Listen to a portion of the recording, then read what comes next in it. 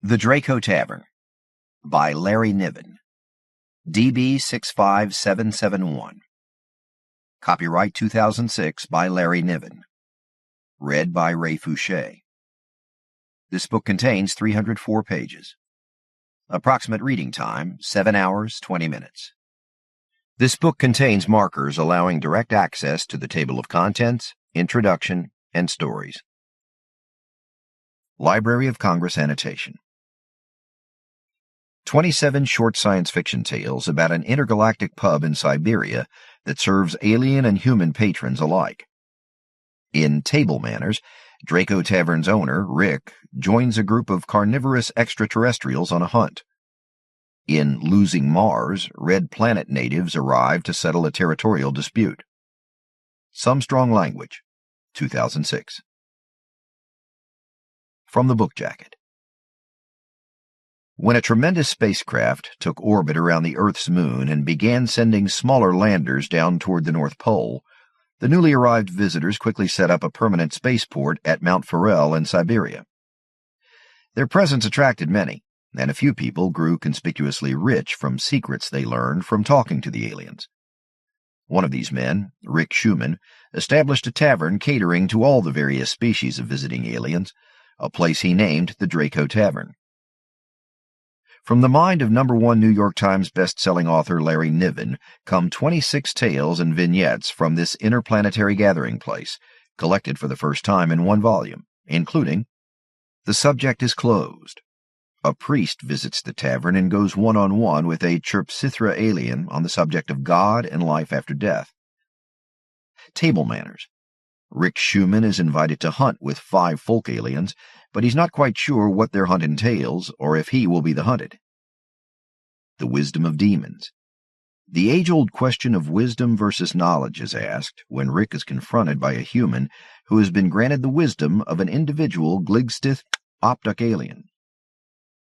Losing Mars. In this previously unpublished tale, a group of aliens who call Mars and its moon home arrive at the tavern, only to find that humans have mostly forgotten about their neighboring planet. Join Rick Schumann and his service staff as they explore the alien passers-by and attempt to chronicle the seemingly infinite alien species that spend a few moments pondering life and all its questions within the Draco Tavern. About the author. Larry Niven is the multiple Hugo and Nebula award-winning author of the Ringworld series, along with many other science fiction masterpieces.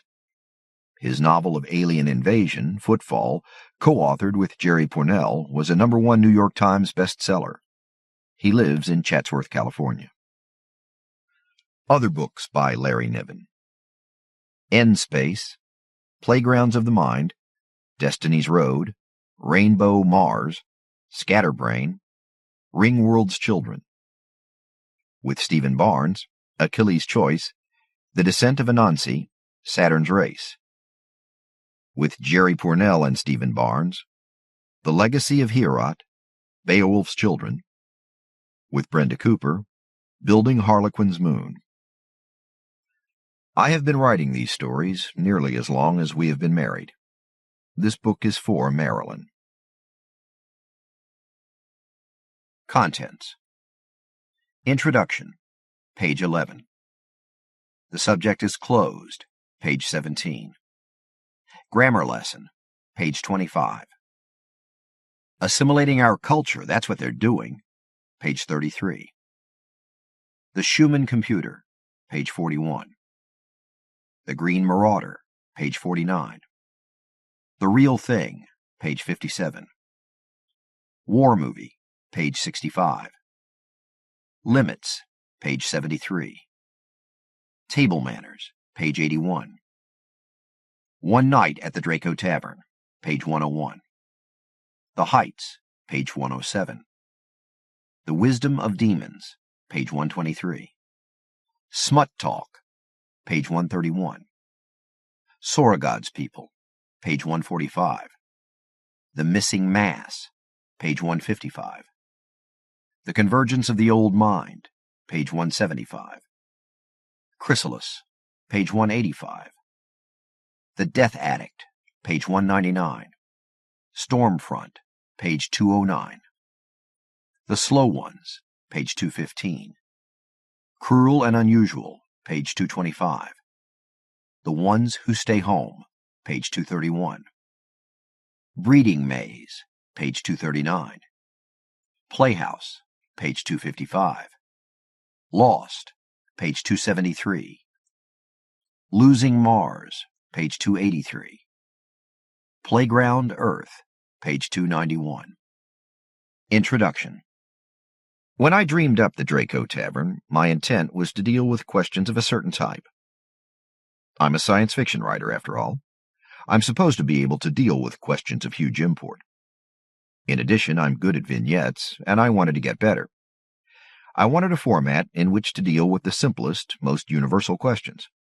God, intelligent predators and prey, sex, gender, reproduction, war, human destiny, species survival, immortality, ultimate computers, the destiny of the universe, interspecies commerce, how alien minds think and how to cope with that and them.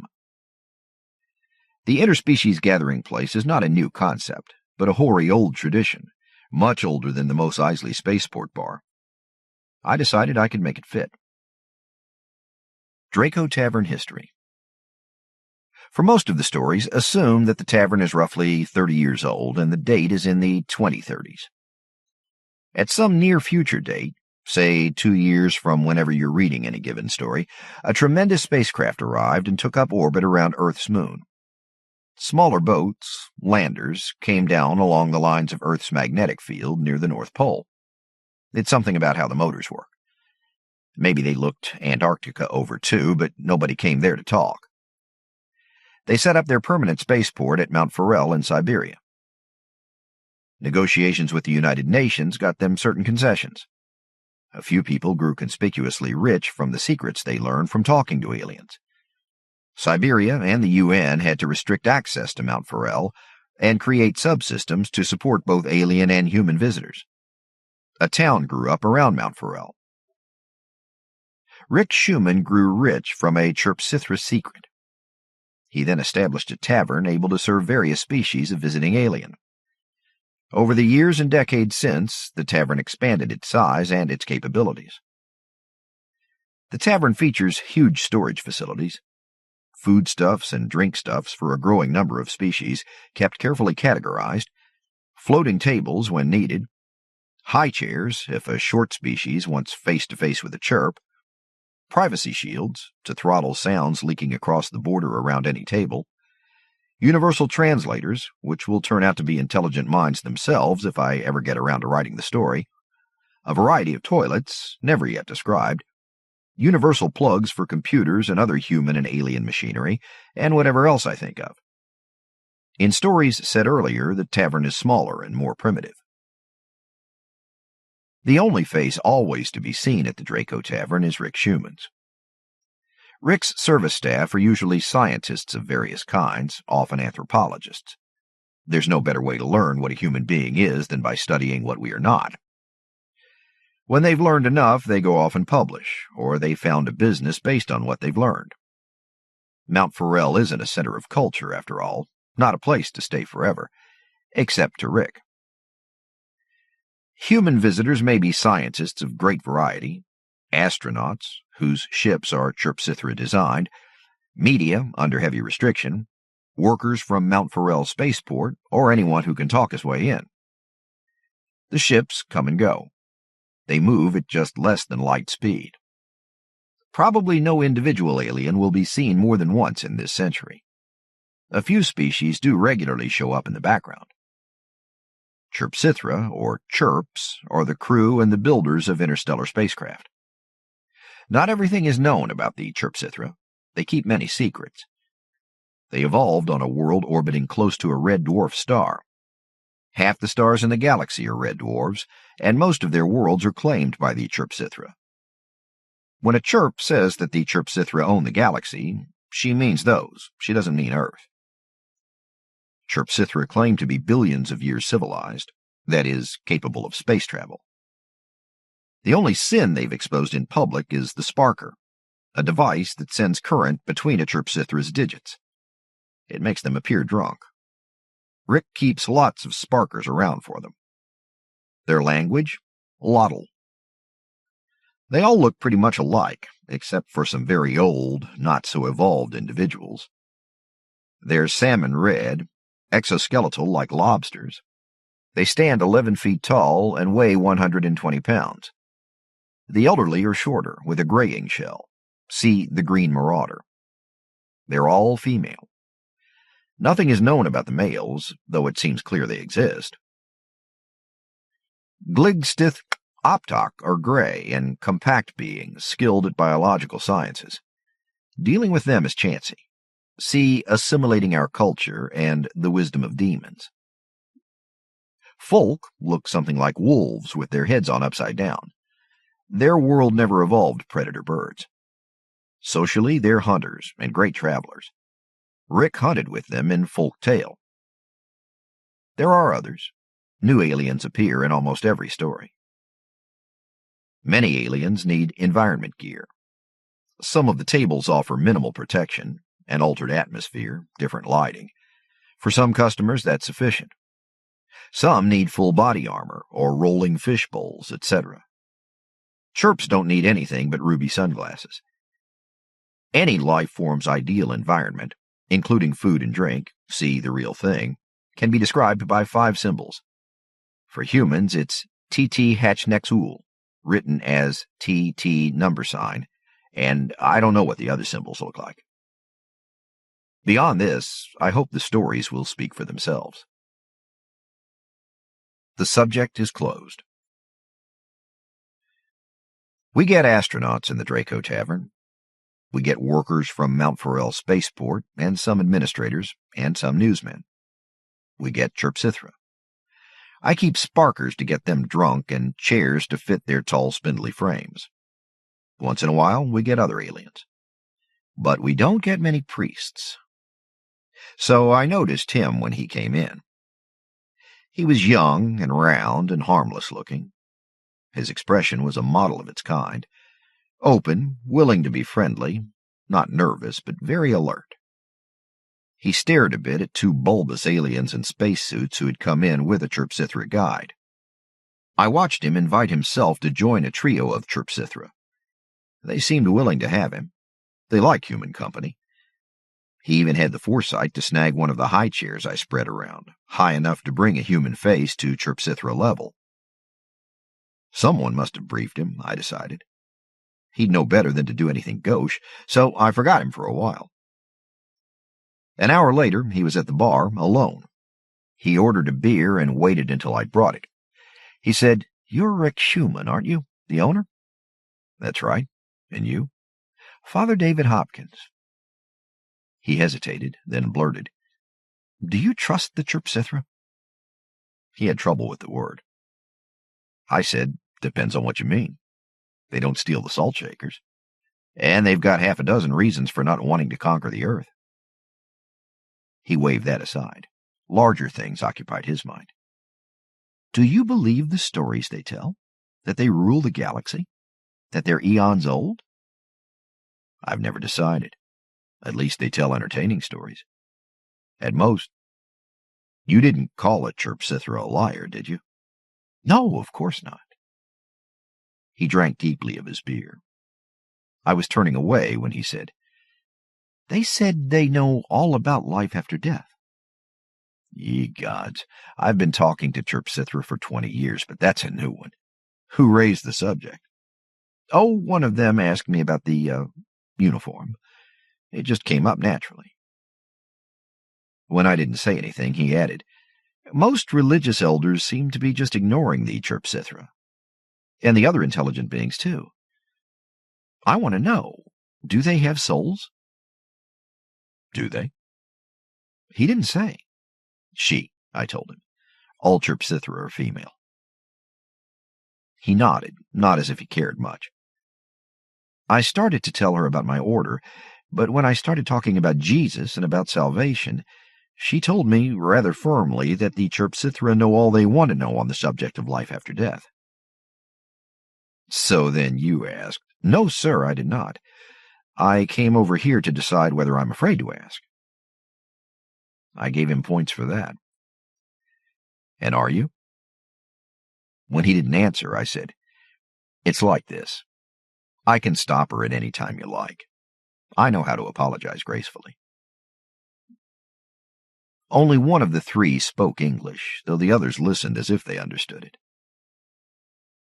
I don't know, she said. That was clearly the answer Hopkins wanted. I must have misunderstood, he said, and he started to slip down from his high chair.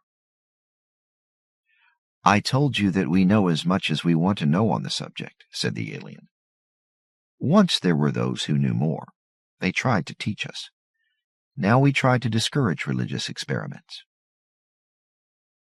Hopkins slid back into his chair. What were they? Chrysalis saints? No, the Ssoroghod were carbon-water-oxygen life, like you and me, but they developed around the hot F-type suns in the galactic core. When our own empire had expanded near enough to the core, they came to us as missionaries. We rejected their pantheistic religion. They went away angry. It was some thousands of years before we met again. By then our settled regions were in contact and had even interpenetrated to some extent. Why not? We could not use the same planets. We learned that their erstwhile religion had broken into variant sects and was now stagnant, giving way to what you would call agnosticism. I believe the implication is that the agnostic does not know the nature of God and does not believe you do either. I looked at Hopkins, who said, Close enough.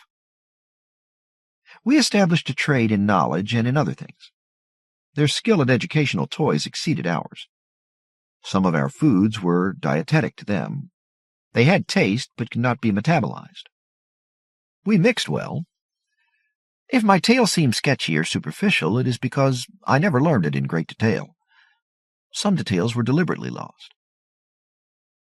Over 1,000 years of contact, the Ssoroghod took the next step beyond agnosticism. They experimented. Some of their research was no different from your own psychological research, though of course they reached different conclusions. Some involved advanced philosophies, attempts to extrapolate God from her artwork, so to speak. There were attempts to extrapolate other universes from altered laws of physics and to contact the extrapolated universes. There were attempts to contact the dead. The Ssoroghod kept us informed of the progress of their work. They were born missionaries, even when their religion was temporarily in abeyance. Hopkins was fascinated. He would hardly be shocked at attempts to investigate God. After all, it's an old game. We heard from the Ssoroghod outpost worlds that the scientifically advanced worlds in the galactic core had made some kind of breakthrough. Then we started losing contact with the Ssoroghod, said the Chrysalis. Trade ships found no shuttles to meet them. We sent investigating teams. They found Ssoroghod worlds entirely depopulated. The inhabitants had made machinery for the purpose of suicide, generally a combination of electrocution terminals and conveyor belts. Some Ssoroghod had used knives on themselves or walked off buildings, but most had queued up at the suicide machines as if in no particular hurry.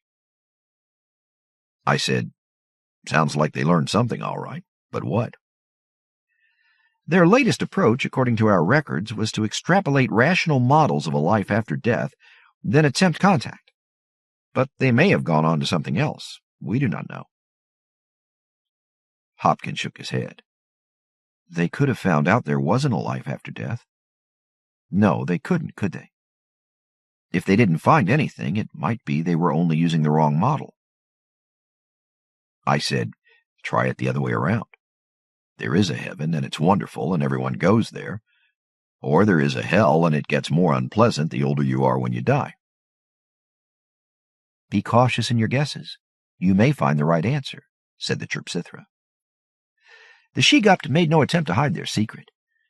It must have been an easy answer, capable of reaching even simple minds, and capable of proof. We know this because many of our investigating teams sought death in groups. Even millennia later, there was suicide among those who probed through old records, expecting no more than a fascinating puzzle in ancient history. The records were finally destroyed. After I closed up for the night, I found Hopkins waiting for me outside. I've decided you were right, he said earnestly. They must have found out there's a heaven, and it's easy to get in. That's the only thing that could make that many people want to be dead, isn't it? But I saw that he was wringing his hands without knowing it. He wasn't sure. He wasn't sure of anything. I told him, I think you tried to preach at the Chrysalis. I don't doubt you were polite about it, but that's what I think happened. And they closed the subject on you. He thought it over, then nodded jerkily. I guess they made their point. What would I know about Chrysalis souls? Yeah, but they spin a good yarn, don't they? Grammar lesson. It was the most casual of remarks.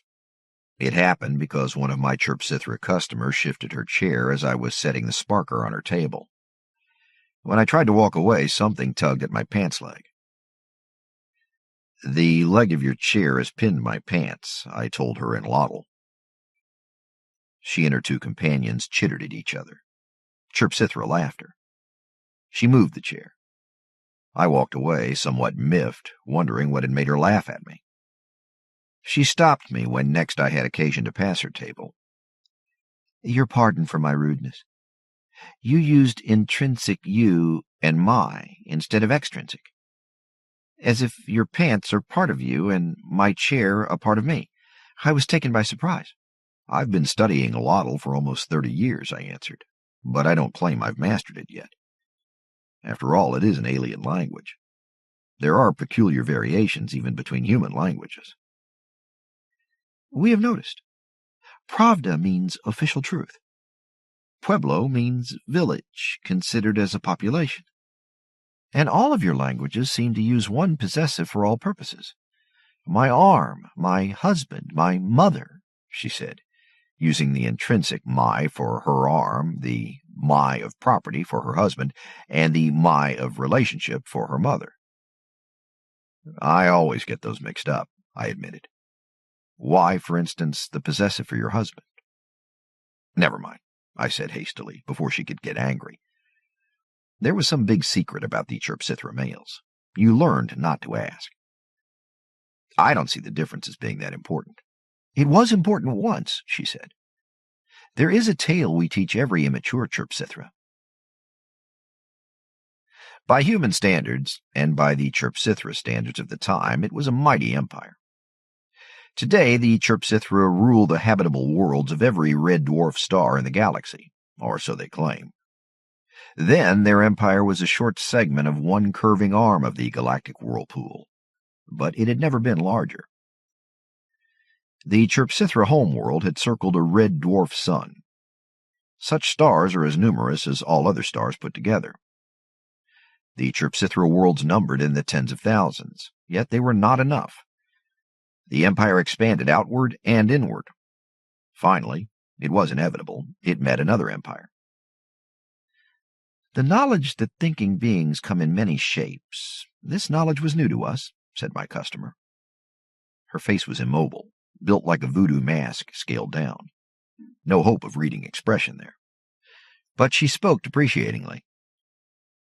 The Ilwan were short and broad, with lumpy gray skins. Their hands were clumsy, their noses long and mobile and dexterous. We found them unpleasantly homely. Perhaps they thought the same of us. So there was war from the start, a war in which 6 worlds and many fleets of spacecraft died before ever the Ilwan and the Chrysalis tried to talk to each other. Communication was the work of computer programmers of both species. The diplomats got into it later. The problem was simple and basic. The Ilwan wanted to keep expanding. The Chrysalis were in the way.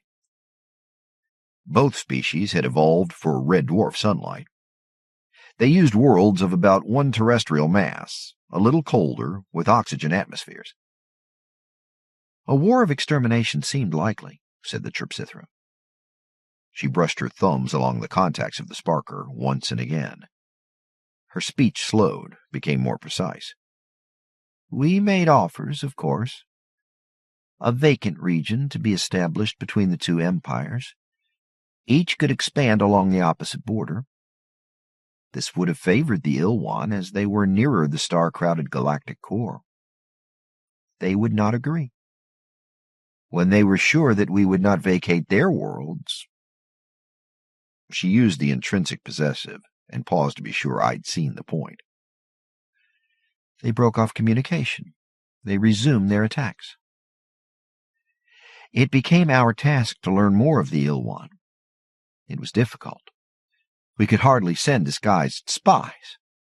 Her companions chittered at that. She said, "We learned Ilwan physiology from captured warriors. We learned depressing things. The Ilwan bred faster than we did. Their empire included thrice the volume of ours. Beyond that, the prisoners would not give information. We did our best to make them comfortable, in the hope that someday there would be a prisoner exchange. That was how we learned the Ilwan secret." "Rick Schumann, do you know that we evolved on a one-face world?" "I don't know the term," I said. "And you have spoken Lottle for 30 years. Her companions chittered. "But you will appreciate that the worlds we need huddle close to their small, cool suns. Else they would not be warm enough to hold liquid water. So close are they that tidal forces generally stop their rotation, so that they always turn one face to the sun, as your moon faces Earth." "I'd think that all the water would freeze across the night side. The air, too." "No, there is circulation. Hot winds rise on the day side and blow to the night side, and cool and sink, and the cold winds blow across the surface back to the day side. On the surface, a hurricane blows always toward the noon pole." "I think I get the picture. You wouldn't need a compass on a one-face world. The wind always points in the same direction." "Half true. There are local variations. But there are couplet worlds, too. Around a red dwarf sun, the planetary system tends to cluster close. Often enough, world-sized bodies orbit one another. For tidal reasons, they face each other. They do not face the sun. 5% of habitable worlds are found in couplets."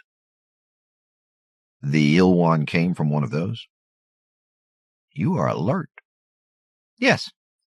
Our Ilwan prisoners were most uncomfortable until we shut their air conditioning almost off. They wanted darkness to sleep and the same temperatures all the time. The conclusion was clear. We found that the worlds they had attacked in the earlier stages of the war were couplet worlds." "That seems simple enough." "One would think so. The couplet worlds are not that desirable to us. We find their weather dull, insipid. There is a way to make the weather more interesting on a couplet world, but we were willing to give them freely. But the Ilwan fought on. They would not communicate. We could not tolerate their attacks on our ships and on our other worlds." She took another jolt of current. "Sss. We needed a way to bring them to the conference arena." "What did you do?" "We began a program of evacuating couplet worlds wherever the Ilwan ships came near." I leaned back in my chair, a high chair, built to bring my face to the height of a Chirpsithra face. I must be confused. That sounds like a total surrender. "A language problem," she said. "I have said that the planetary system clusters close around a red dwarf star. There are usually asteroids of assorted sizes. Do your scientists know of the results of a cubic mile of asteroid being dropped into a planetary ocean?" I'd read an article on the subject once. "They think it could cause another ice age." "Yes. Megatons of water evaporated, falling elsewhere. Storms of a force foreign to your quiet world. Glaciers in unstable configurations, causing more weather. The effects last for 1,000 years. We did this to every couplet world we could locate. The Ilwan took some 24 worlds from us and tried to live on them. Then they took steps to arrange a further conference." "You were lucky," I said.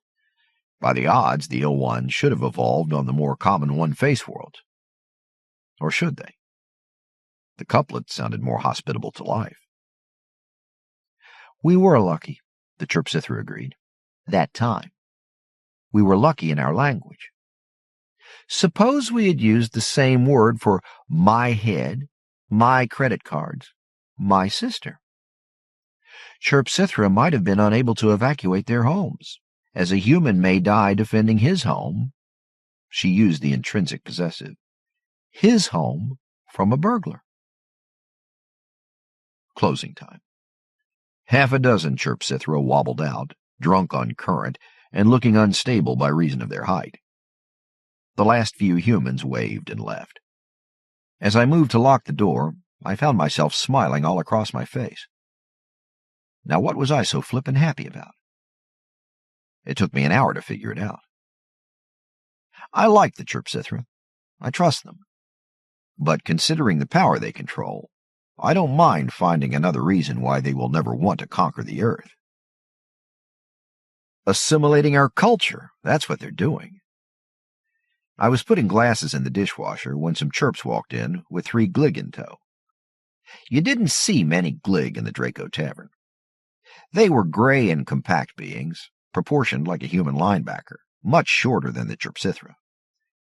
They wore furs against Earth's cold, fur patterned in 3 tones of green, quite pretty. It was the first time I'd seen the silent stranger react to anything. He was sitting alone at the bar, as usual. He was 40 or so, burly and fit, with thick black hair on his head and his arms. He'd been coming in once or twice a week for at least a year. He never talked to anyone, except me, and then only to order. He'd drink alone and leave at the end of the night in a precarious rolling walk. Normal enough for the average bar, but not for the Draco. I have to keep facilities for a score of aliens. Liquors for humans, sparkers for chirps, flavored absolute alcohol for the Tapar, sponge cake soaked in a cyanide solution, and I keep a damn close watch on that, lumps of what I've been calling green kryptonite, and there's never been a recipient in here to call for it.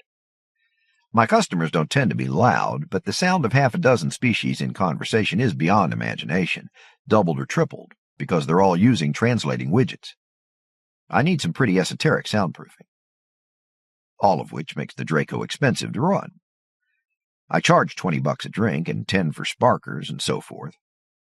Why would anyone come in here to drink in privacy? I'd wondered about the silent stranger. Then 3 glig came in, and the silent stranger turned his chair away from the bar, but not before I saw his face. Gail was already on her way to the big table where the glig and the chirps were taking seats, so that was okay. I left the dishwasher half filled. I leaned across the bar and spoke close to the silent stranger's ear. It's almost surprising how few fights we get in here. He didn't seem to know I was there. I said, I've only seen 6 in 32 years. Even then, nobody got badly hurt, except once. Some nut, human, tried to shoot a chirp, and a Thatapar had to crack his skull. Of course, the Thatapar didn't know how hard to hit him. I sometimes wish I'd gotten there faster. He turned just enough to look me in the eye. I said, I saw your face. I don't know what you've got against the glig, but if you think you're ready to kill them, I think I'm ready to stop you. Have a drink on the house instead. He said, the correct name is Gligstith Optok. That's pretty good. I never get the click right. It should be good. I was on the first embassy ship to Gligstith to Charf. Bitterly. There won't be any fight. I can't even punch a glig in the face without making the evening news. It'd all come out. Gail came back with orders. Sparkers for the chirps, and the glig wanted bullshots, consomme and vodka, with no ice and no flavorings. They were sitting in the high chairs that bring a human face to the level of a chirp's, and their strange hands were waving wildly. I filled the orders with half an eye on the stranger, who watched me with a brooding look, and I got back to him as soon as I could. He asked, ever wonder why there wasn't any second embassy to Gligstith to Charf? Not especially. Why not? I shrugged. For 2 million years, there wasn't anything in the universe but us and the gods. Then came the chirps. Then, bang, a dozen others, and news of thousands more. We're learning so much from the chirps themselves, and, of course, there's culture shock. He said, "You know what we brought back. The Glig sold us some advanced medical and agricultural techniques, including templates for the equipment. The chirps couldn't have done that for us. They aren't DNA-based. Why didn't we go back for more? You tell me." He seemed to brace himself. "I will, then. You serve them in here. You should know about them. Build yourself a drink, on me." I built 2 scotch and sodas. I asked, "Did you say sold? What did we pay them? That didn't make the news." "It better not. Hell, where do I start?" The first thing they did when we landed, they gave us a full medical checkup. Very professional. Blood samples, throat scrapings, little nicks in our ears, deep radar for our innards.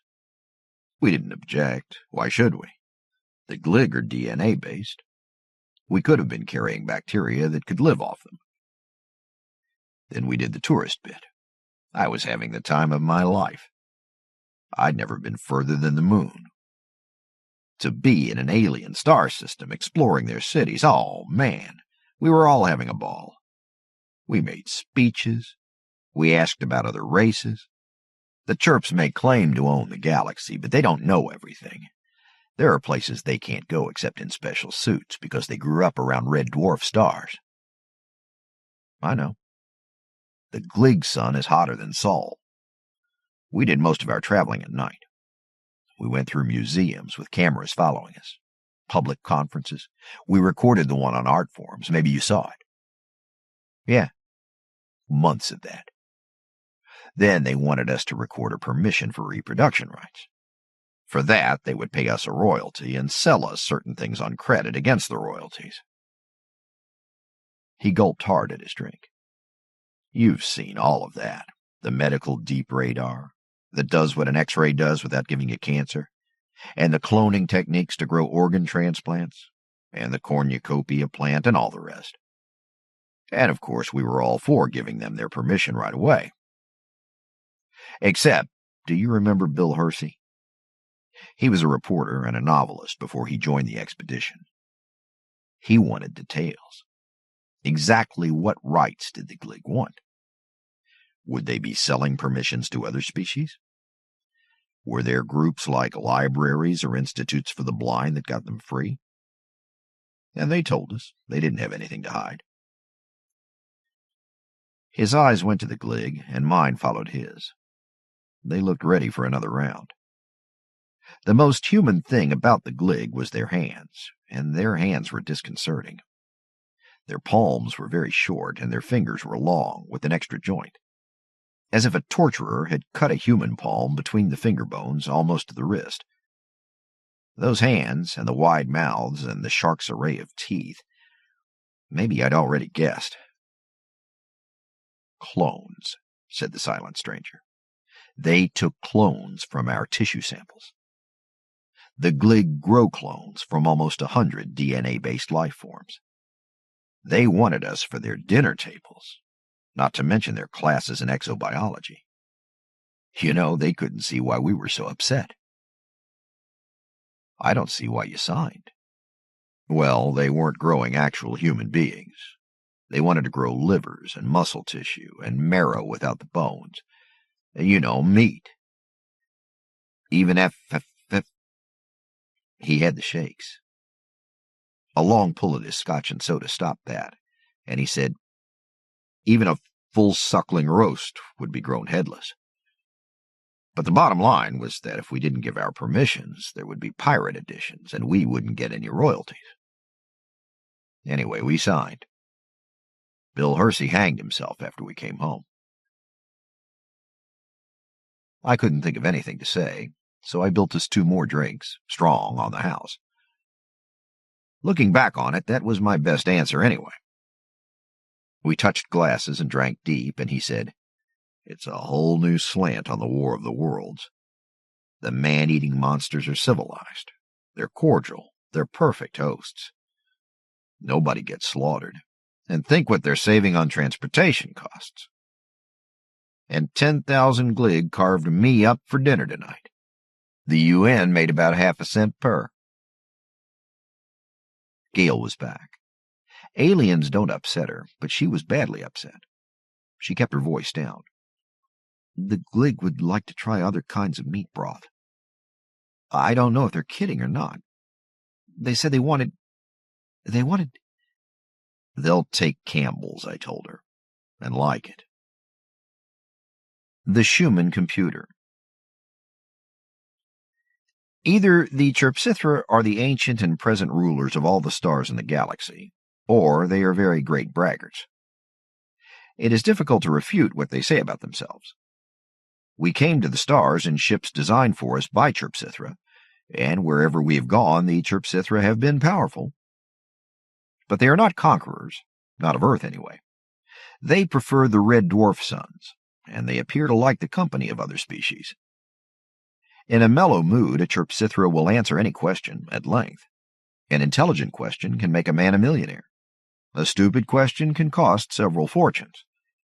Sometimes only the Chirpsithra can tell which is which. I asked a question once and grew rich. Afterward, I built the Draco Tavern at Mount Farrell Spaceport. I served Chirpsithra at no charge.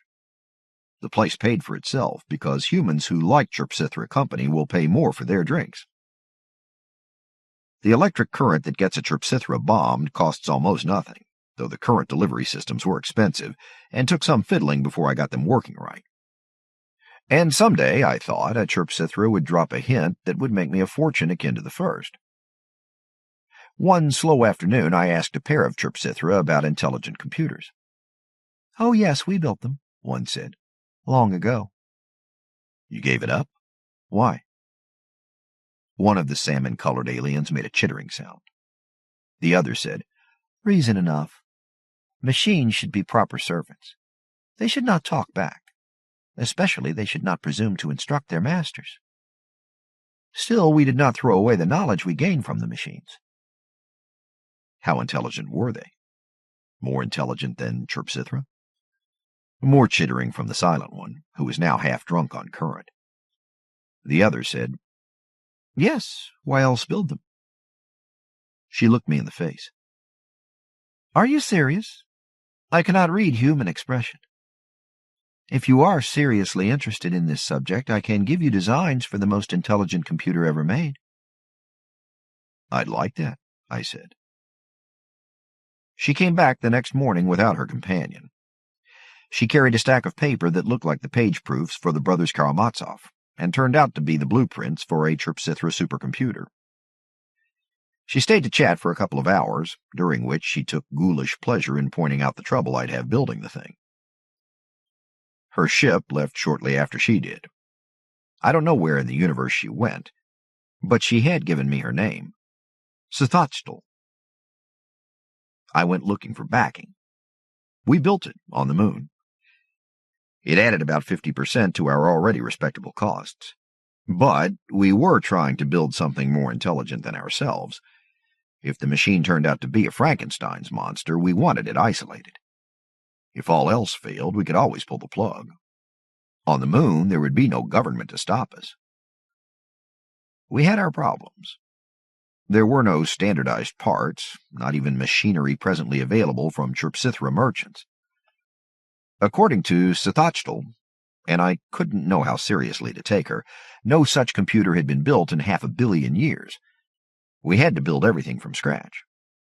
But in 2 years we had a brain. It looked less like a machine or a building than like the St. Louis Arch, or like the sculpture called Bird in Flight. The design dated, I learned later, from a time in which every Chirpsithra tool had to have artistic merit. They never gave that up entirely. You can see it in the flowing lines of their ships. So, we had the world's prettiest computer. Officially, it was the Schumann Brain, named after the major stockholder, me. Unofficially, we called it Baby. We didn't turn it on until we finished the voice link-up. Most of the basic sensory equipment was still under construction. Baby learned English rapidly.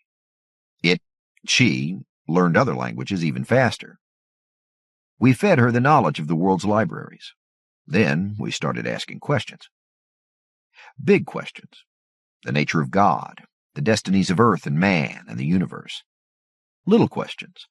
Earthquake prediction, origin of the Easter Island statues, true author of Shakespeare's plays, Fermat's last theorem.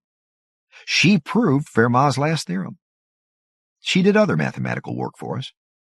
To everything else she replied, "Insufficient data, your sources are mutually inconsistent. I must supplement them with direct observation." Which is not to say she was idle. She designed new senses for herself, using hardware readily available on Earth. A mass detector, an instantaneous radio, a new kind of microscope. We could patent these and mass-produce them. But we still spent money faster than it was coming in. And she studied us. It took us some time to realize how thoroughly she knew us. For James Corey, she spread marvelous dreams of the money and power he would hold once Baby knew enough to give answers. She kept Tricia Cox happy with work in number theory. I have to guess at why E. Eric Howards kept plowing money into the project, but I think she played on his fears, on a billionaire's natural fear that society will change the rules to take it away from him. Howards spoke to us of Baby's plans, tentative, requiring always more data, to design a perfect society, one in which the creators of society's wealth would find their contribution recognized at last. For me, it was, "Rick, I'm suffering from sensory deprivation. I could solve the riddle of gravity in the time it's taken me to say this sentence. My mind works at speeds you can't conceive, but I'm blind and deaf and dumb. Get me senses," she wheedled in a voice that had been a copy of my own, but was now a sexy contralto. Ungrateful witch. She already had the subnuclear microscope, half a dozen telescopes that used frequencies ranging from 2.7 degrees absolute up to X-ray, and the mass detector, and a couple of hundred little tractors covered with sensors roaming the Earth, the Moon, Mercury, Titan, Pluto. I found her attempts to manipulate me amusing. I liked Baby, and saw no special significance in the fact. Corey, jumpy with the way the money kept disappearing, suggested extortion. Hold back on any more equipment until Baby started answering questions. We talked him out of it. We talked Baby into giving television interviews via the little sensor-carrying tractors, and into going on a quiz show. The publicity let us sell more stock. We were able to keep going. Baby redesigned the Chirp's instantaneous communications device for Earth-built equipment. We manufactured the device and sold a fair number, and we put one on a telescope and fired it into the cometary halo, free of the distortions from Sol's gravity. And we waited. "I haven't forgotten any of your questions. There is no need to repeat them," Baby told us petulantly. "These questions regarding human sociology are the most difficult of all, but I'm gathering huge amounts of data.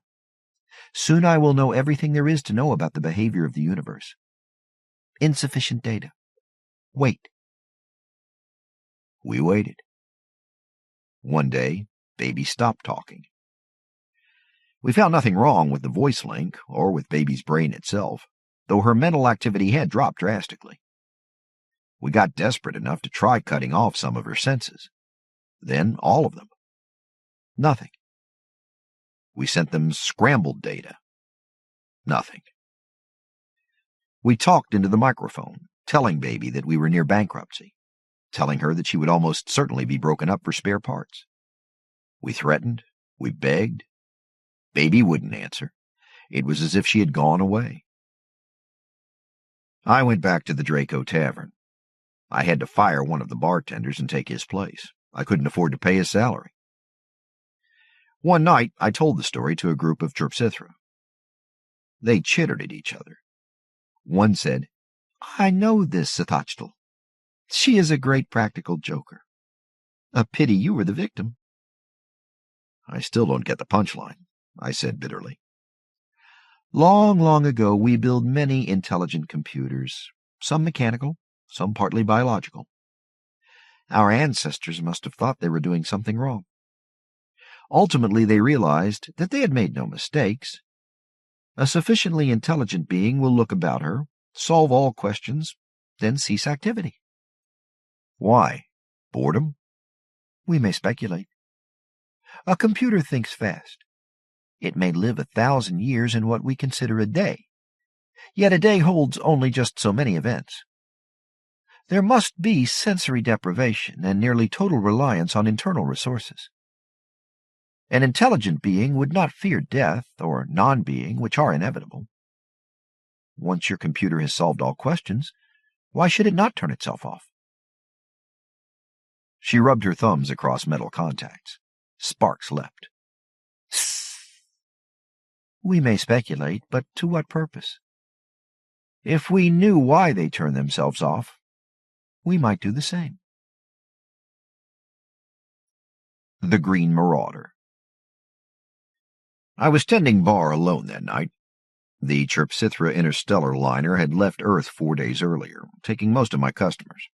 The Draco Tavern was nearly empty. The man at the bar was drinking gin and tonic. 2 glig, gray and compact beings, wearing furs in 3 tones of green, were at a table with a Chrysalis guide. They drank vodka and consommé, no ice, no flavorings. 4 Farsilshri had their bulky, heavy environment tanks crowded around a bigger table. They smoked smoldering yellow paste through tubes. Every so often I got them another jar of paste. The man was talkative. I got the idea he was trying to interview the bartender and owner of Earth's foremost multi-species tavern. Hey, not me, he protested. I'm not a reporter. I'm Greg Noyes with the Scientific American television show. Didn't I see you trying to interview the glig earlier tonight? Guilty. We're doing a show on the formation of life on Earth. I thought maybe I could check a few things.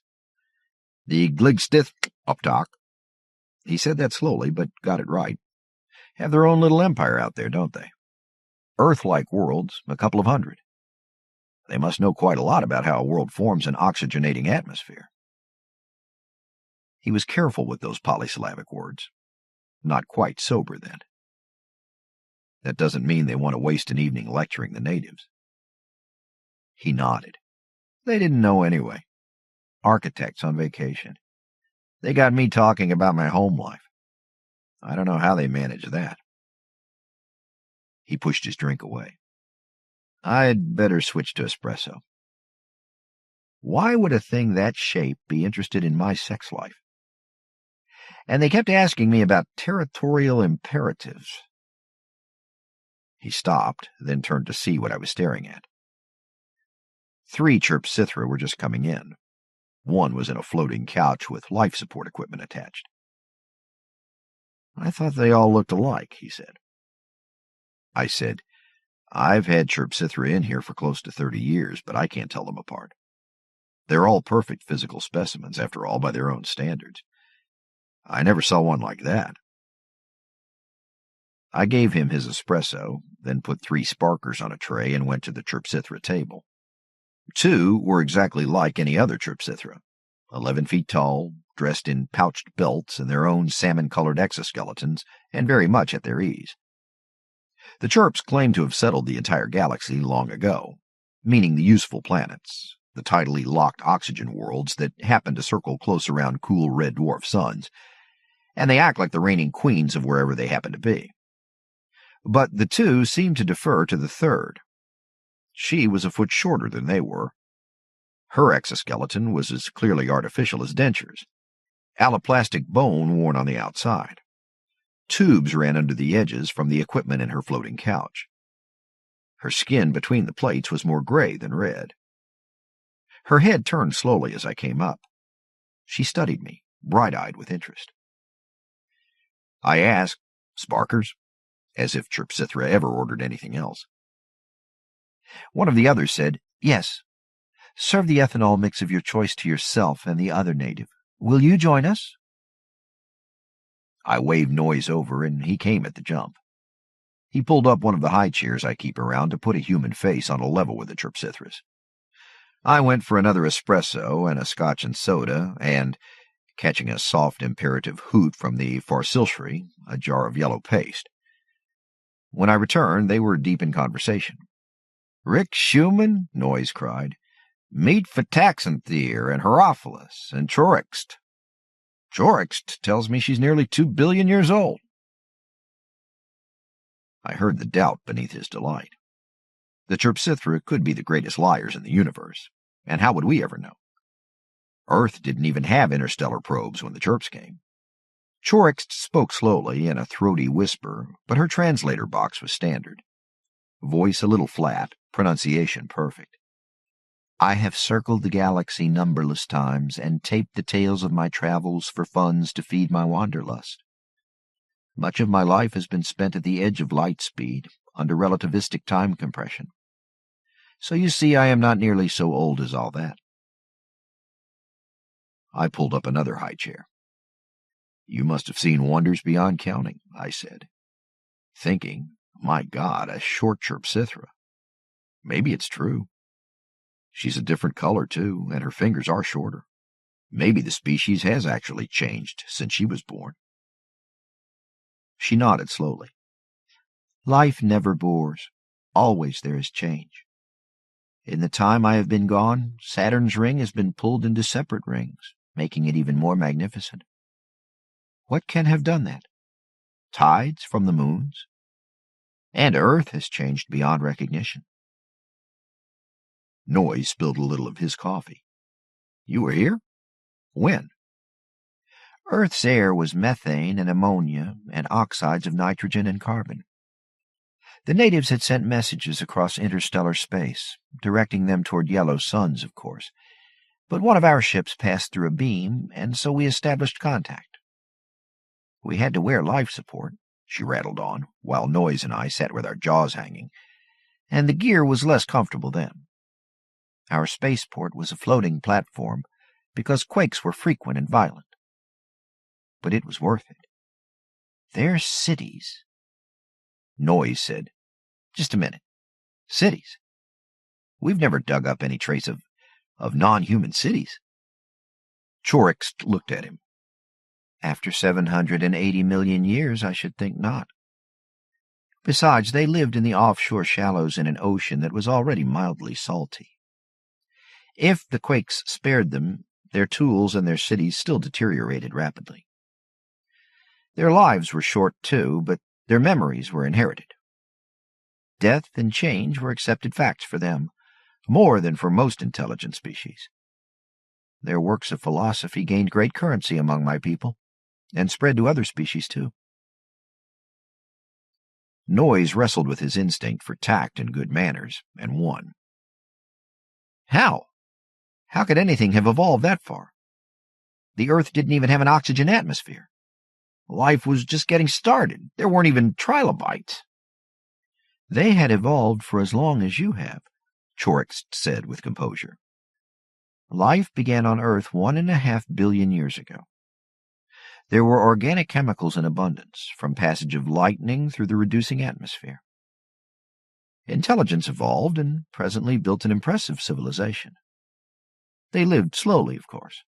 Their biochemistry was less energetic. Communication was difficult. They were not stupid, only slow. I visited Earth 3 times, and each time they had made more progress. Almost against his will, Noise asked, What did they look like? Small and soft and fragile, much more so than yourselves. I cannot say they were pretty, but I grew to like them.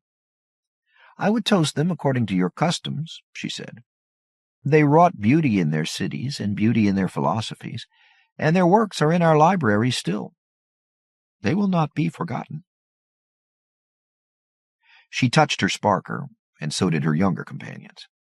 Current flowed between her 2 claws, through her nervous system. She said, Sss. I raised my glass and nudged Noise with my elbow. We drank to our predecessors. Noise lowered his cup and asked, What happened to them? They sensed worldwide disaster coming, Chorixt said, and they prepared, but they thought it would be quakes. They built cities to float on the ocean surface and lived in the undersides. They never noticed the green scum growing in certain tidal pools. By the time they knew the danger, the green scum was everywhere. It used photosynthesis to turn carbon dioxide into oxygen, and the raw oxygen killed whatever it touched, leaving fertilizer to feed the green scum. The world was dying when we learned of the problem. What could we do against a photosynthesis-using scum growing beneath a yellow-white star? There was nothing in Chrysalis libraries that would help. We tried, of course, but we were unable to stop it. The sky had turned an admittedly lovely transparent blue, and the tide pools were green, and the offshore cities were crumbling before we gave up the fight. There was an attempt to transplant some of the natives to a suitable world, but biorhythm upset ruined their mating habits. I have not been back since, until now. The depressing silence was broken by Chrysalis herself. Well, the Earth is greatly changed, and of course your own evolution began with the Green Plague. I have heard tales of humanity from my companions. Would you tell me something of your lives? And we spoke of humankind, but I couldn't seem to find much enthusiasm for it. The anaerobic life that survived the advent of photosynthesis includes gangrene and botulism and not much else. I wondered what Chrysalis would find when next she came, and whether she would have reason to toast our memory. The real thing. If the IRS could see me now, flying a light sailcraft, single-handed, 2 million miles out from a bluish-white dwarf star, fiddling frantically with the shrouds, guided less by the instruments than by the thrust against my web hammock and the ripples in the tremendous, near-weightless mirror sail. Glancing into the sun without blinking, then at the stars without being night-blind, dipping near the sun without being fried, all due to the quick-adjusting goggles and temp-controlled skin-tight pressure suit the Chrysalis had given me. This entire trip was deductible, of course. The Draco Tavern had made me a good deal of money over the years, but I never could have paid for an interstellar voyage otherwise. As the owner of the Draco Tavern, Earth's only multi-species bar, I was quite legitimately touring the stars to find new products for my alien customers. Would Internal Revenue object to my actually enjoying myself? I couldn't make myself care. The trip out on the Chrysalis liner, that alone was something I'd remember the rest of my life. This too, if I lived. Best not to distract myself with memories. Hroid system was clustered tightly around its small, hot sun. Space was thick with asteroids and planets and other sailing ships. Every so often some massive piece of space junk bombed the sun, or a storm would bubble up from beneath the photosphere, and my boat would surge under the pressure of the flare. I had to fiddle constantly with the shrouds. The pointer was aimed at black space. Where was that damned spaceport? Huge and massive it had seemed, too big to lose, when I spun out my frail silver sail and launched. How long ago? The clock told me. 20 hours, though it didn't feel that long. The spaceport was coin-shaped, spun for varying gravities. Maybe I was trying to see it edge on? I tilted the sail to lose some velocity. The fat sun expanded. My mind felt the heat. If my suit failed, it would fail all at once, and I wouldn't have long to curse my recklessness. Or even Chrysalis-supplied equipment wouldn't help me if I fell into the sun. I looked outward in time to see a silver coin pass over me. Good enough. Tilt the sail forward, pick up some speed, pull my orbit outward, slow down. Don't move the sail too fast or it'll fold up. Wait a bit, then tilt the sail to spill the light. Drop a bit. Wait again. Watch a black coin slide across the sun. Tilt to slow. Tilt again to catch up. It was another 2 hours before I could pull into the spaceport shadow, fold the sail, and let a tractor beam pull me in. My legs were shaky as I descended the escalator to level 6. There was Earth gravity on 6, minus a few kilos, and also a multi-species restaurant bar. I was too tired to wonder about the domed boxes I saw on some of the tables.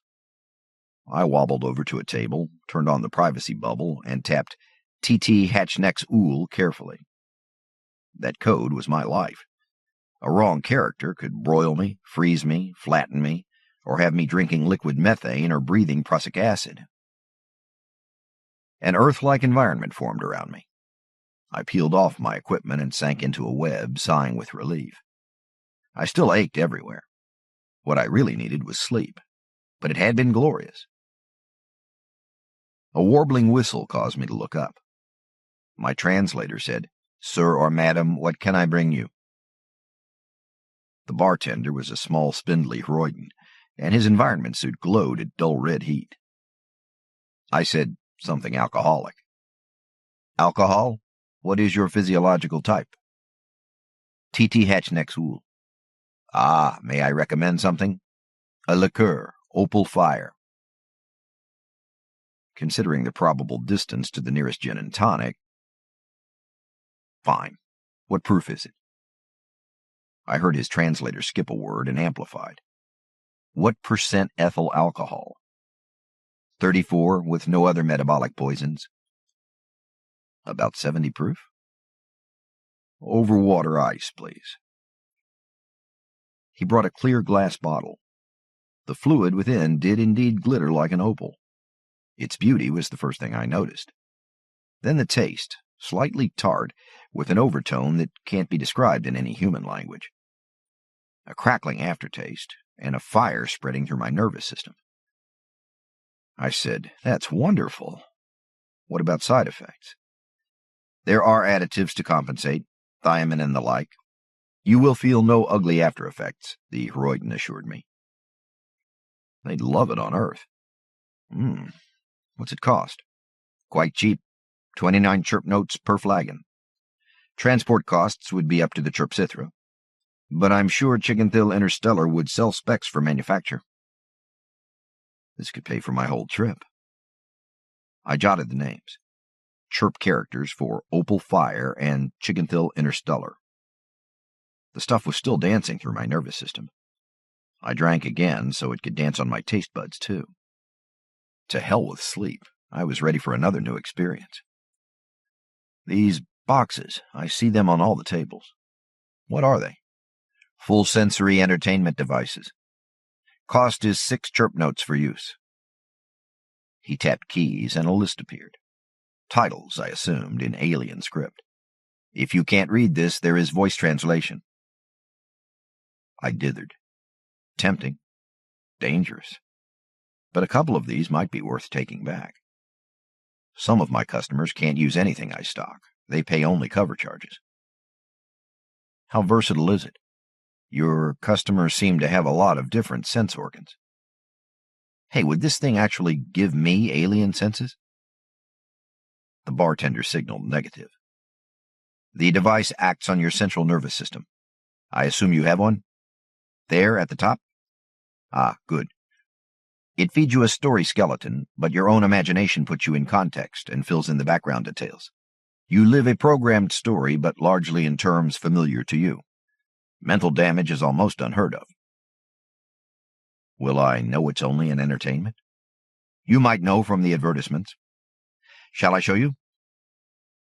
The Hroidan raised the metal dome on a many-jointed arm and poised it over my head. I felt the heat emanating from him. Perhaps you would like to walk through an active volcano? He tapped 2 buttons with a black metal claw, and everything changed. The Volok merchant pulled the helmet away from my head. He had small, delicate-looking arms and a stance like a tyrannosaur. Torso horizontal, swung from the hips. A feathery down covered him, signaling his origin as a flightless bird. How did you like it? Give me a minute. I looked about me. Afternoon sunlight spilled across the tables, illuminating alien shapes. The Draco Tavern was filling up. It was time I got back to tending bar. It had been nearly empty, I remembered, when I agreed to try this stunt. I said, "That business at the end?" "We end all of the programs that way when we sell to level 4 civilizations. It prevents disorientation." Good idea. Whatever the reason, I didn't feel at all confused. Still, it was a hell of an experience. I couldn't tell it from the real thing. The advertisement would have alerted an experienced user. You're actually manufacturing these things on Earth? Guatemala has agreed to license us. The climate is so nice there, and so I can lower the price per unit to $3,000 each. Sell me two, I said. It'd be a few years before they paid for themselves. Maybe someday I really would have enough money to ride the Chrysalis liners, if I didn't get hooked myself on these full-sensory machines. Now, about Opal Fire, I can't believe it's really that good. I travel for Chiganthil Interstellar, too. I have sample bottles. Let's try it. War movie. 10, 20 years ago, my first thought would have been, great-looking woman. Tough-looking, too. If I make a pass, it had better be polite. She was in her late 20s. Tall, blonde, healthy-looking, with a squarish jaw. She didn't look like the type to be fazed by anything, but she had stopped, stunned, just inside the door. Her first time here, I thought. Anyway, I'd have remembered her. But after 18 years tending bar in the Draco Tavern, my first thought is generally, human. Great. I won't have to dig out any of the exotic stuff. While she was still reacting to the sight of half a dozen oddly shaped sapients indulging each its own peculiar vice, I moved down the bar to the far right, where I keep the alcoholic beverages. I thought she'd take one of the bar stools. Nope. She looked about her, considering her choices, which didn't include empty tables. There was a fair crowd in tonight. Then moved to join the lone Quarasht. And I was already starting to worry as I left the bar to take her order. In the Draco, it's considered normal to strike up conversations with other customers. But the Quarasht wasn't acting like it wanted company. That bulk of thick fur, pale blue striped with black and narrow curves, had waddled in 3 hours ago. It was on its third quart-sized mug of Demerara sours, and its sense cluster had been retracted for all of that time, leaving it deaf and blind, lost in its own thoughts. It must have felt the vibration when the woman sat down. Its sense cluster and stalk rose out of the fur like a python rising from a bed of moss. A snake with no mouth, just two big wide-set black bubbles for eyes, and an ear like a pink blossom set between them, and a tuft of fine hairs along the stalk to serve for smell and taste, and a brilliant ruby crest on top. Its translator box said quite clearly, "Drink, not talk, my last day." She didn't take the hint. "You're going home? Where?" "Home to the organ banks. I am Shishi Sharap."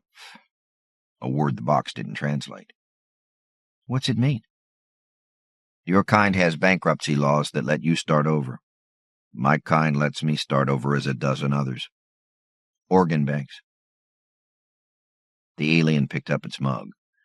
The fur parted below its sense cluster stalk to receive half a pint of Demerara sour. She looked around a little queasily and found me at her shoulder. With some relief, she said, "Never mind, I'll come to the bar," and started to stand up. The Quarasht put a hand on her wrist. The 8 skeletal fingers looked like 2 chicken feet wired together, but a Quarasht's hand is stronger than it looks.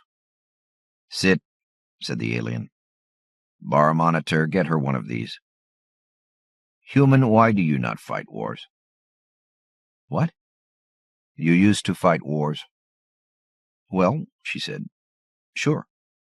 "We could have been 4th level wealthy," the Quarasht said, and slammed its mug to the table. "You would still be a single isolated species had we not come in. In what fashion have you repaid our generosity?" The woman was speechless. I wasn't. "Excuse me, but it wasn't the Quarashtil who made first contact with Earth. It was the Chrysalis. We paid them." "What? Why?" "Our ship far-stretching sense cluster passed through Sol's system while making a documentary. It confuses some species that we can make very long entertainments and sell them to billions of customers who will spend years watching them and reap profits that allow us to travel hundreds of light years and spend decades working on such a project. But we are very long-lived, you know. Partly because we are able to keep the organ banks full, the Quarasht said with some savagery, and it drank again. Its sense cluster was weaving a little. We found dramatic activity on your world, it said. All over your world, it seemed. Machines hurled against each other. Explosives. Machines built to fly, other machines to hurl them from the sky. Humans in the machines dying. Machines blowing great holes in populated cities. It fuddles the mind to think what such a spectacle would have cost to make ourselves. We went into orbit, and we recorded it all as best we could. 3 years of it. When we were sure it was over, we returned home and sold it. The woman swallowed. She said to me, I think I need that drink. Join us? I made 2 of the giant Demerara sours and took them back. As I pulled up a chair, the Quarasht was saying, if we had stopped then, we would still be moderately wealthy. Our recording instruments were not the best, of course. Worse, we could not get close enough to the surface for real detail. Our atmosphere probes shivered and shook, and so did the pictures. Ours was a low-budget operation, but the ending was superb. 2 cities half destroyed by nuclear explosions. Our recordings sold well enough, but we would have been mad not to try for more. We invested all of our profits in equipment. We borrowed all we could. Do you understand that the nearest full-service spaceport to Sol system is 16 squared light-years distant? We had to finance a Chrysalis diplomatic expedition in order to get local group approval and transport for what we needed, and because we needed intermediaries. Chirps are very good at negotiating, and we are not. We did not tell them what we really wanted, of course. The woman's words sounded like curses. Why negotiate? You were doing fine as peeping toms. Even when people saw your ships, nobody believed them. I expect they're saucer-shaped? Foo fighters, I thought, while the alien said, we needed more than the small atmospheric probes. We needed to mount hologram cameras. For that, we had to travel all over the Earth, especially the cities. Such instruments are nearly invisible. We spray them across a flat surface, high up on your glass slab-style towers, for instance. And we needed access to your libraries to get some insight into why you do these things. The lady drank. I remembered that there had been Quarashteel everywhere the Chirpsithra envoys went 24 years ago when the big interstellar ships arrived, and I took a long pull from my sour. It all looked so easy, the Quarasht mourned. We had left instruments on your moon. The recordings couldn't be sold, of course, because your world's rotation permits only fragmentary glimpses. But your machines were becoming better, more destructive. We thanked our luck that you had not destroyed yourselves before we could return. We studied the recordings to guess where the next war would occur, but there was no discernible pattern. The largest landmass, we thought. True enough, the Chirps and their Quarashteel entourage had been very visible all over Asia and Europe. Those cameras on the moon must have picked up activity in Poland and Korea and Vietnam and Afghanistan and Iran and Israel and Cuba and bastards. So you set up your cameras in a tearing hurry, I guessed, and then you waited. We waited and waited. We have waited for 30 years. For 24 of your own years, and we have nothing to show for it but a riot here, a parade there, an attack on a children's vehicle, robbery of a bank, 1,000 people smashing automobiles or an embassy building, rumors of war, of peace, some shouting in your councils. How can we sell any of this? On Earth, my people need life support to the tune of $6,000 a day. I and my associates are Shishishorop now, and I must return home to tell them. The lady looked ready to start her own war. I said, to calm her down, we make war movies too. We've been doing it for over 100 years. They sell fine. Her answer was an intense whisper. I never liked war movies, and that was us. Sure, who else? The Quarash slammed its mug down. Why have you not fought a war? She broke the brief pause. We would have been ashamed. Ashamed? In front of you. Aliens? We've seen 20 alien species on Earth since that first Chirp expedition, and none of them seem to fight wars. The, Quarash don't fight wars, do they? The alien sense cluster snapped down into its fur, then slowly emerged again. Certainly we do not. Well, think how it would look. But for you it is natural. Not really, I said. People have real trouble learning to kill. It's not built into us. Anyway, we don't have quite so much to fight over these days. The whole world's getting rich on the widgetry that Chirps and the Thathopper have been selling us. Long-lived, too, on Glig medicines. We've all got more to lose. I flinched because the alien sense cluster was stretched across the table, staring at us in horror. A lot of our restless types are out mining the asteroids, the woman said. And hey, I said, remember when Egypt and Saudi Arabia were talking war in the UN? And all the aliens moved out of both countries, even the Glig doctors with their geriatrics consulting office? The sheiks didn't like that one damn bit. And when the Soviets... Our doing, all our own doing, the alien mourned. Its sense cluster pulled itself down and disappeared into the fur, leaving just the ruby crest showing. The alien lifted its mug and drank, blind. The woman took my wrist and pulled me over to the bar. What do we do now? She hissed in my ear. I shrugged. Sounds like the emergency's over. But we can't just let it go, can we? You don't really think we've given up war, do you? But if we knew these damn aliens were waiting to make movies of us, maybe we would. Shouldn't we call the newspapers, or at least the Secret Service? I don't think so. Somebody has to know. Think it through, I said. One particular Quarash company may be defunct, but those cameras are still there, all over the world, and so are the mobile units. Some alien receiving company is going to own them. What if they offer, say, Iran or the Soviet Union, 0.1% of the gross profits on a war movie? She paled. I pushed my mug into her hands, and she gulped hard at it. Shakily, she asked, Why didn't the Quarash think of that? Maybe they don't think enough like men. Maybe if we just leave it alone, they never will. But we sure don't want any human entrepreneurs making suggestions. Let it drop, lady. Let it drop. Limits. I never would have heard them if the sound system hadn't gone on the fritz. And if it hadn't been one of those frantically busy nights, maybe I could have done something about it. But one of the big Chirpsithra passenger ships was due to leave Mount Farrell spaceport in 2 days. The Chirpsithra trading empire occupies most of the galaxy, and Sol system is nowhere near its heart. A horde of passengers had come in early in fear of being marooned. The Draco Tavern was jammed. I was fishing under the counter when the noises started. I jumped.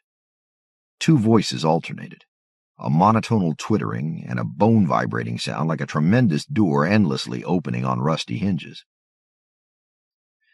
The Draco Tavern used to make the Tower of Babel sound like a monologue in the years before I got this sound system worked out. Picture it. 30 or 40 creatures of a dozen species, including human, all talking at once at every pitch and volume, and all of their translating widgets bellowing too.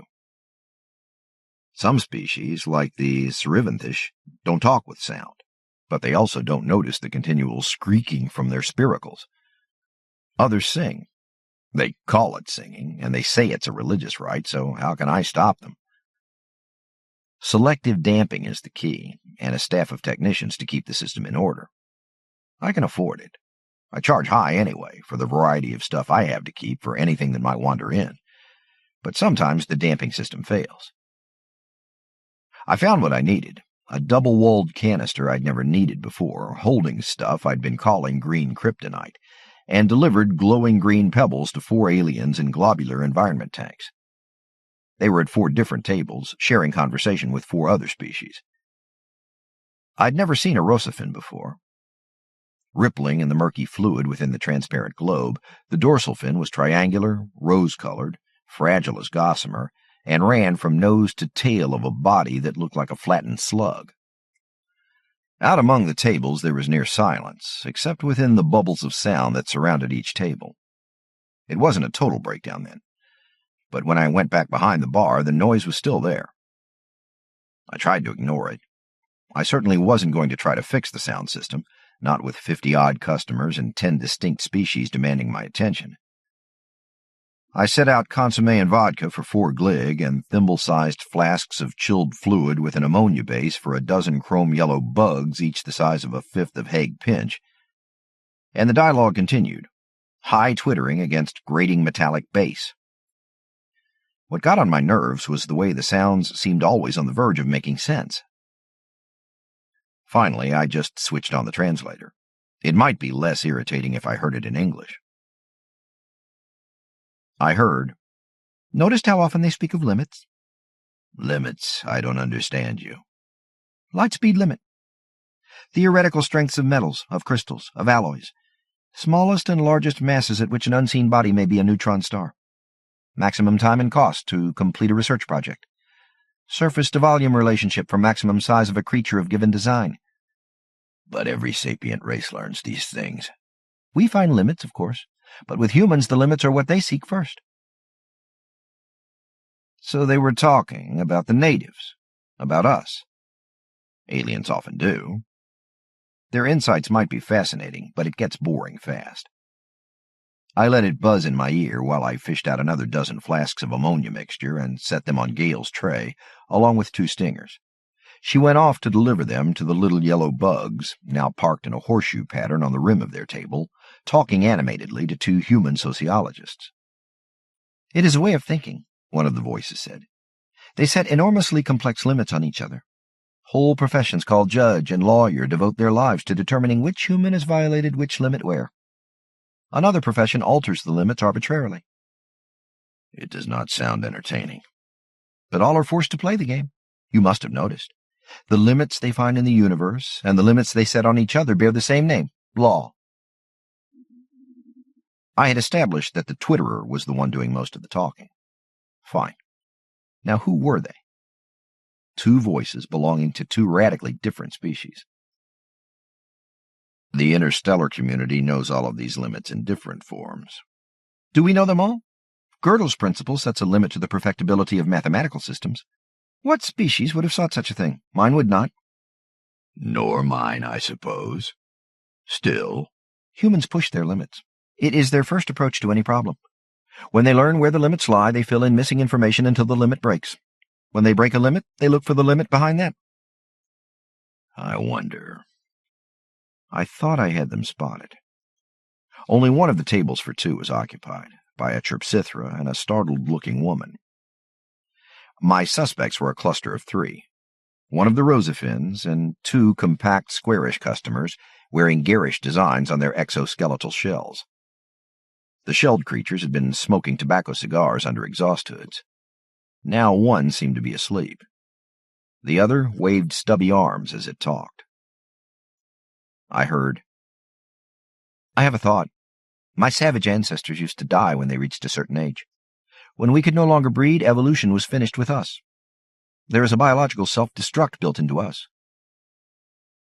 "It is the same with humans. But my own people never die unless killed. We fission. Our memories go far, far back." "Though we differ in this, the result is the same. At some point in the dim past, we learned that we could postpone our deaths. We never developed a civilization until individuals could live long enough to attain wisdom. The fundamental limit was lifted from our shells before we set out to expand into the world and then the universe. Is this not true with most of the space-traveling peoples? The Farth species choose death only when they grow bored. Chirpsithra were long-lived before they reached the stars, and the Gligstith Uptalk went even further, with their fascination with heredity tailoring." "Does it surprise you that intelligent beings strive to extend their lives?" "Surprise? No. But humans still face a limit on their lifespans. The death limit has immense influence on their poetry. They may think differently from the rest of us in other ways. They may find truths we would not even seek. An untranslated metal-on-metal scraping. Laughter. You speculate irresponsibly. Has their unique approach taught them anything we know not? How can I know? I have only been on this world 3 local years. Their libraries are large, their retrieval systems poor. But there is Gödel's principle, and Heisenberg's uncertainty principle is a limit to what one can discover at the quantum level. Pause. We must see if another species has duplicated that one. Meanwhile, perhaps I should speak to another visitor. Incomprehension. Query? Do you remember that I spoke of a certain Gligstith Opdoc merchant? I remember. You know their skill with waterworld biology. This one comes to Earth with a technique for maintaining and restoring the early maturity state in humans. The treatment is complex, but with enough customers the cost would drop, or so the merchant says. I must persuade it not to make the offer. Affirmative. Removing the death limit would drastically affect human psychology. One of the shelled beings was getting up. The voices chopped off as I rounded the bar and headed for my chosen table, with no clear idea what I would say. I stepped into the bubble of sound around 2 shelled beings and a Rosafin and said, Forgive the interruption, sapients. You have joined Awake, said the tank's translator widget. The shelled being said, My mate had chosen death. He wanted one last smoke in company. It bent and lifted its dead companion in its arms and headed for the door.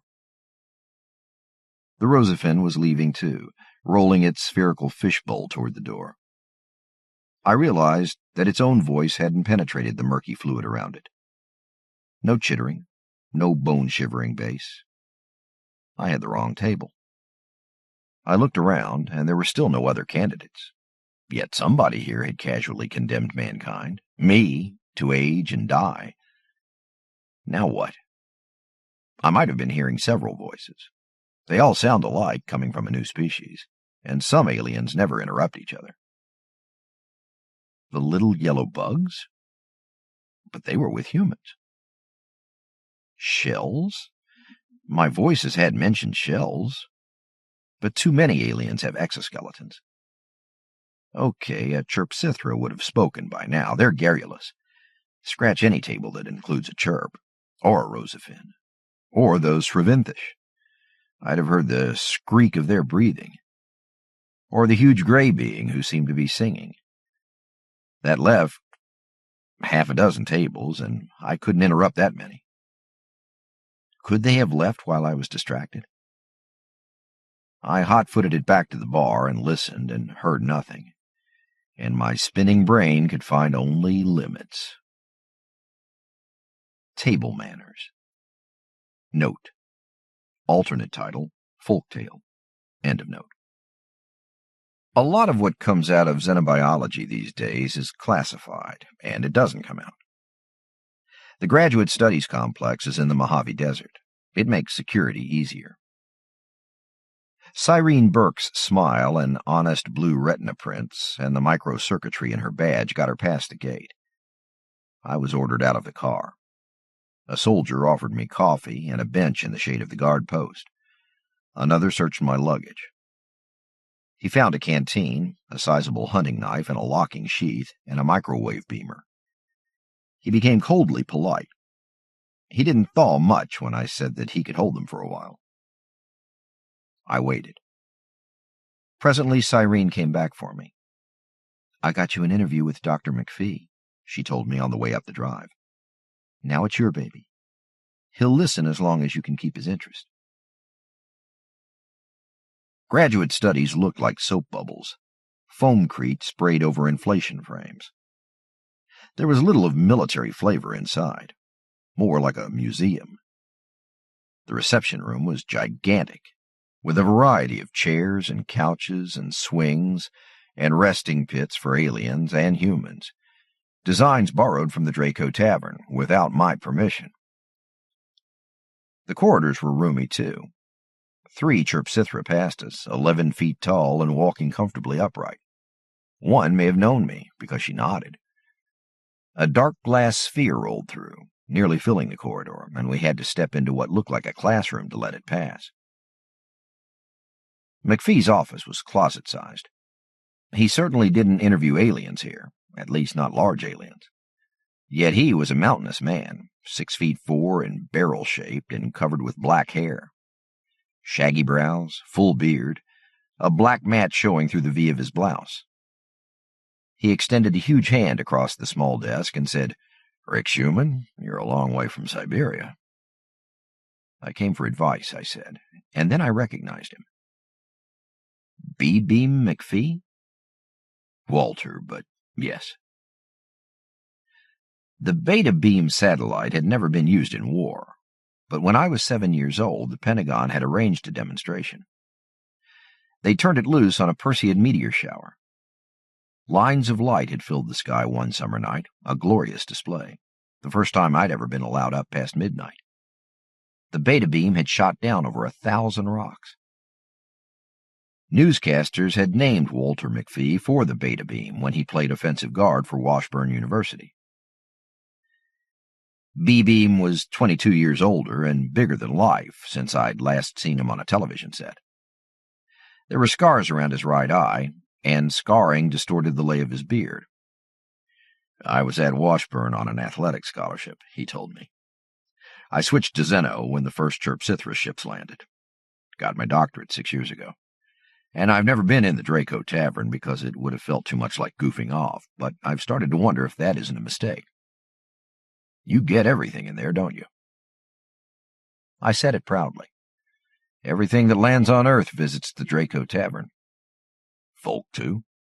Yes, not often. 4 times in 15 years.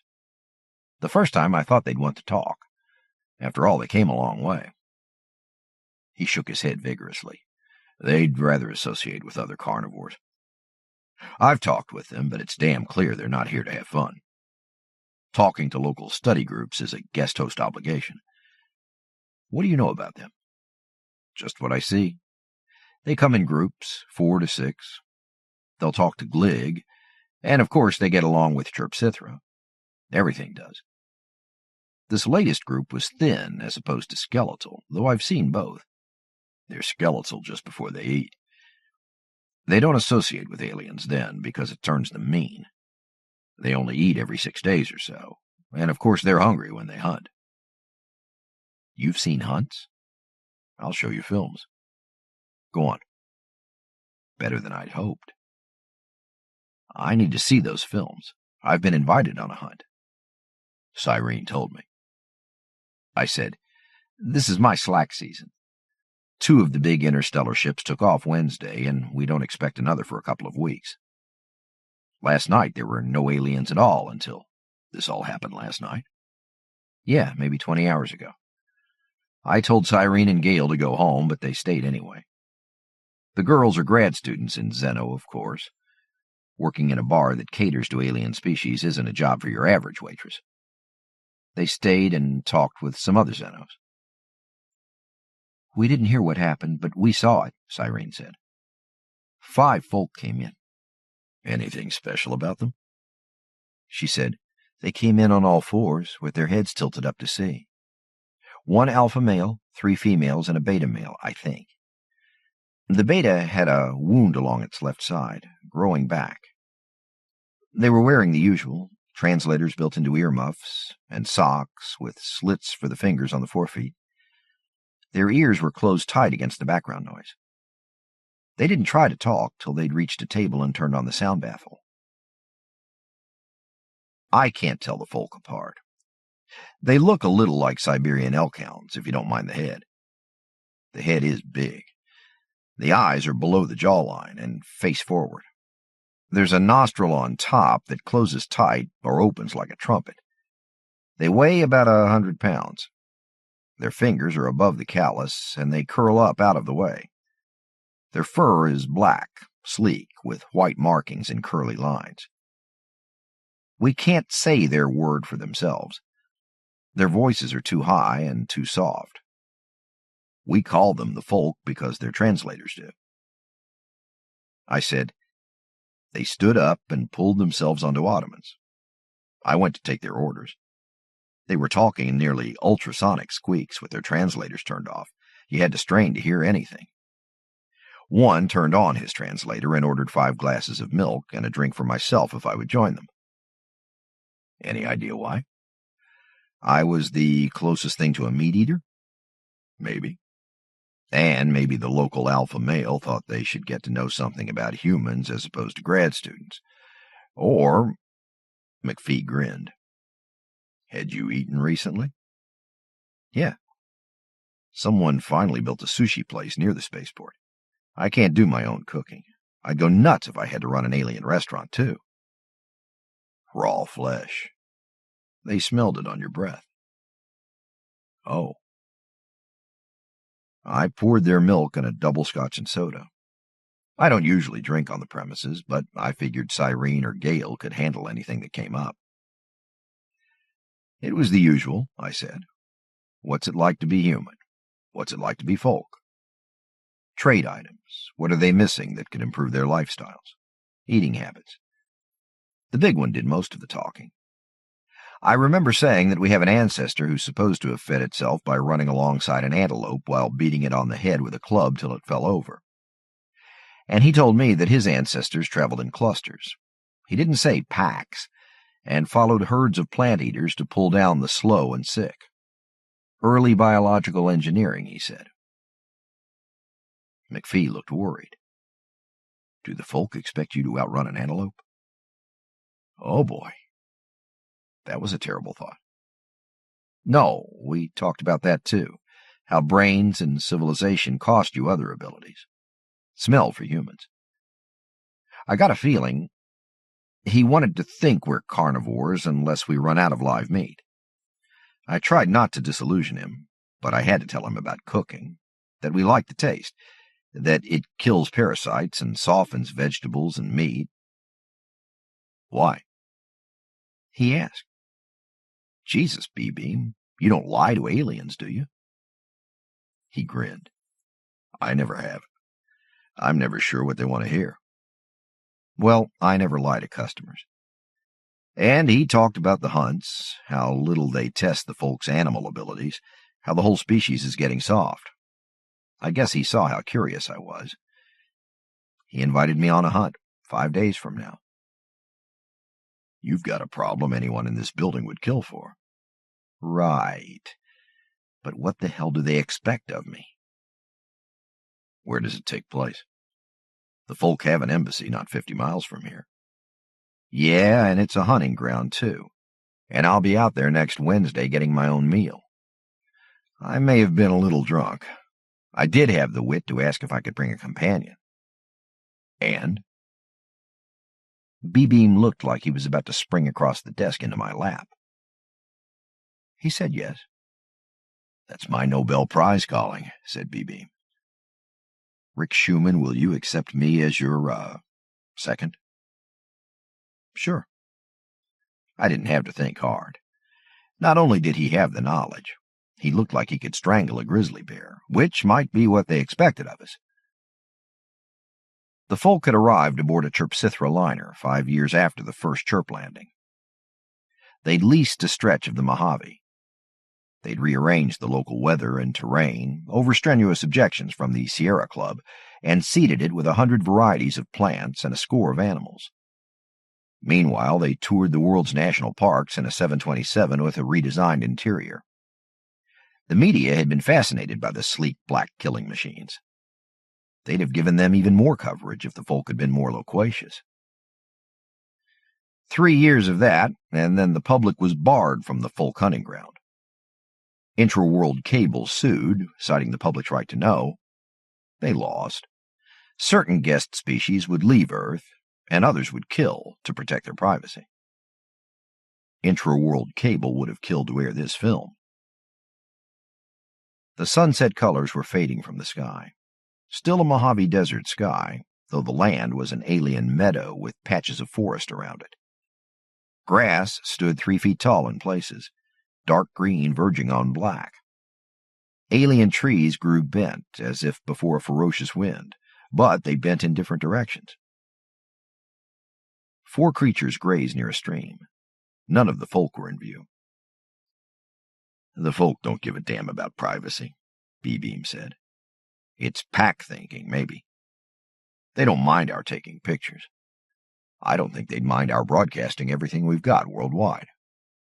It was all the noisy news helicopters that bothered them. Once we realized that, we negotiated. Now there's one xenobiology department lifter and some cameras around the fences. The creatures might have been gazelles with ambitions to become giraffes, but the mouths and eyes and horns gave them away. Alien. The horns were big and gaudy, intricately curved and intertwined, quite lovely and quite useless, for the tips pointed inward.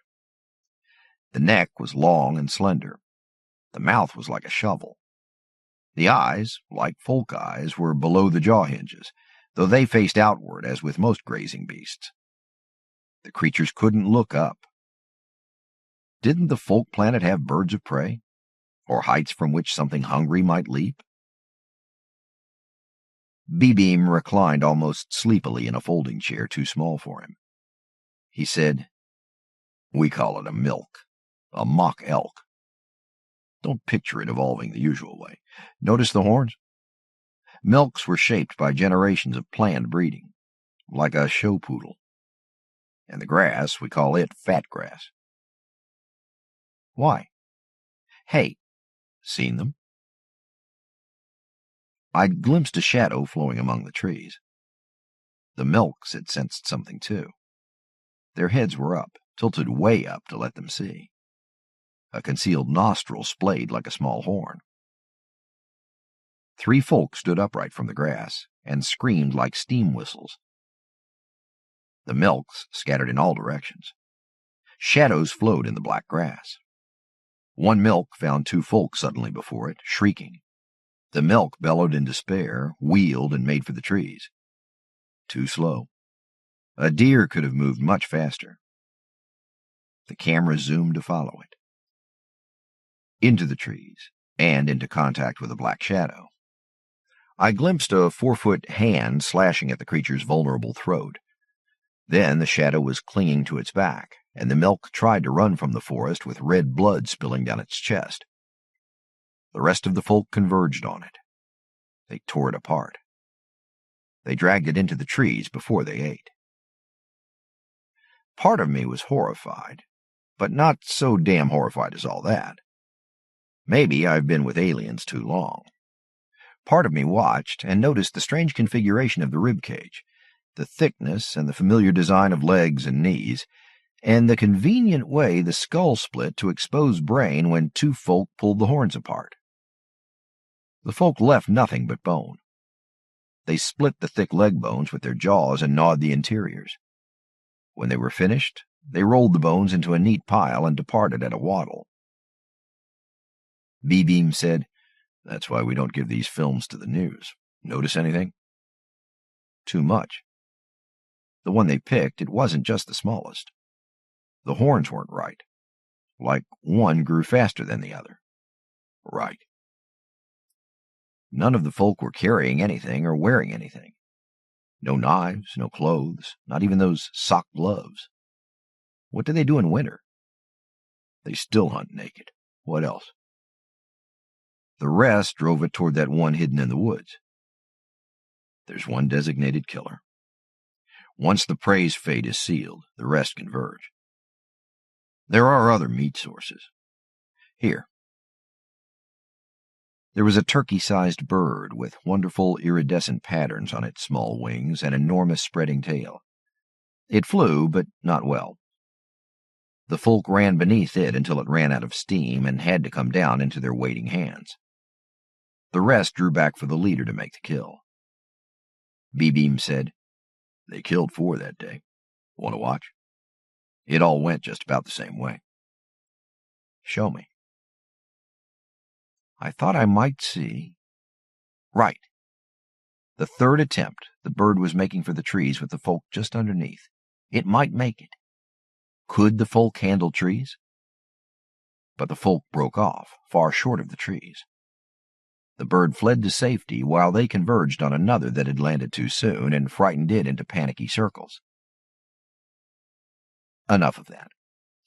I said, B-Beam, the folk sent some stuff to the Draco Tavern by courier. Your gate security has it now. I think I'd better get it back.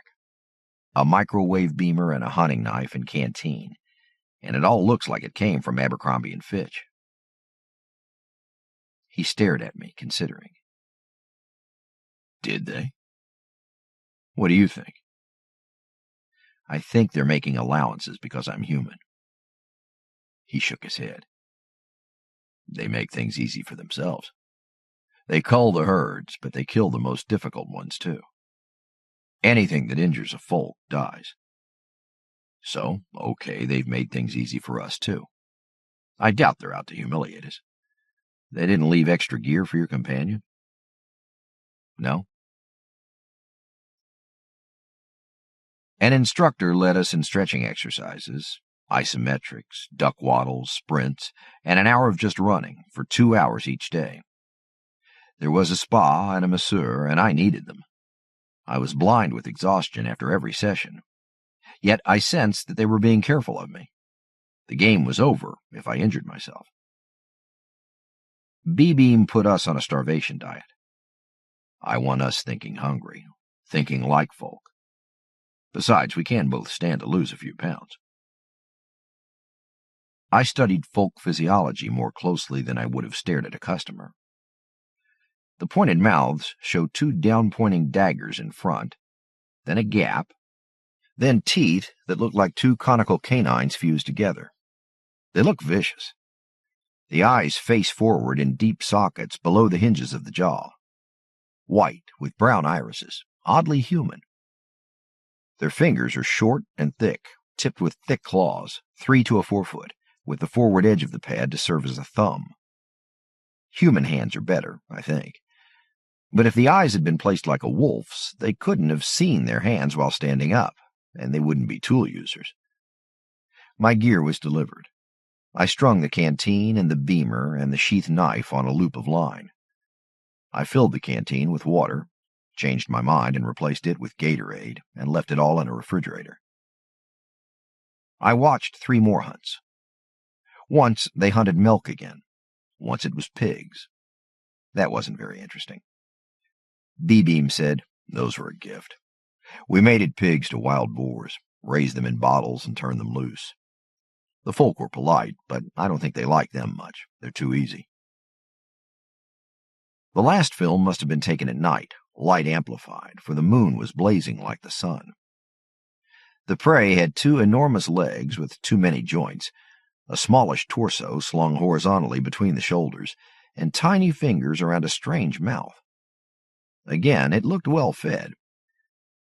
It was in the forest, eating into a hanging melon-sized fruit without bothering to pick it. I said, that doesn't look right. B-Beam said, no, it didn't evolve alongside the folk. Different planet. Gligstith Chicharf, maybe. We call them stilts. It was faster than hell, and could jump too, but the folk were spread out, and they were always in front of it. They kept it running in a circle until it stepped wrong and lost its balance. One folk zipped toward it. The stilt tumbled with its legs folded and stood up immediately, but it still took too long. The designated killer wrapped itself around one leg. Its jaws closed on the ankle. The stilt kicked at its assailant, a dozen kicks in a dozen seconds. Then the bone snapped and the rest of the folk moved in. Do you suppose they'll wear translators when they hunt with us? I'd guess they won't. I know some folk words, and I've been boning up. And I've got a horde of students looking for anything on folk eating habits. I've got a suspicion. Rick, why are we doing this? We ought to get to know them. Why? What have we seen that makes them worth knowing? I was hungry, and I ached everywhere. I had to think before I answered. Oh, enough. Eating habits aside, the folk aren't totally asocial. They're here, and they aren't xenophobes. B-Beam, suppose they don't have anything to teach us. They're still part of a galactic civilization, and we want to be out there with them. I just want humanity to look good. Look good. Yeah. I did wonder why you didn't even hesitate. Have you ever been hunting? No. You? Yeah, my uncles used to take me deer hunting. Have you ever killed anything? Hired out as a butcher, for instance? No. And I waited to say, sure, I can kill an animal, no sweat. Hell, I promised. But he didn't ask. He only looked. I never did mention my other fear. For all I know, it never occurred to anyone else that B-Beam and I might be the prey. Intelligent beings, if gullible, armed but with inadequate weapons, betrayed and thus enraged, likely to fight back. The folk eat earthborn meat. Surely we would make more interesting prey than the boar pigs. But it was plain crazy. The Terpsithra enforced laws against murder. If humans were to disappear within the Mojave Hunting Park, the folk might be barred from the chirp liners. They wouldn't dare. The folk came for us at dawn. We rode in the xenobiology lifter. We left the air ducts wide open. The smell of 5 folk behind us was rich and strange. Not quite an animal smell, but something else, and not entirely pleasant. If the folk noticed our scent, they didn't seem to mind. B-Beam seemed amazingly relaxed. At one point he told me casually, "We're in danger of missing a point. We're here to have fun. The folk don't know we've been sweating and moaning, and they won't. You're being honored, Rick. Have fun." At mid-morning we landed and walked toward a fence. It was human-built, posted with signs in half a dozen languages. No entry. Danger. B-Beam took us through the gate. Then the folk waited. B-Beam exchanged yelps with them, then told me, "You're expected to lead." "Me? Why?" "Surprise. You're the designated killer." "Me?" It seemed silly, but it was their hunt. I led off. "What are we hunting?" "You make that decision, too." Well inside the fence, we crossed what seemed a meandering dune, varying from 5 to 8 meters high, curving out of sight to left and right. Outside the dune was desert. Inside, meadow. A stream poured out of the dune. Farther away and much lower, its returning loop flowed back into the dune. The dune hid pumps. It might hide defenses. The green-black grass wasn't thin like grass. It was a succulent, like 3-foot-tall fingers of spineless cactus. Nice to the touch. Fat grass. Sawgrass would have been a real problem. We wore nothing but swimsuits. We'd argued about even that, and the items strung on a line across my shoulders. Any of the folk, or B-Beam himself, would have made a better killer than one middle-aged bartender. Of course, I had the beamer, and it would kill, but it wouldn't kill fast. Anything large would be hurt and angry long before it fell over. All 5 folk dropped silently to their bellies. I hadn't seen anything, so I stayed upright, but I was walking carefully. Naked humans might not spook the prey anyway. They'd be alert for folk. B-Beam's eyes tried to see everywhere at once. He whispered, "I got my report on folk eating habits." "Well?" "They drink water and milk. They've never been seen eating. They don't buy food." "Pets?" Pets, or livestock. I thought of that." "Missing persons reports?" "Oh, for Christ's sake, Rick. No, this is the only way they eat. It's not a hunt so much as a formal dinner party. The rules of etiquette are likely to be rigid." "Rigid, hell. I'd watch them tearing live animals apart." Water gurgled ahead. The artificial stream ran everywhere. I never wondered about the canteen, I said. Why a canteen? B-beam yelped softly. A folk squeaked back. Yelp and squeak, and B-beam tried to suppress a laugh. You must have talked about drinking wine with meals. I did. Is there supposed to be wine in this thing? B-beam grinned, then lost the grin. The canteen isn't for the hunt, it's for afterward. What about the knife and beamer? Oh, come on, the folk gave me. Butterflies began breeding in my stomach.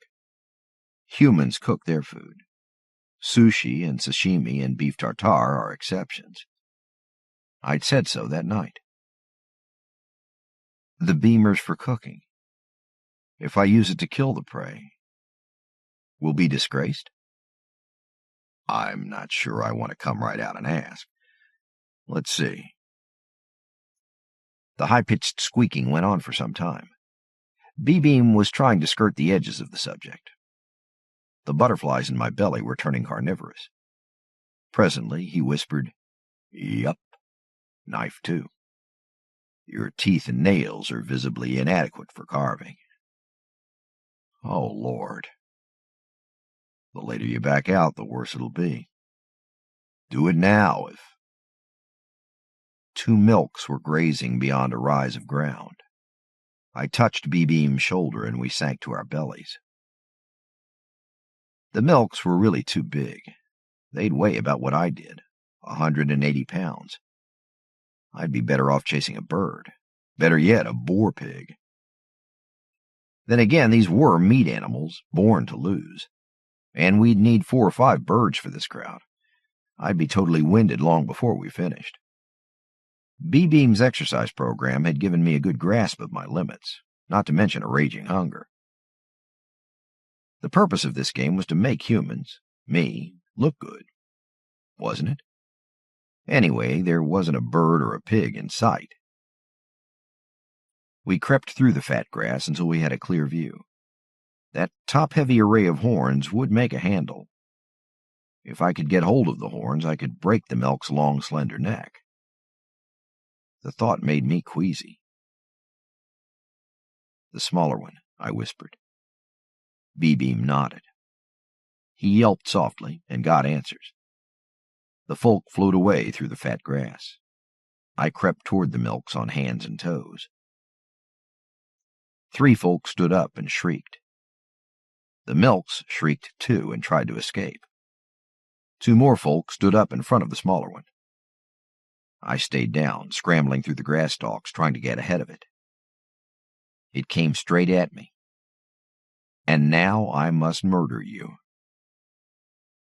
I lunged to the attack. It spun about. A hoof caught my thigh, and I grunted in pain. The milk leapt away, then froze as B-beam dashed in front of it, waving his arms. I threw myself at its neck. It wheeled, and the cage of horns slammed into me and knocked me on my ass. It ran over me and away. I was curled around my belly, trying to remember how to breathe. B-beam helped me to my feet. It was the last place I wanted to be. Are you all right? I wheezed. Hoof. Stomach. Can you move? No. Minute. Try again. My breath came back. I walked around in a circle. The folk were watching me. I straightened up. I jogged. Not good, but I could move. I took off the loop of line that held canteen and beamer and knife and handed them to B-beam. Hold these. I'm afraid they may be the mark of the leader. Bullshit. Folk don't carry anything. Hold them so I can fight. I wanted to be rid of the beamer. It was too tempting. We'd alerted the prey in this area. I took us along the edge of the forest, where the fat grass thinned out, and it was easier to move. We saw nothing for almost an hour. I saw no birds, no stilts, no boar pigs. What I finally did see was 4 more milks drinking from the stream. It was a situation very like the first I'd seen on film. I'd already proved that a milk was more than my equal. My last-second qualms had slowed me not at all.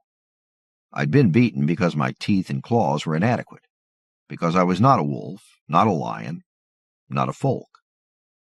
I crouched below the level of the fat grass, studying them. The folk studied me. B-Beam was at my side, whispering, "We're in no hurry. We've got hours yet. Do you think you can handle a boar pig?" "If I could find one, I might catch it, but how do I kill it?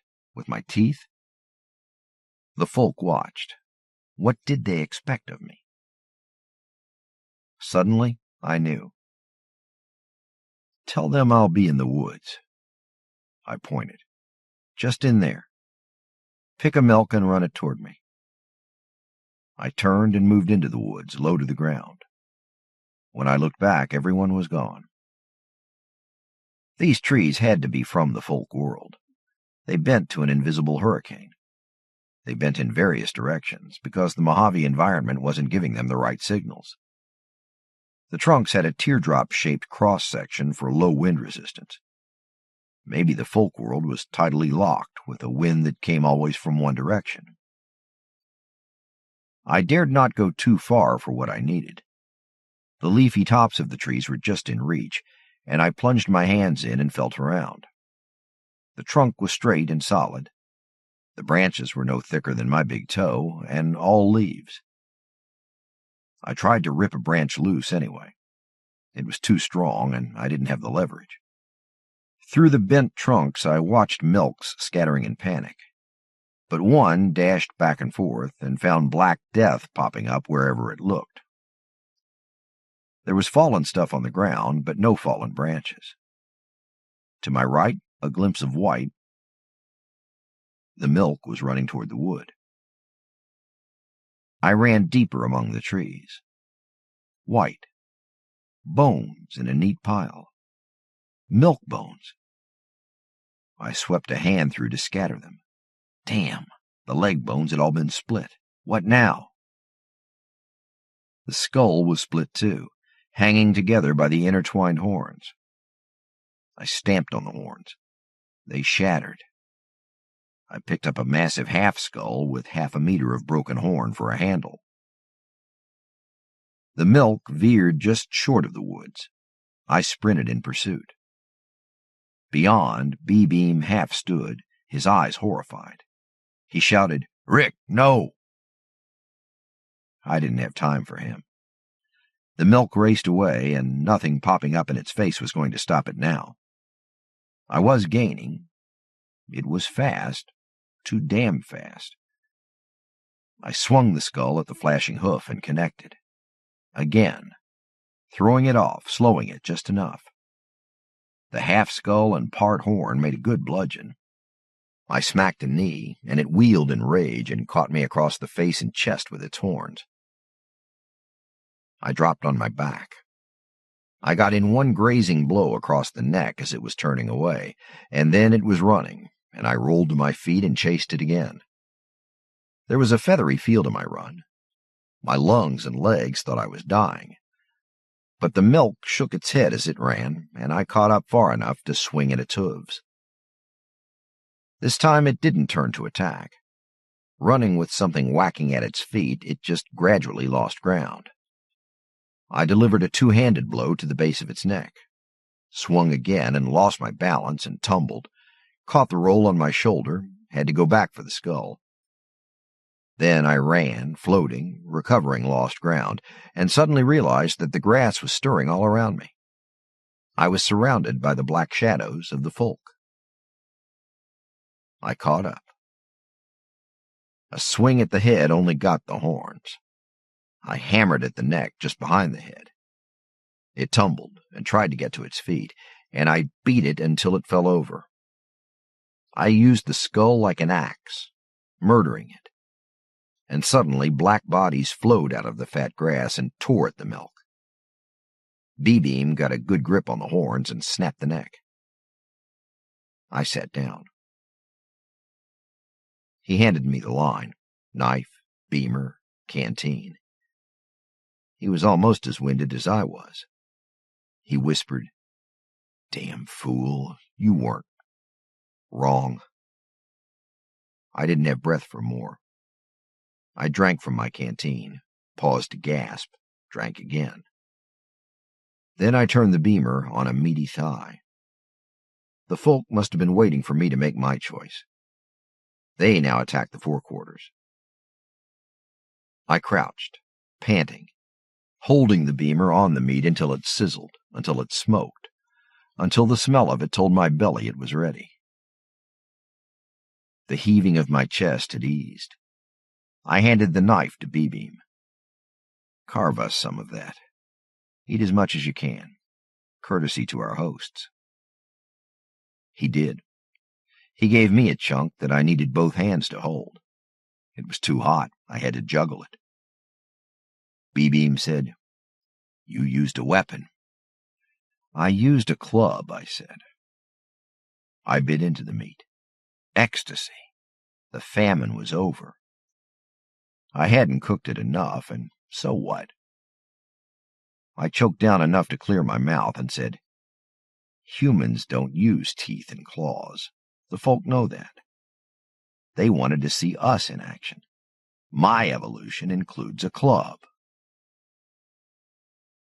One night at the Draco Tavern. This was the script used for Kathy Sanders's group presentation at the Worldcon Masquerade, Los Angeles, 1984. Stephen Barnes played Rick Schumann. I played Larry.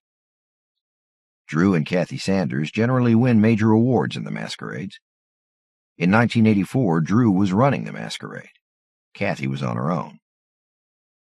She began making costumes more than a year early. By the time she finished, she had duplicated a dozen of the most alien characters from my stories. I wrote the script. Stephen and I recorded the sound background. The Kazin and Thrint costumes were hot. I had to fan the occupants through their open mouths. The puppeteer must have been worse yet, though it was designed so that Kathy was half out of it until we were called. I'd seen previous attempts at a Pearson's puppeteer costume. A puppeteer has 3 legs and 2 heads. Kathy, in her costume, had 1 leg bound up against her chest, heads empty and propped up. They flopped over the first time she tried it. And her arms for the 4 legs, on short stilts because human arms aren't long enough. Muscle structure was quilted in, following the Bonnie Dalzell illustration for Ballantine Books, and it looked amazingly lifelike. She wasn't exactly agile, though. We won the Masters Award for Funniest. On stage, Rick Schumann behind bar. The bar is vertical to the audience. Yellow bugs around a table. Wonderlander and Grog at the bar. Quareshed seated alone, sense cluster retracted.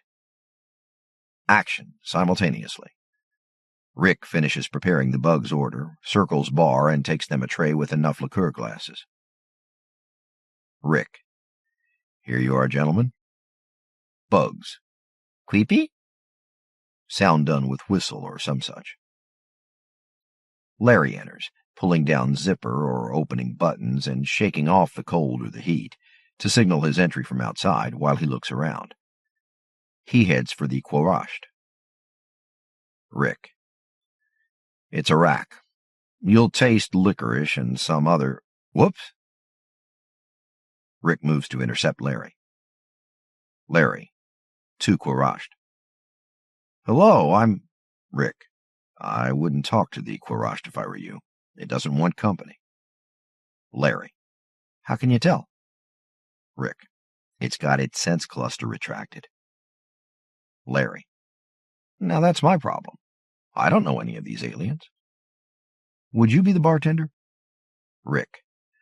"I own the Draco Tavern. Rick Schumann at your service. What can I get you?" Larry. "Irish coffee and a little advice." Indicates Wonderlander. "Is he human?" Machine People girl enters, goes to Quareshed. Quareshed extrudes sense cluster as she enters. Rick moves behind the bar and goes to work, interrupting himself to talk and gesture expansively. He's showing off as if he owns the customers, too. Other aliens are entering. Enter Jinxian and Crashlander together. Belter, ? Rick. That's a Wonderlander. Human, but from one of the colonies. Our Lady of the Beard isn't quite human. She's a machine people from the Ring World.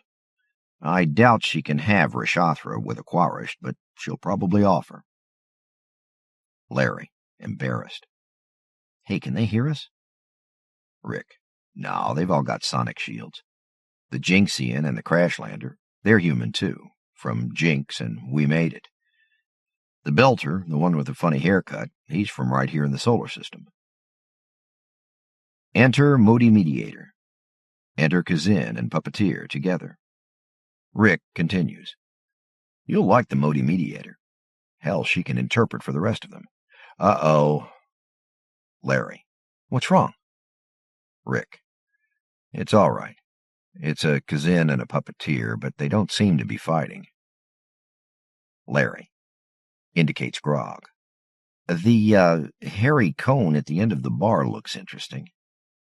Rick. I don't advise talking to a grog. She can take over your mind. At least if you run, she can't chase you. Larry doesn't get the joke. Enter Thrint. Larry turns to look at Thrint. Rick continues.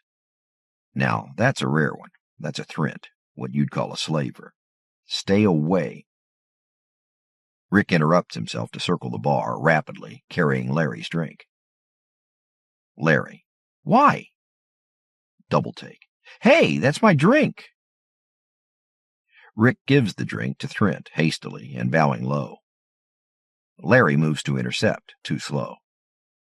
Kazin is holding a chair for the Thrint. Jinxian moves a table for him. Freeze frame.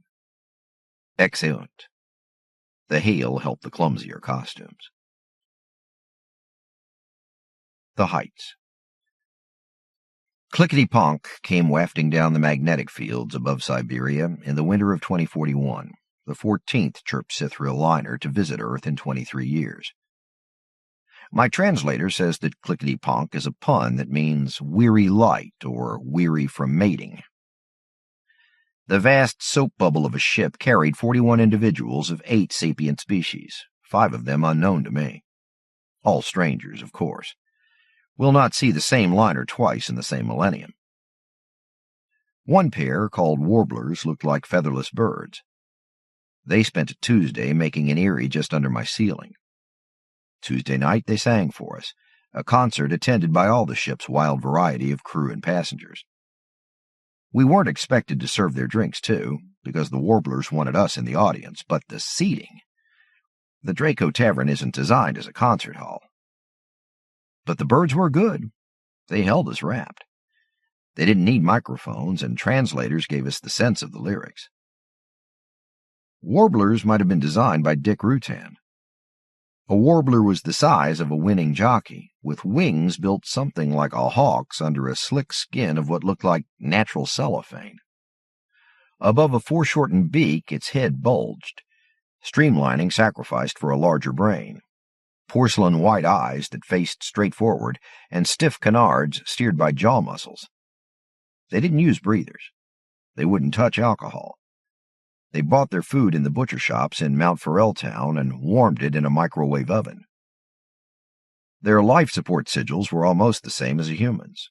TFT hatch necks ool, and that was all I needed to keep them happy. They spent a day on the internet doing the kind of research a tourist needs. Gail helped with that. Thursday, they were gone. Monday morning, they were back, high overhead in their eyrie, not talking to anyone. Monday evening, a man and 2 children came in.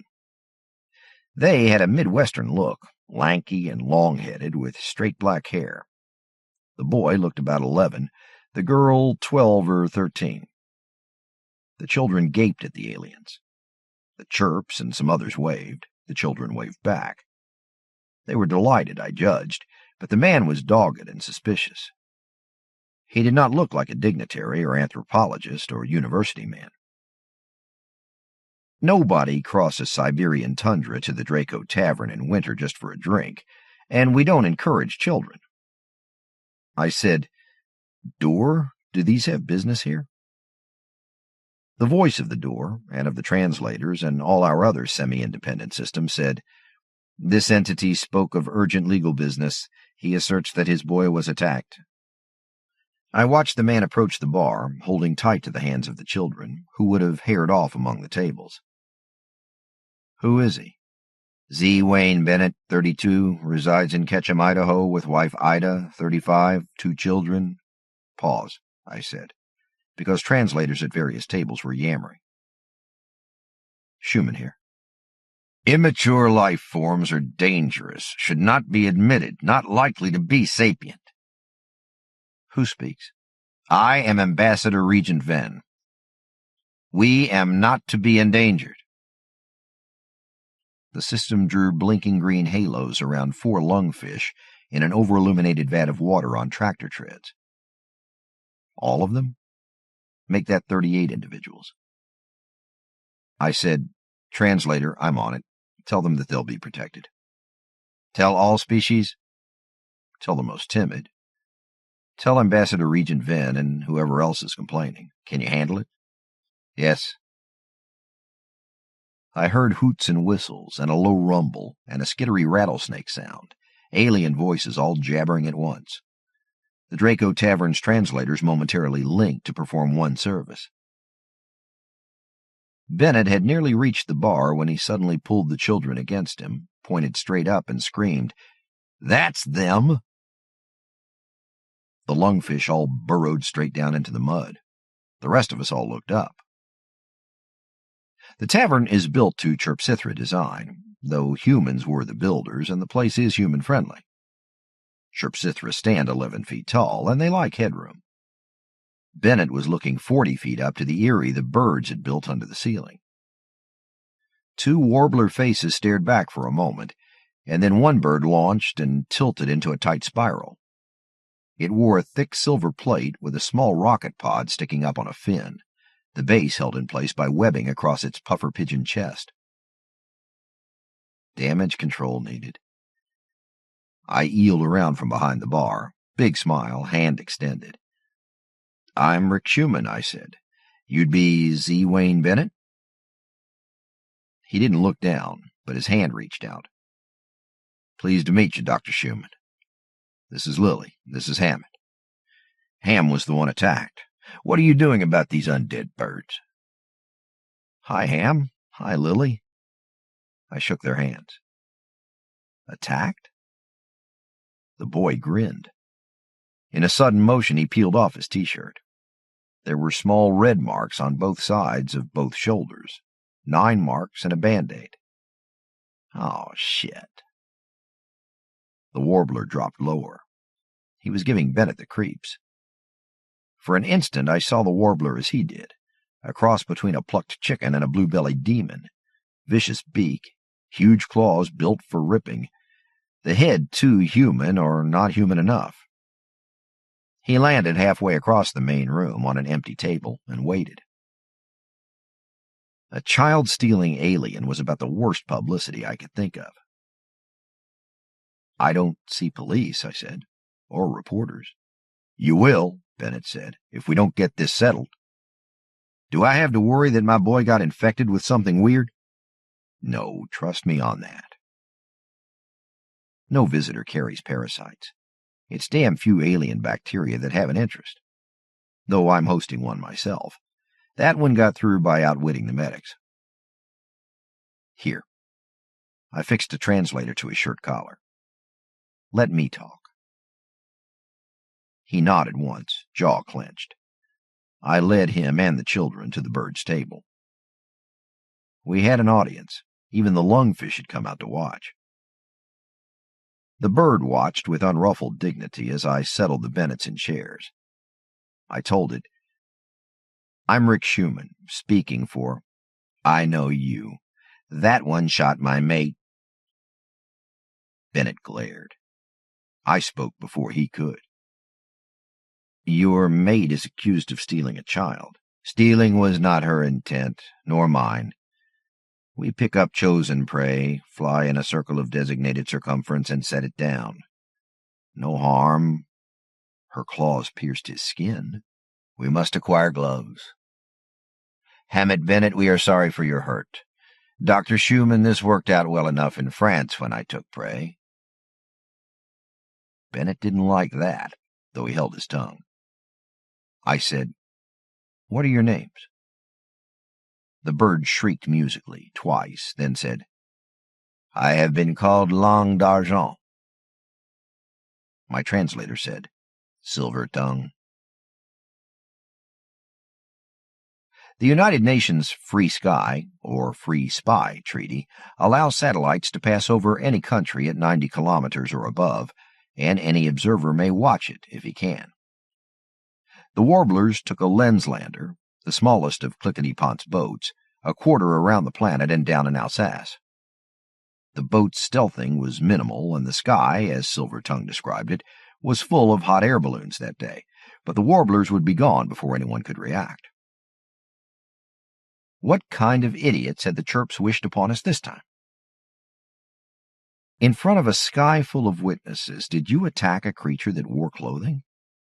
I lifted and carried away a local sapient, a human child whom I had observed with family.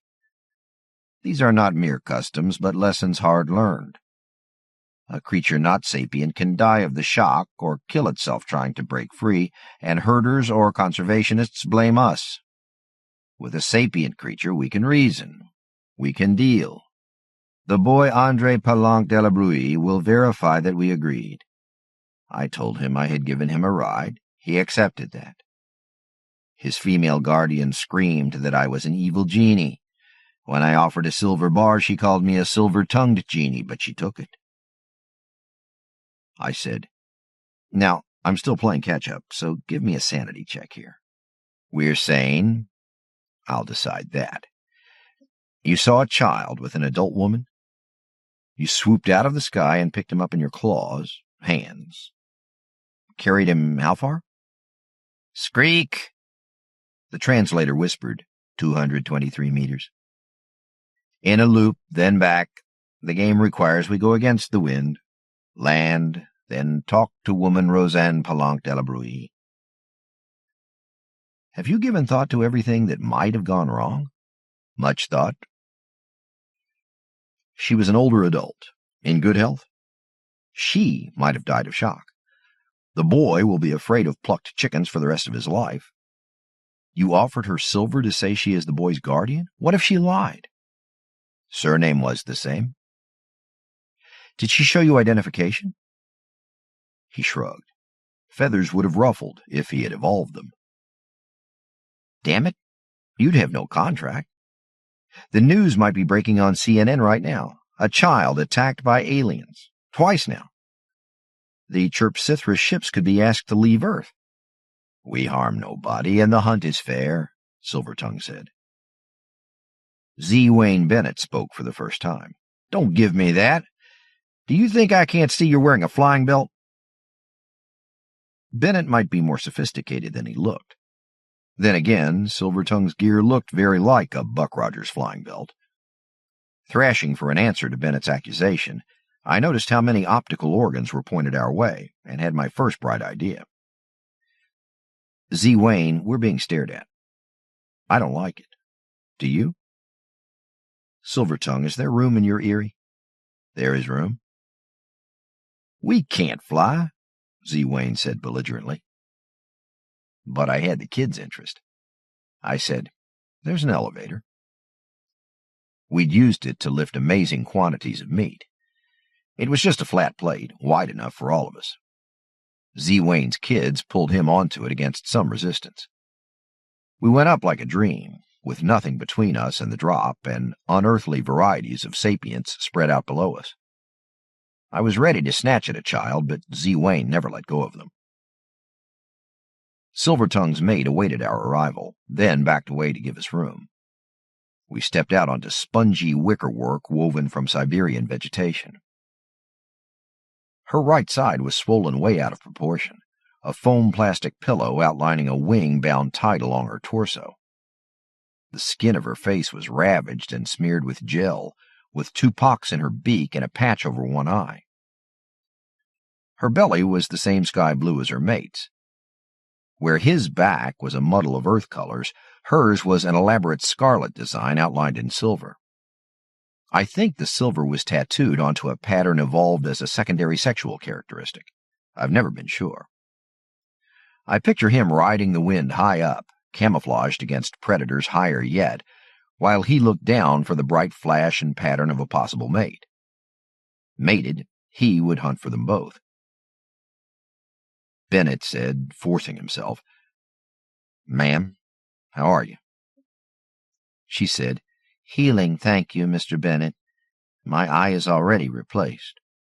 Wing bones are growing in a template. My name is Shriekeith. How are you, Hammett?" "Healing, too?" She had him awed. "Silverback?" he said. "Sure," his father ordered. The boy took off his shirt. Silverback looked him over, but came no closer. She said, "Z. Wayne Bennett, you must be wonderfully accurate with a shotgun." "I didn't have the right load. If you'd been closer, you'd be dead." "You shot me when I was carrying ham, yet the boy took no harm." She paused to let us all realize how seriously the man had risked his son's life, then said, "No harm, except that my hands convulsed when the blast hit me. Of course we must pay extra for his hurt." "I thought it was more dangerous to leave him in a predator's grip." She didn't answer. Bennett turned red. He said, "You hunted him wearing a flying belt." I said, "Z. Wayne, it strikes me that a lift belt is no different from a hunter's gun, except that it's not a weapon. Do you hunt?" He glared. "If you were strong enough, you'd hunt without the gun. Tifi Hatch Nex Ool means their world has lighter gravity. That's the Tifi, with air enough like ours to breathe. That's the T. Still cheating." To the female, "And who gave you the right to hunt my boy?" The female said, "Need?" I said, "Oh, come on." She said, "Dr. Schumann, the hunt triggers our appetite. We need eat only seldom, but we must gorge then. You can testify." Bennett said, "What?" "I ported stocks of their food from the market," I told him. "I haven't seen them eat, but I know how much food goes up. At first none, then lots." "If we can't work up hunger during a hunt," she said, "we become malnourished, or we must take noxious medicine." "Don't we all?" I muttered. "The effect is temporary. We will be lucky to last 20 days. Then, if we cannot hunt, we must endure cold sleep. We had expected to study Earth and mankind for 2 years." I had given his children the thrill of a lifetime, then let Bennett confront the entity he'd shot. She had shown him the risk he had taken with his son's life. If Bennett could stay reasonable, couldn't I? But these idiots were throwing it all away, and I was getting angry. "You don't have a problem," I said. "If you need to hunt, arrange a hunt. I've hunted with the folk myself. They sold the TV rights and videotaped it." "Hunt by arrangement?" She couldn't believe it. "Live at 11, Bennett said grimly. Better take care of Bennett's grievance first. I said, "Mr. Bennett threatens exposure, as is his right. The price of raising a child until he's finished college is around 100,000 American dollars, I think." "Skeep? Price is stunningly high." "You might have got a better price by getting his agreement first." Silvertongue asked, "What would you do, warn the victim?" "Sure." "No," said Silverback. "The thing is," Bennett said doggedly, "my wife talked me into coming here first. She's walking today because her spine got fixed by some alien technique I can't spell or pronounce. I'm asking because you might have a rational answer. What gave you the right to attack my son? We must buy that. After stealing it. Silverback said, We hoped for 2 years on Earth. Continue on the next liner. If Earth cannot feed us, we must endure cold sleep beginning tomorrow. Feeding aliens, isn't that your business, Rick? She examined me hopefully, gave up, and turned to Ham. But you are harmed. Debt must be paid. Scree? Her mate said, Price is ridiculous in the up direction. Ham said, I'm all right. I wanted the price to sting a little. I said to the birds, Your sense of proportion is way off. What if you did catch an orphan? There wouldn't be anyone to deal with.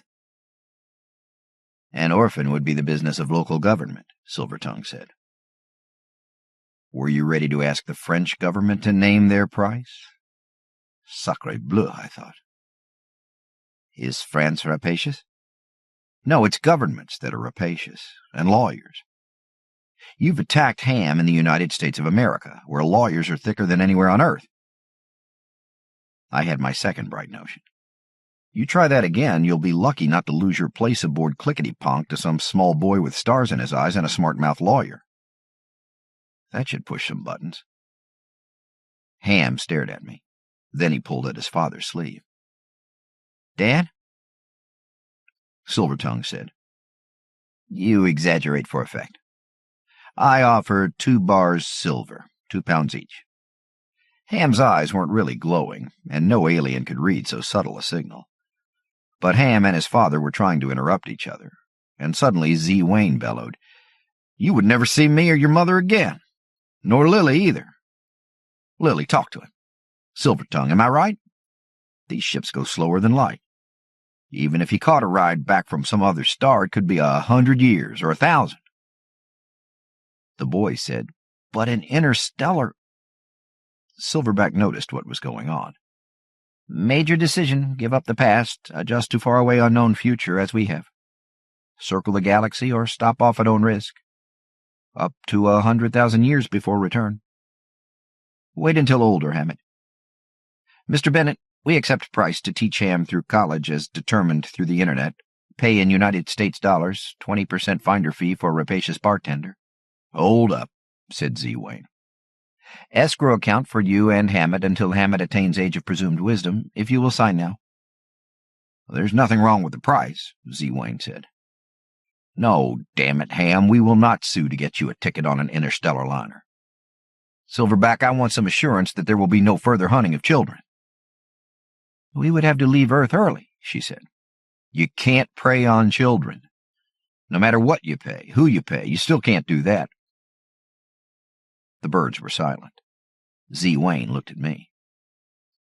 I have a notion, I said. 5 months later, I took my niece and her children to the park. They'd raised the price of tickets by 60%. The crowding was fierce. Marilyn was shocked. Relax, I told her. This is Draco Tavern's treat, every dollar of it. But why do they pay that much? Most children aren't even wearing the hats. Those that are, 4 a day out of hundreds. Under 200. We'd picked a Wednesday. The young man wouldn't give Wayne and Becky hats unless Marilyn and I signed contracts as their guardians. Despite 4 children tugging at us, I took a couple of minutes to examine the contract. I wanted to be sure no sneaky little weasel clauses had crept in since we wrote it. A lot of parents were changing their minds after they read it. I signed. Ricky, is this safe? Sure. Jail, Alvin, Han. Had they changed their minds? They made their intent clear, and Marilyn signed, and the kids put on the hats. Han asked, Can I keep it? It's a loaner, Marilyn said. I said, You can buy it when you leave. Scattered through a crowd of 1,000 were less than 100 hats, all on children between 5 and 10, all flame orange with a wide brim for protection against the sun and against looking up. Children with and children without orange hats all looked up anyway as they entered the park. We found a cloudless blue sky and the new tower. Where are they? Denise demanded. I shook my head. The tower's theirs. They come when they want. Only the top, of course. Most of the tower was the Beanstalk Fall, with much too long a waiting line. Hey, dolphin ride.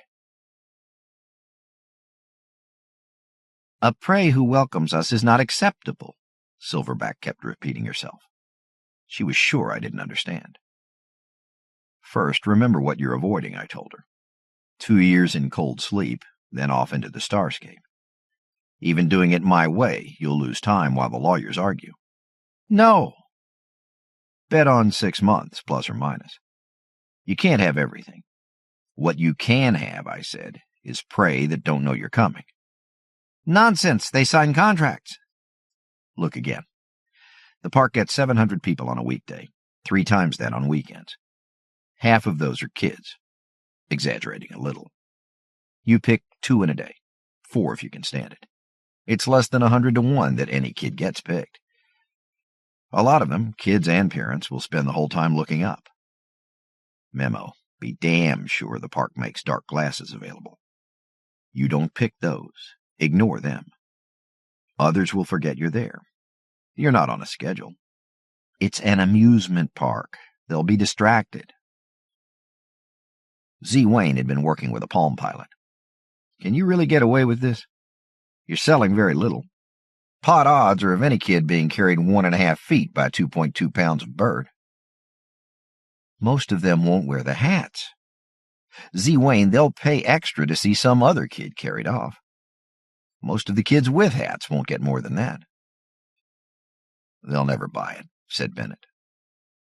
Shall I put out offers? Try it, said Bennett. And one may ask, said Silverback. And scraw, said Silvertongue. So I put in calls to Disney, Knott's, Six Flags. Music from the sky. We all looked up. The birds were there, black against the sun, singing their hearts out. They wheeled and sang for at least 10 minutes above the endless line for the Beanstalk Fall, then glided behind the tower in a roar of applause. I faced forward again. The kids were tired of waiting. Screams. I looked around. The birds had circled behind the tower, already diving, picking up serious speed. They fell straight toward us. Silverback pulled up and rolled, showing her silver and scarlet design, but Silvertongue swerved and swooped and dropped on an 8-year-old girl. For an instant I wished fiercely that Disney World had bid. All that empty land for the birds.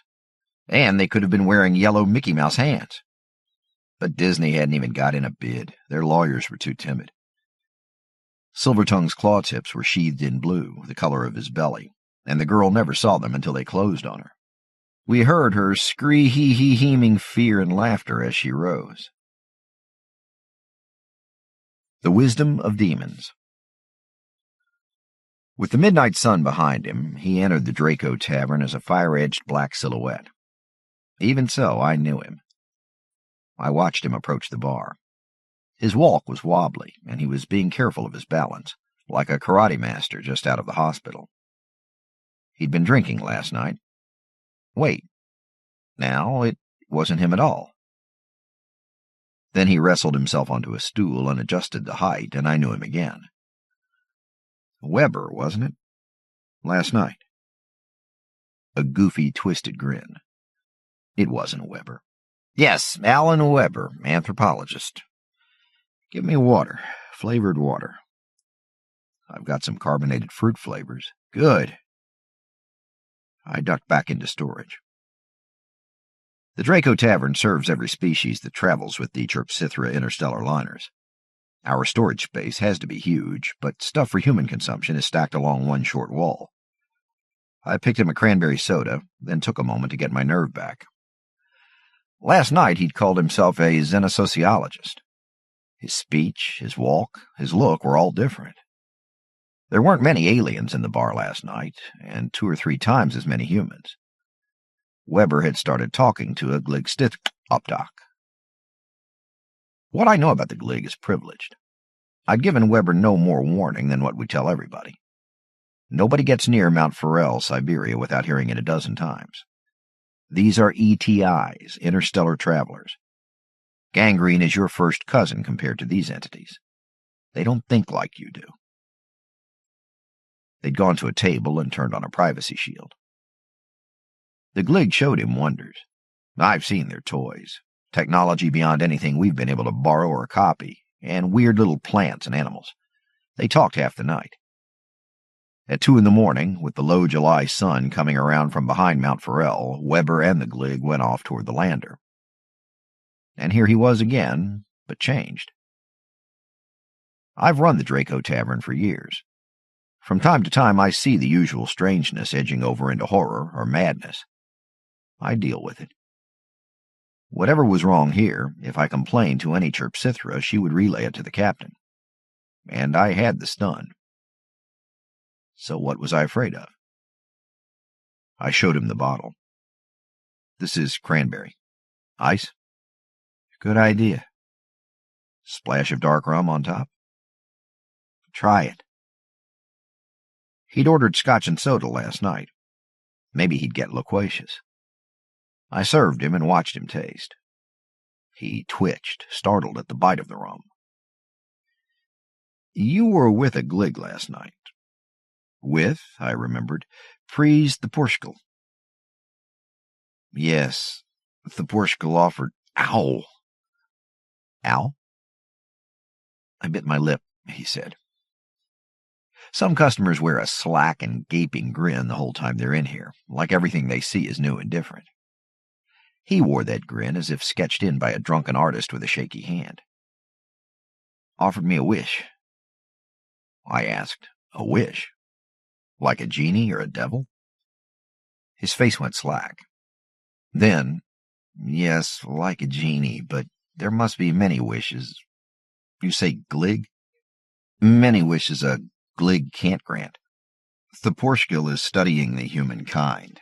It wanted to see what I would ask and what I would do with it. What would you wish for, Rick? Alan Weber had asked me that question last night. I should have guessed what was going on. I said, make me healthy. He laughed oddly. Not a good choice. Glig are masters of biology. Glig love the life sciences. They wish to learn more of human chemistry, plumbing, interior interactions, array of nerve interactions. The corpus callosum that connects the two halves of your brain, why is it so narrow? Beats me. I think it's why some of us talk to ourselves. We have to get signals from one side of the brain to the other. Yes, of course. But the Portugal would use the opportunity to learn, to experiment. Once he began work on you, you would be left in too terrible a state ever to say stop until the Portugal had repaired all of its mistakes. But, no, wait. Rick, in the end you would be healthy to the limit of the Portugal's skill. Ow! He pronounced the Glig's name better than I did, but it had him biting his lip over and over. You would want the chaotic damage of many years repaired? Your life extended? Nose and brow and ears reshaped? Hey. In time, the Portugal could learn to do all that. Rick, I can arrange it. Weber hadn't called me Rick. Last night he'd called me Dr. Schumann. But the Gligstith-Optok couldn't say Schumann. Weber, I said, though I had become sure that this wasn't Weber. What did you ask for? I was examining him for seams and flaps, not trying to hide it much. I thought he might be a copy, some kind of android, and he'd need access hatches. He said, I wished for the Portugal's wisdom. Just that? Yes. If you ask a demon for health, it must make you healthy to its own limit of skill, if you don't add limits by using modifiers. Adjectives. But that is your wish. I wanted the wisdom of an interstellar traveler. Again, I felt my bloodstream icing up. I said, that was a bad wish. your brain might not be big enough. Or you could end up knowing things meant for Glig, not for humans. They wouldn't go to a toilet the same way, or reproduce. No! That wild laugh again. I said, Glig eat human meat. Did you know that? I didn't know it last night. Rick, they don't kill to get it. They're only curious. They clone human organs for the markets. As for brains, Glig and human nervous systems are vastly capacious. The limit is not the number of brain cells, but the number of possible connections. Only a storage algorithm is needed. The Portugal downloaded my mind, copied itself, wrote a merge program, merged us, and wrote it all back into my brain. Here I am. When I come back here in 200 days, the Portugal too will have its wish. It will learn what I can learn of what it is to be a man. Wisdom, I said. Suppose you'd wished for knowledge. The Portugal might have given me knowledge. Light threads from his library and a viewer to string them. Weber's strange pronunciation was improving. But wisdom is knowledge, and the skill to use what you know. I wanted both. Did you get what you wanted? Yes. This change, is it permanent? You mean to ask if my new knowledge can be taken away from me?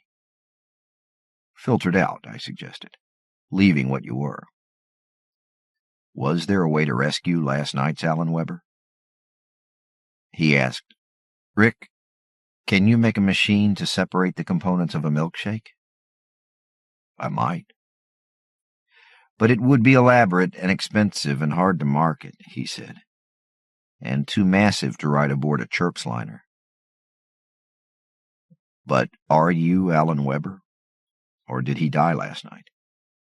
It's pretty clear that you're also the Portugal, the Gligstith Opdoc.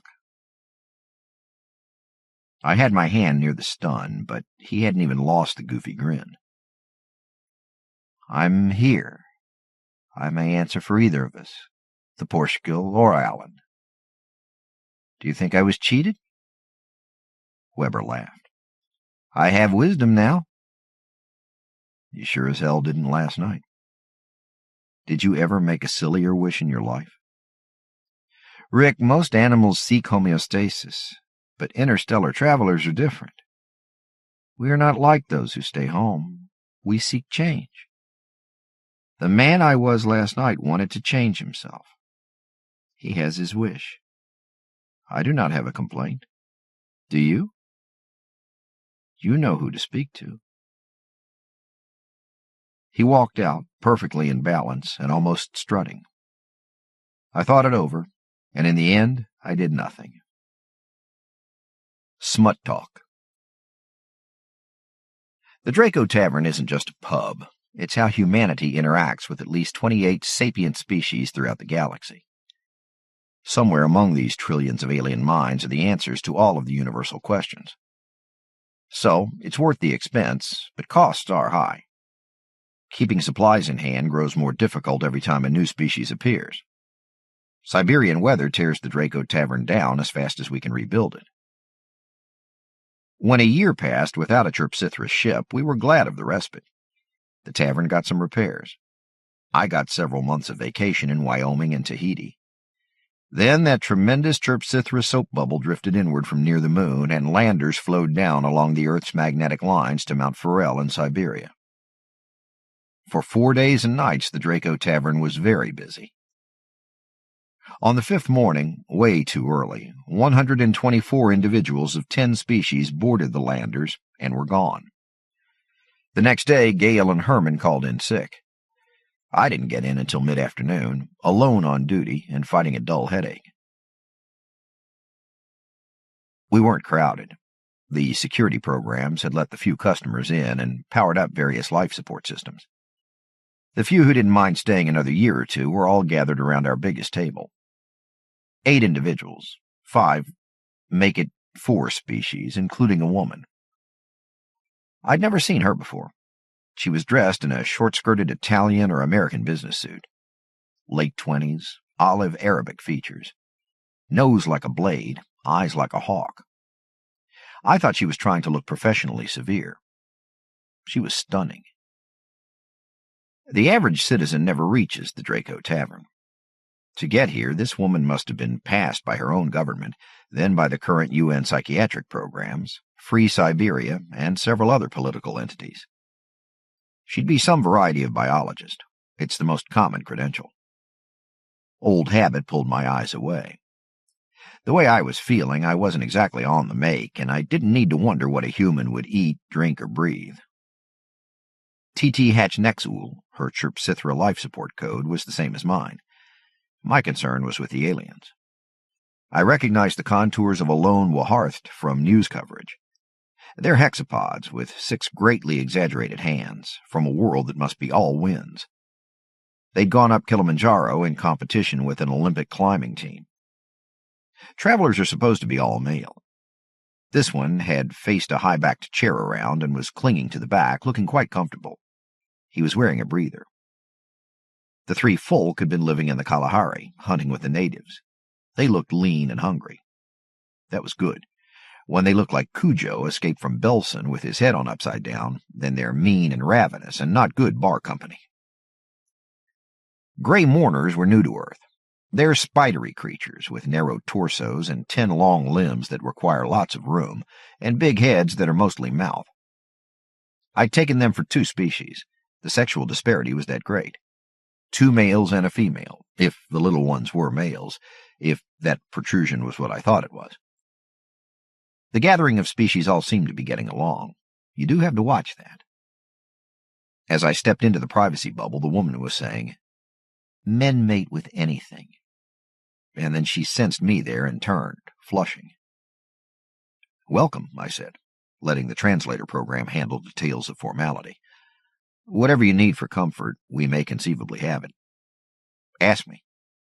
Folk, I know your need." One of the folk, I'd hunted with these and still never learned to tell their gender, said, "Greeting, Rick. You will join us? We would drink bouillon or glacier water. We know you don't keep live prey." I grinned and said, "Whatever you see may be a customer." I turned to the woman. She said, "I'm Johanna Miller." "I'm Rick Schumann. I run this place." "Miller?" "My mother was American." So was her accent. Briskly, she continued, "We were talking about sex. I was saying that men make billions of sperm, women make scores of eggs. Men mate with anything, women are choosy." She spoke as if in challenge, but she was definitely blushing. I follow. There's more to be said on that topic. What are you drinking? Screwdriver, light. Like hers, the Waharth said.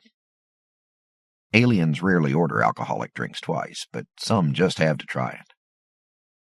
The female gray mourner asked, "Did our supplies arrive?"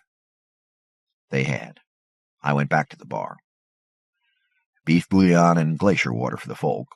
Screwdrivers, light, for the woman and the Waharth. But first I checked my database to make sure a Waharth could digest orange juice. I made one for myself, for the raspy throat. The gray mourners were eating stuff that I'd never seen until that afternoon, an orange mash that arrived frozen. Tang sherbet? I assembled it all quickly. I wanted to hear what they were saying. A great many aliens had left Earth very suddenly, and I hoped for a hint as to why. And, given the conversational bent, I might learn something of Johanna Miller. As I set down the drinks, the Waharth was saying, "Our childbearers cannot leave their forests, cannot bear change of smells and shading and diet, nor freefall nor biorhythm upset. We can never possess much of our own planet, let alone others. The females send us forth and wait for us to bring back stories." A folk said, "You are all male. Do you live without sex?" The Waharth jumped. He tapped his translator. "Survive without impregnation activity. Was that accurately your question?" "Yes." "Without scent and sonic cues, we never miss it." Johanna nodded and said to me, Most life forms, the mating action is wired in. To the Waharth.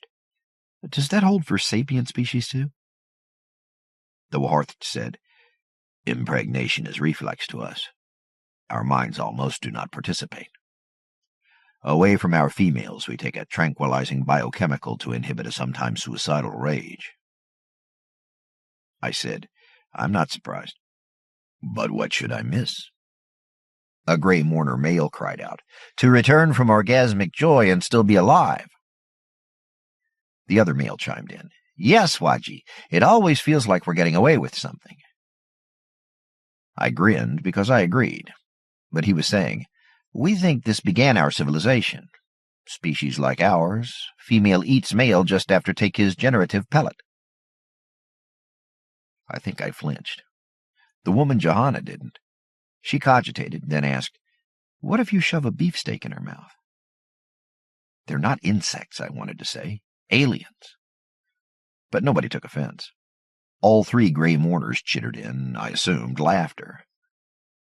Waji said, Easy to say. No male can think of such a thing when giving generative pellet. Like design and build a parachute while riding hurricane. But what if two males? One male have sex, the other male he put turkey in Sephilorath's mouth. Johanna jumped. A whole turkey? The female smiled widely. Yike. Her jaw hinges disjointed like a snake's. Sephilorath was twice the mass of either male, and her smile could have engulfed my head and shoulders, too. She said, On Earth a turkey or dog will serve. Taste wrong, even if feed spices to the animal, but size is right. Size of Waji's head, or Shakath's head. See you the advantage? Can have sex twice with the same male. Get better with practice, yes, Shakath?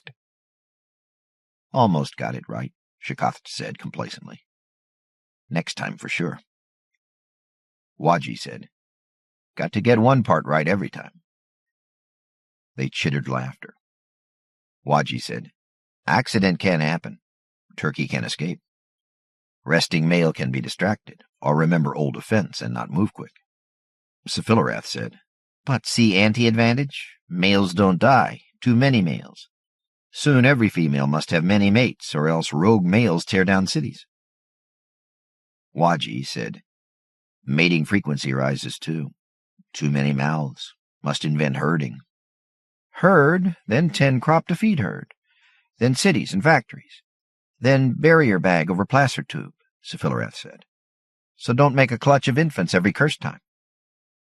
Now we mate without mating, but need cities to support factories to make barrier bags. Laws and lawmakers to enforce use.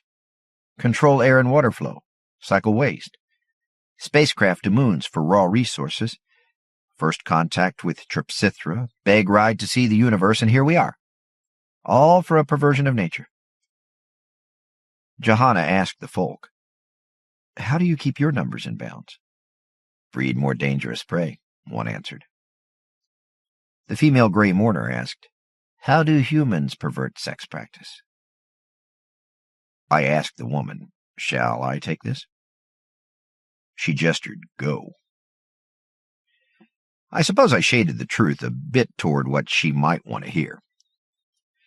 What Johanna said isn't all true. Most of us don't mate with anything but adults of the other gender. Most men know that most women want one mate. Most women know that any man can be seduced. We make bargains and promises and contracts. We compromise. To go against human nature is the most human thing a human being can do. The folk laughed. Johanna was watching me. I said, We're a young species. In an older species, the sexual reflexes would be hardwired. I wasn't sure that would translate, but none of the devices paused. Any space traveler uses computers. But with us, sex involves the mind. We're versatile.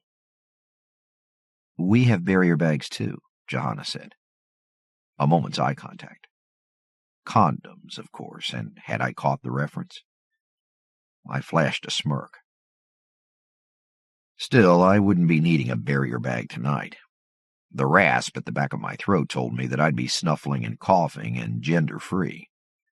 I was lucky it had held off this long. A folk asked, "How are you versatile? Male with male? With sexual immature? Outside species?" Sephilorath asked, "Triads?" "You've been reading the tabloids, I guessed." Johanna said primly, "All of that has been known to happen. We discourage it." "There are legends," I said. "Old stories that weren't written down until centuries after they were made. Mermaids were half woman, half sea life." "And mermen," she said. "Johanna, those are modern," I said. "When sailors were all men, mermaids were all women with fishtails and wonderful voices." Johanna asked, "Are you an anthropologist, Rick?" "Sure." "What discipline? What's your education?" I'd been lecturing on her turf. My head throbbed. It does that sometimes when I'm challenged, but this was the day's low-level headache lurching into high gear. I must have caught what Gale and Herman had. I reeled off some of my credits. If you think about it, I need every life science to run this place, and email addresses for everyone in the science fiction writers of America. If you're an anthropologist, you might consider working here for a year or so. We rotate fairly frequently, and both my steadies are out at the moment. No, I'm a bacteriologist. Bacteriologist? How was I going to get closer to a bacteriologist? I was trying to plan for the long range, and the aliens weren't following this at all. I said, "We humans, we do seem wired up to mate with strangers outside the tribe. At least in fiction, yeah, Johanna, we'd mate with anything. Fairies were powerful aliens, nearly human, not very well described. Humans with goat horns or animal heads, goat legs, fishtails, wings. Some were that tall, hands 8 inches apart, others the size of mountains. Spirits in trees and pools of water, angels and devils and gods from various myths and religions, they all mated with human beings in some stories. I'm telling you what's buried in our instincts. We don't always act on our instincts." I realized I was rambling. "Rick, do you have any visual aids about?" I gaped. Johanna's smile seemed innocent, but the question was impish. "I don't think so." A raunchy thought crossed my mind. "Do a demonstration?" "I don't think you'll be up for that," Johanna said. "No, not tonight. Flu." She shook her head. "Invader. I came here to keep it confined." Confined. Invader. Bacteriologist. A murky truth congealed. I didn't have the flu. Some alien disease had come with the Terpsithra's ship. I started to say something to Johanna, tried to stop myself, and found my thoughts running away like water. The Waharth leapt to the table, then the wall. He scuttled toward an upper window, his 36 fingers finding purchase where there was none. Johanna reached into her purse. In that moment's distraction, I turned to run, wondered what I was doing, and every muscle locked in terror. Not even my scream could get out. The goddamned flu was thinking with my brain. Johanna aimed her purse. The Waharth fell, stunned. I saw it all from the corner of my eye. I couldn't turn my head to watch. Johanna reached forward and turned off my translator. She spoke into her own. "Bring them in." I couldn't lift my arms. Escape was impossible. The host was fighting me. My head was beating like a big drum. Sephilorath's long, fragile arms set a cap of metal mesh on my head. She spoke into her own translator. It was a chirp make, crudely rewired. I heard, but not with my ears, and not in any language of Earth.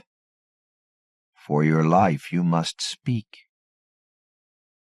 I chose not to answer. 2 armored men took charge of the Waharth.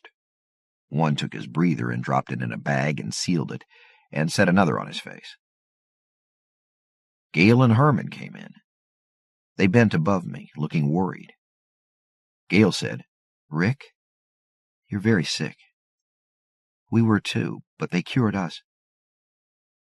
"Don't agree to anything," Herman said fiercely. "Not unless you want to make medical history." Sephilorath spoke. "See you, these humans. You took them for hosts some days ago, you and your Waharth pawn. Your colonies bred too fast for their health. In another day they would have killed them, but human defenders acted first. Most of your colonies on the ship are dead too. How did you reward a Waharth to make him betray so many?" I said, not with my voice, "Simulate mating. The drug he takes to tranquilize depression does not leave him alert and happy. I do." "And what fool would assume that sapient beings cannot fight bacterial invasion? It may be you are not truly sapient." Stung, I answered, "Am a star-traveling species. Hold many worlds." "Your number in the host is?" "Currently 10 to the 9th operators, one entity. Operators are not sapient, not me." "Breed to 10 times as many, entity becomes smarter?" "Only a little." "But too many for a host. Rick Schumann would die. Kill host. Is that intelligent?" The voice in my mind asked, "Fool, do you expect intelligence to stop an entity from breeding?" I thought that was a funny remark, so I added, "Ask any elected official." My voice was an inaudible whisper. Gale said, "Rick, the chirp liner is still near the moon. The point was to get all the tourists into closed-cycle life support and not start a panic on Earth. There's a sapient microscopic life form loose. This rogue Waharth has been leaning over our drinks with his breather on, distributing the bacterium as a powder in encysted form. Normally it spreads as a social disease. Under proper circumstances, it is a civilized entity, not especially trustworthy, but it can be held to contracts. But as a disease, it could ravage the Earth." I could barely blink. "We can make treaties with sapient clusters of the bacterium. That's you. Some species can't tolerate it at all, and some clusters won't negotiate. Some aliens won't volunteer as carriers either. Herman and me, we would have. Hell, we're grad students, but there wasn't time. They rushed us to the medical facility and shot us full of sulfa drugs." Sephilorath had gone on talking. "There is a chemical approach to halt your cell division. Antibiotics would kill you entirely, as they have killed your other colonies. Which will you have?" I felt terror from both sides of my mind. If my operators do not fission, still they die. When the numbers drop enough, I am gone. You would make me mortal. "Give you empathy with your host." "Monster, pervert, what would you know of empathy? I will accept the contraceptive." "You must buy it," Sephilorath said coolly. "This first dose is our gift." "Johanna, give him the first shot. 2 boosters to come, else the sulfa drugs. We will discuss terms." Johanna pulled down my belt and pushed a hypodermic needle into the gluteal muscle. I barely felt the sting. I listened to Sephilorath's terms and agreed to them. They included measures for the health of my host. My host was to be treated for arthritis, cholesterol buildup, distorted eyesight, a knee injury, flawed teeth. I was not to make colonies without permission of a willing host. Johanna offered herself as a host under rigidly defined conditions, and I agreed to those. Xenologists of many species would interview me periodically. I was feeling more lucid. When I could stand up, they escorted me off to the medical facility. Morning. I lay on a flat plate with a sensory array above me. I'd never seen the Draco Tavern medical facility from this viewpoint. I felt wonderful. Rolled out of bed and did a handstand, something I hadn't done in some time. Johanna caught me at it. "I'm glad to see you're up to exercise," she said. "What do you remember?" First flu, then an invasion. Now it's an embassy. Johanna, I can hear it. It's thinking with my brain. I think it's got the hots for you, but that could be just me. We agreed that I'll take a colony from you, remember? No, that sounds risky. Johanna, it would be like being an ambassador to, well, Iraq. They do build embassies in Iraq, she said, and this is a star-traveling intelligence. What might I learn? Huh. Your choice. And it'll fix... I was remembering more of the negotiations. I thought I was in pretty good health, but it wants to do a lot of fixing, to show how useful it can be. You're the brain it really wants. Do you remember that it's a sexually transmitted entity? I did. I leered. We talked much as we had last night, but on a more personal level. Ultimately, she asked, We've both had the usual blood tests, Jess. Our guest would fix that anyway. Do you have room for me here? Just until I can get infected. She didn't like that word. Colonized, she said. Positively. Maybe I can talk you into staying longer? My bed has one or two unearthly entertainment features. And if 100 breeds of alien are going to be interviewing your guest, well, the Draco Tavern has the best communication and life support systems on Earth. She smiled. We'll see. Ssoroghad's people. A week after the first Chrysalis liner arrived, a second ship winkled out of interstellar space. It paused to exchange courtesies with the ship now hovering alongside the moon, then pulled up next to it. It was as big as the liner whose passengers had filled the Draco Tavern for 7 nights now. We'd never had 2 of these in dock. The media were going nuts, of course. I worried about all these extra aliens. How was I going to fit them in? The Draco Tavern ceilings are high enough for bird analogs to fly. I could set some tables floating. When a handful of Chrysalis crew came in, I took the opportunity to ask, How many more tables am I going to need? 1, said a ship's officer. 1 occupant. How big?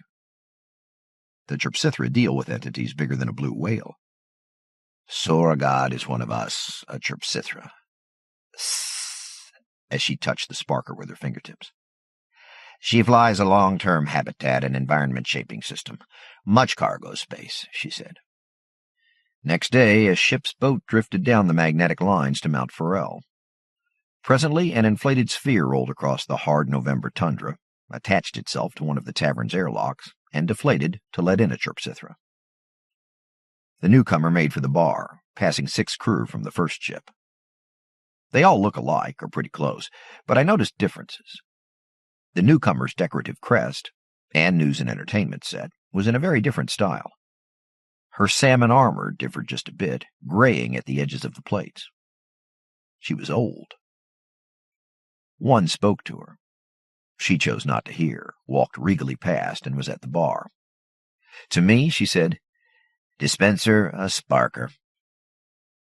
I had one ready. The chirps only have, or only show, this one sin. She put her thumbs on the sparker and kept them there. I'd never seen a chirp do that. Her antennae were trembling. She was getting too much of a charge. She let go. Her posture shifted, lolling. She said, Dispenser, sparkers for my companions at table Zitham. Tell them to remember. She rattled off numbers in her own language. I took sparkers to the chirp's table. Props. They already had theirs. I said, A gift from the citizen at the bar. She sent you a message. My translator also records. I ran it back to the right time and played it for them. One said, A location. That was her station, another said. We nished variants 1 through 4. Ssoroghod had them in her charge. She sent us sparkers. Memorial, said a third. They must be extinct. She will not talk to us. Ssoroghod was always unsocial. I asked, "Can you tell me what's wrong with her?" They looked at each other. I thought they wouldn't answer, but one said, "She may choose suicide." How would I stop that? Why would you? Death has happened in the Draco Tavern. Once it was a memorial service with the main guest alive until halfway through. Both times the individuals kept it neat. I still don't like it. One said, "She spoke to you. Rick Schumann let her talk. She may persuade herself to live." Humans use the bar chairs when they need to talk to the bartender. Most of the Chirp's clients need a tailored environment. They go to the tables, which can be enclosed. The bar doesn't get much action from aliens. Chirps themselves can breathe Earth's air. It's the lighting that gets to them. At the bar tonight there was only Ssoroghod, 11 feet tall, though she weighed no more than I did, armored in red exoskeletal plates, fading to gray at the edges, and some prosthetic gear. I told her, "The tables might have lighting more to your taste." "I do not want the company of my kind. This bluer light, I endured it for—" She gave a number. My translator said, 1,030,000 years. Mistranslation? I said, "That's a long time." Nothing. "What were you doing?" "Watching." I guessed. "Watching the Weenisht? Variants 1 through 4? She said, "Variants 2 and 3 made pact, intermated, merged, crowded out the others. They were competing for too limited an environment. Variants 1 and 4 died out." "Why were you watching them?" For a minute I thought she wouldn't answer. Should I leave her alone or risk driving her away?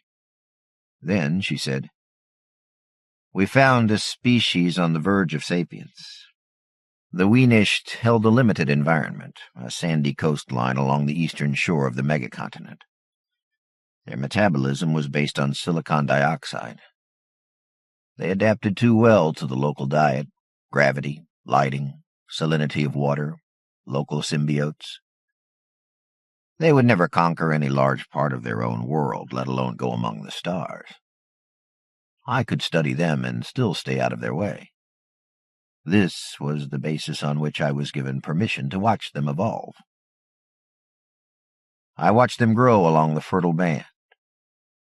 I was pleased when they tamed other life forms and bred them for desired traits. Though sworn not to interfere with their development, I did divert a meteoroid impact that would have altered local coastlines. They might have gone extinct. She touched the sparker, just brushed it. But they might have evolved flexibility. I cannot know.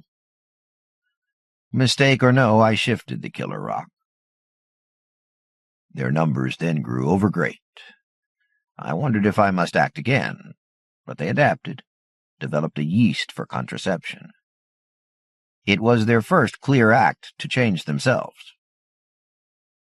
What went wrong? She focused on me. I had the impression that she was only now seeing me. "Dispenser, Rick Schumann, do you use something like sparkers? A jolt to change your viewpoint?" I said my kind used alcohol. At her invitation, I made myself an Irish coffee. I sipped meagerly. Being drunk might be bad. She said, "Weenisht have completed a cycle, a pattern. They are extinct. Does that always mean something has gone wrong?" "It would to me," I said. Her head nodded above me. Thumbs brushed the sparker. Then, "I saw no reason to interfere when they altered other life forms. They made and shaped and reshaped foodstuffs, beasts of burden, guard beasts. Yeast analogs became flavoring for food, medicines, perception-altering substances. Plants were bred taller and stronger, to improve structure for their housing. then water-going vessels to explore beyond their domain. When they began using similar techniques to shape themselves, I saw startling implications. I acted at once, she said. I set a terraforming project in motion on a large island just beyond their horizon. My intent was to build an environment the match for their own, without affecting theirs. Guiding weather patterns required exquisite care. When I finished, there was an island that might house the Weenisht, and a sandy peninsula pointing straight at it. Now I asked, why? She focused on me. They had shaped the contraceptive yeast. Now they began to breed their offspring and siblings and dependents to make patterns, to conserve wealth and power relations, and to shape offspring more to their liking. Crimes were defined, and criminals were subject to mental reshaping. I asked myself, how would they otherwise tamper with themselves? One mistake would drive them extinct. It has happened to other species over and over. Dispenser, what is it your kind uses for reproductive code? Deoxyribonucleic acid, I said. The Weenisht used a different code, being silicon oxide-based, but no matter. I was in a race for their lives. By the time they learned how to manipulate their own genetics, I was done. The ocean currents were bringing them bubble plants, telling them of a second habitat beyond the water. They built exploring vehicles, and they found it. Ships? Great translucent tubes, grown as plants, that rolled along sand or waves. They reached my second land and named it Anti-Home. I watched them build a base and explore from there. I waited for them to enlarge it. My intent was that they would build a city. Nearby, they could do their biological experiments, where any mistake could be confined. She touched the sparkers again, held too long. I waited. She asked, do you understand why this self-tampering kills so many species? It is so easy, so cheap. Knowledge of genetic code is not needed. What you like breeds. What you don't like, you uproot. Planned breeding may take generations, but not wealth. It is exploration that eats wealth. Your kind could tamper with yourselves for 1,000,000 years for the cost of putting a city on your moon, using your own primitive techniques. But you have the option. Most species could not travel between worlds. It would kill them. The Weenisht could barely cross a channel, half dead of motion sickness and running like thieves along their rolling ship, and reach an island prepared for them. And they threw it away. They explored and came home and stopped. They abandoned their bases, their tools, everything. Their laboratory shaped a cure for a genetic disorder out of a yeast variant. They did not guess that it would prevent the next generation from breeding. They did not guess that it would spread through their spherical analogs and infect all. I watched them grow old and die, and this time I did not interfere. I asked, did you ask advice from other xenoanthropologists, others of your profession? Amateur godlings? But 1,000,000 years of practice does not leave an amateur. No. Was she a jealous god? Or Ssoroghod, were you exiled? No, and yes. There was a professional quarrel, my view against the galaxies. I could not return until I knew answers I could show. So here I am, returned, and the answer is that I was wrong. What else must you know, intrusive creature? As an invitation to go away, that was hardly subtle. I asked instead, why did you chirp Sithra contact Earth? I knew nothing of it. It was not my decision, Ssoroghod said. We went to the moon and came back and stopped. We were fiddling with DNA, but we weren't doing it in any lunar dome. I was just old enough to see how stupid that was, and I couldn't do anything about it, I said. You saved us. Why? Merchants, said Ssoroghod. They follow their own rules. You might have something of interest to entities with other forms of wealth to trade, so they interfere. I owe them, I said. I drank an unspoken toast to the Weenished. Dispenser, it may be you would have come to your senses. Experiments done in your own living space are lethal. You might have explored your moon under pressure of fear, built your domed city and your nearby protected laboratories and saved yourselves. You can never know. I knew. Ssoroghod said, and the Weenished might have accepted my island despite the cost. I could not rob them of the chance. They chose convenience over adventure, short-term over long. I gave them most of my lifespan, and they threw it away. I will beg a ride home and make another life for myself. She strode over to a table of Terpsithra crew and began to talk. And I made myself another Irish coffee, but it was my own species I toasted. The Missing Mass.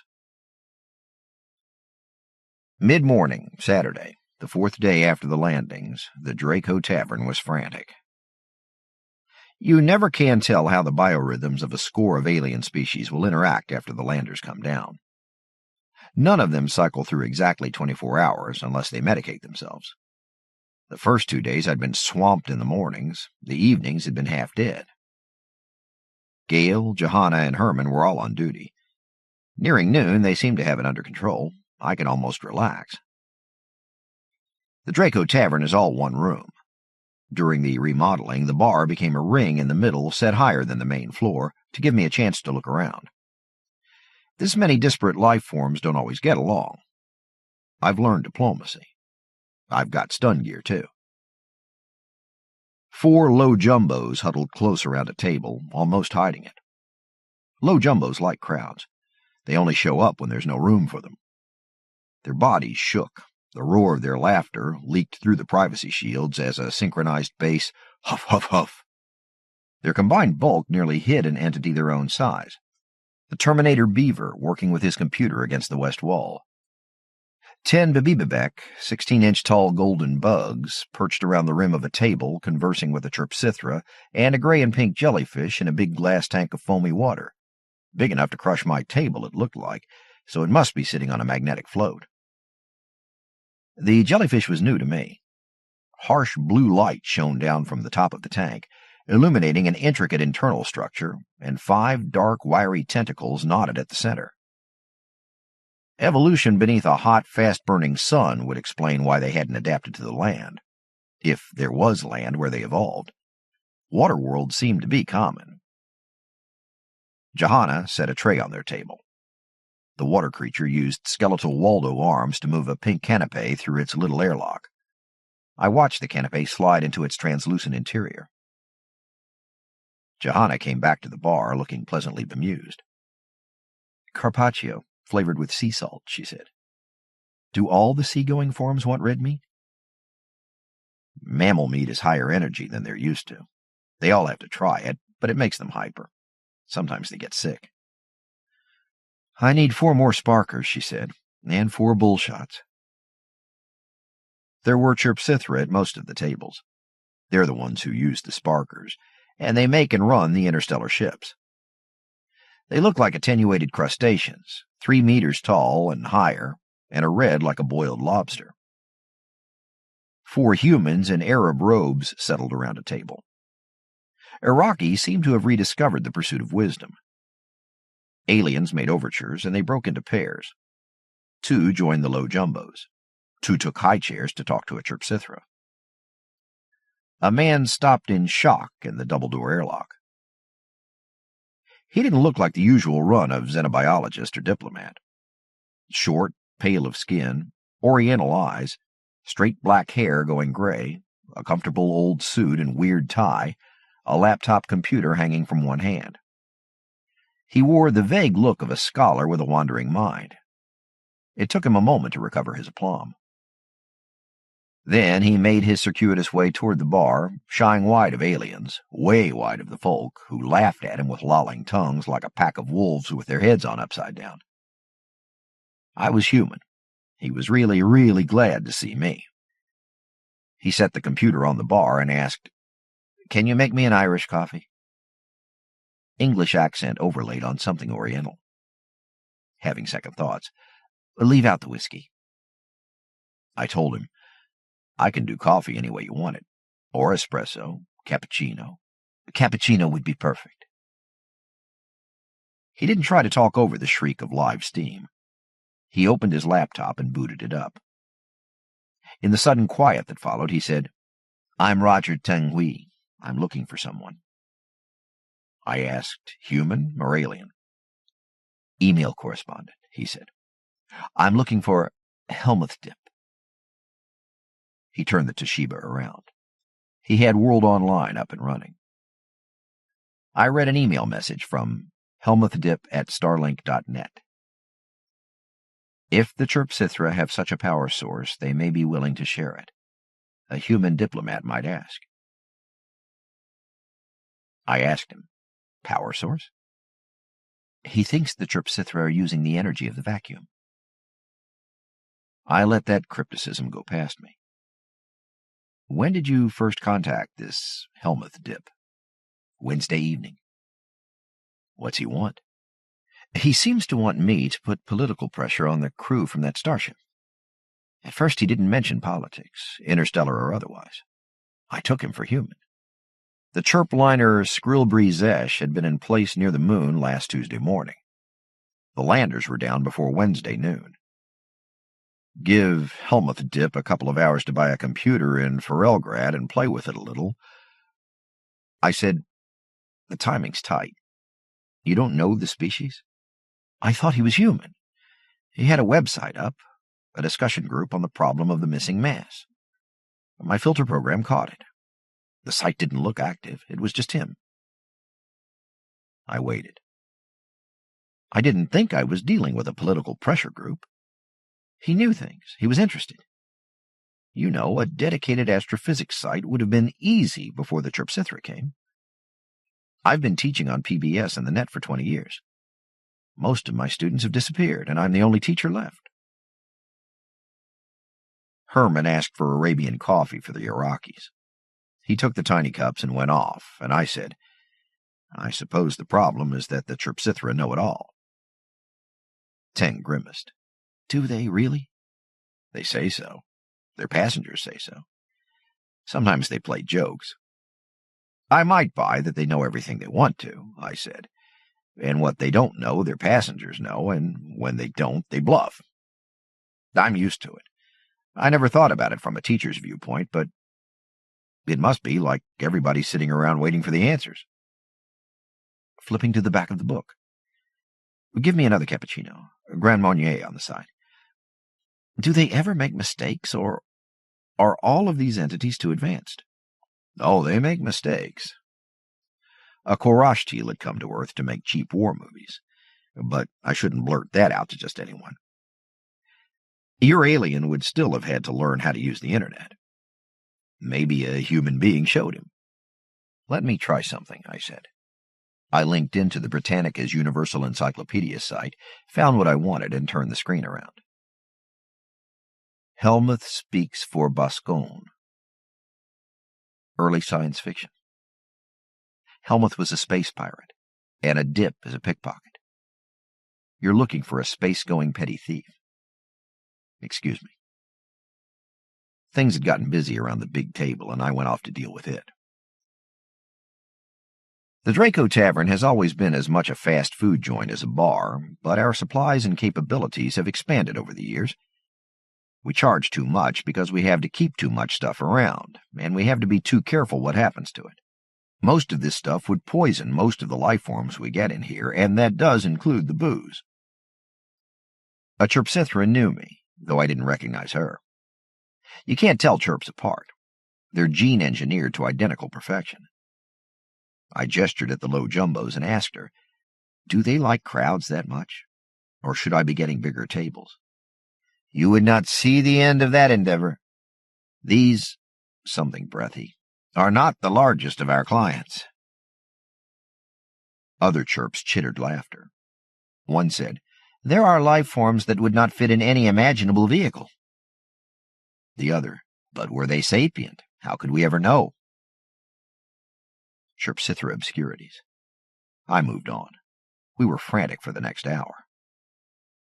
Then the Iraqis all rose and went out. Prayer time, I guess.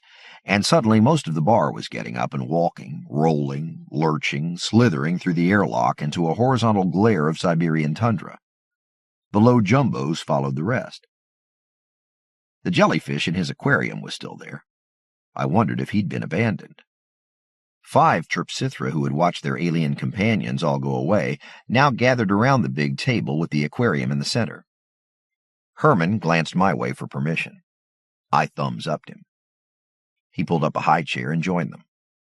Something hairy came out of the restroom, looked around at the empty bar, then joined Herman and the chirps and jellyfish. Johanna looked tired. I told her to go sack out. Gale went too. Roger Tenghui was still at the bar working his Toshiba. The Terminator Beaver was deeply involved with his Macintosh. I stopped at the Beaver's table. What showed of him was largely prosthetic. Under all the goo and wire and silver plating and small glowing icons, the Terminator Beaver might have been a solitary low jumbo. He was half covered in tiny black platelets, half pink hide bared for prosthetics. Circuitry, lenses, armor covered his body. The material shone like glass and metal and jelly, but it all flexed. There was a narrow indicator strip above his small, neat carnivore's mouth, where he could read it with goggles like 2 silver eggs. The widgetry had a functional beauty implying, I thought, centuries of design. It hid most of his face. Wires ran from a neck ring into the ports of the Macintosh. The screen was dancing, flickering, and his fingers never went near it. He told us his name, a near supersonic birdsong. He had been in the Draco Tavern since the landings, eating and drinking alone. He had bought the Macintosh laptop computer in Ferelgrad, the merchant town that has grown up around the spaceport. Gale had shown him the basics during a dull evening. He'd become skilled very rapidly. We'd speculated. The Draco Tavern's elaborate restroom isn't gender-specific, so we still didn't know that. Was he, she, it, a cyborg by choice? A medical patient? Geriatric case? Augmented athlete? Was he an injured low jumbo, avoiding eyes that might find him ugly? He'd plugged his Mac into the wall, not into one of the universal sockets the Chirpsithra gave us, but into a telephone jack. I looked back toward the bar. Tenghui was around the other side, not visible. The Beaver might well be the mysterious Helmuth Dip at Starlink.net. Did I want Tenghui to know that? Did I want to tell the Beaver about Tenghui? I try not to get myself or the tavern involved in these dominance games. Sometimes there's no helping it. And sometimes I can supplement our income by learning something valuable. I once went broke building a supercomputer, but that's also how I patented the magnetic float. The game the Beaver was playing wasn't an action game, so I felt free to interrupt. Terminator Beaver, I said, and let my translator whistle his name. How are you doing? Let him take it either way. Progress on the game, or was he thirsty? He whistle-sang. His translator said, Dead. Notice joke. I begin the game dead. Your character can still get hurt. He was playing Grim Fandango, upgraded for 3D. I watched him trying to deal with the coroner and his flower beds. Do you enjoy hints? No. I need a hint to a puzzle. How good are you at that thing? A fascinating toy. Have you had dealings with this entity? I showed him the net address, helmuthdip at starlink.net. He asked, Do you have access to this entity? He typed it on the screen, China Roger at WOL.com. It may be. Describe what you want of him.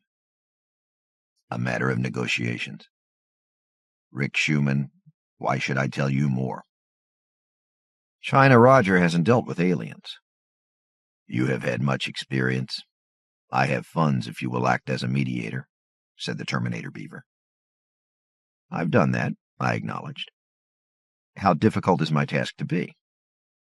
Try to describe what you want of China Roger.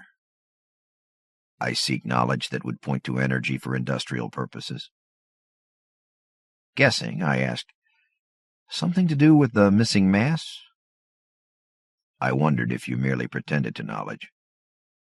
Would you accept 1/12 cubed of net profits from this process over the next 1,000 years? I negotiated for half that, plus a modest 1,000 credits to be transferred at once. A bird in the hand, etc. The recording would serve as a contract if I brought these two together. I hadn't decided on that. Either way, I expected no profit from this. Herman was getting recharged sparkers for his table. The Weisthru, the hairy guy, wanted an orange sherbet shake in odd proportions. I made that, and Herman took it away. Teng had waited patiently. I asked him, "What do you want with this Helmuth dip?" "I want to know what he wants with me." "What's he say he wants?" "That's complicated." "I'm not busy." I thought he was just another astrophysicist. But look, I'm Roger Teng Hui. Any decent astrophysicist knows who I am, and I'd know who he was. I don't mind Helmuth Dip hiding his name, but he knows of research I've never heard of, and there are terms he didn't know. That was funny. He wanted to talk about the expanding universe, but he didn't know Hubble constant. He knew missing mass, but he didn't know Casimir effect. I don't either. Look, this is fascinating stuff. He caught himself. Even now. Rick, the current most interesting question in astrophysics is, what is the nature of the expansion of the universe? Will the universe expand to infinity, or will it collapse back to a point? Most astrophysicists would like to find just enough matter to make space flat. Understand this picture. If the universe is too massive, it'll expand for a while and then fall back into a reverse Big Bang. If there's not enough mass, it'll be expanding toward infinite volume. Right between, it expands to a finite limit. That's flat space, right between infinite expansion and an eventual collapse. And it fits a cluster of theories built around an inflationary universe. How fast we're expanding is the Hubble constant. I did, in fact, understand him, but he didn't wait to find that out. He just raced on. Now, the right amount of matter to do that depends on how fast the galaxies are going away from each other. The Hubble constant, right? The faster they're flying apart, the more energetic the Big Bang explosion must have been, and the more mass it will take to pull everything to a stop. The point is, none of the astronomers can find enough mass to do the job. Maybe we would have. Telescopes were getting better all the time, but then the Chrysalis showed up. Is this what was going on at Helmuth Dip's website? Yes. I thought he was an amateur at first. Brilliant amateur. I was intrigued. The latest, most accurate measurement of the Hubble constant depends on type 1A supernova explosions. Do you know how that works? I shook my head. Say you've got a bloated gas giant star losing mass to a white dwarf companion. The hot hydrogen gas rains down through an amazing gravity field, so it's heated to tens of millions of degrees. When it gets dense enough, you get a fusion bomb. Boom! These type 1As all resemble each other, and they can be recognized across huge distances. The universe is full of them.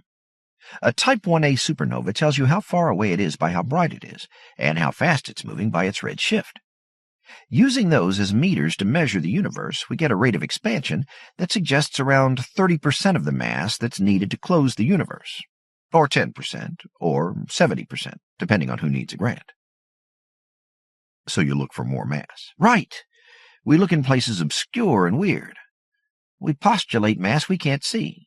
Dark matter, in all sizes, from neutrinos to intergalactic dust, to near infinities of brown dwarf stars to hypothetical massive particles left over from the Big Bang itself.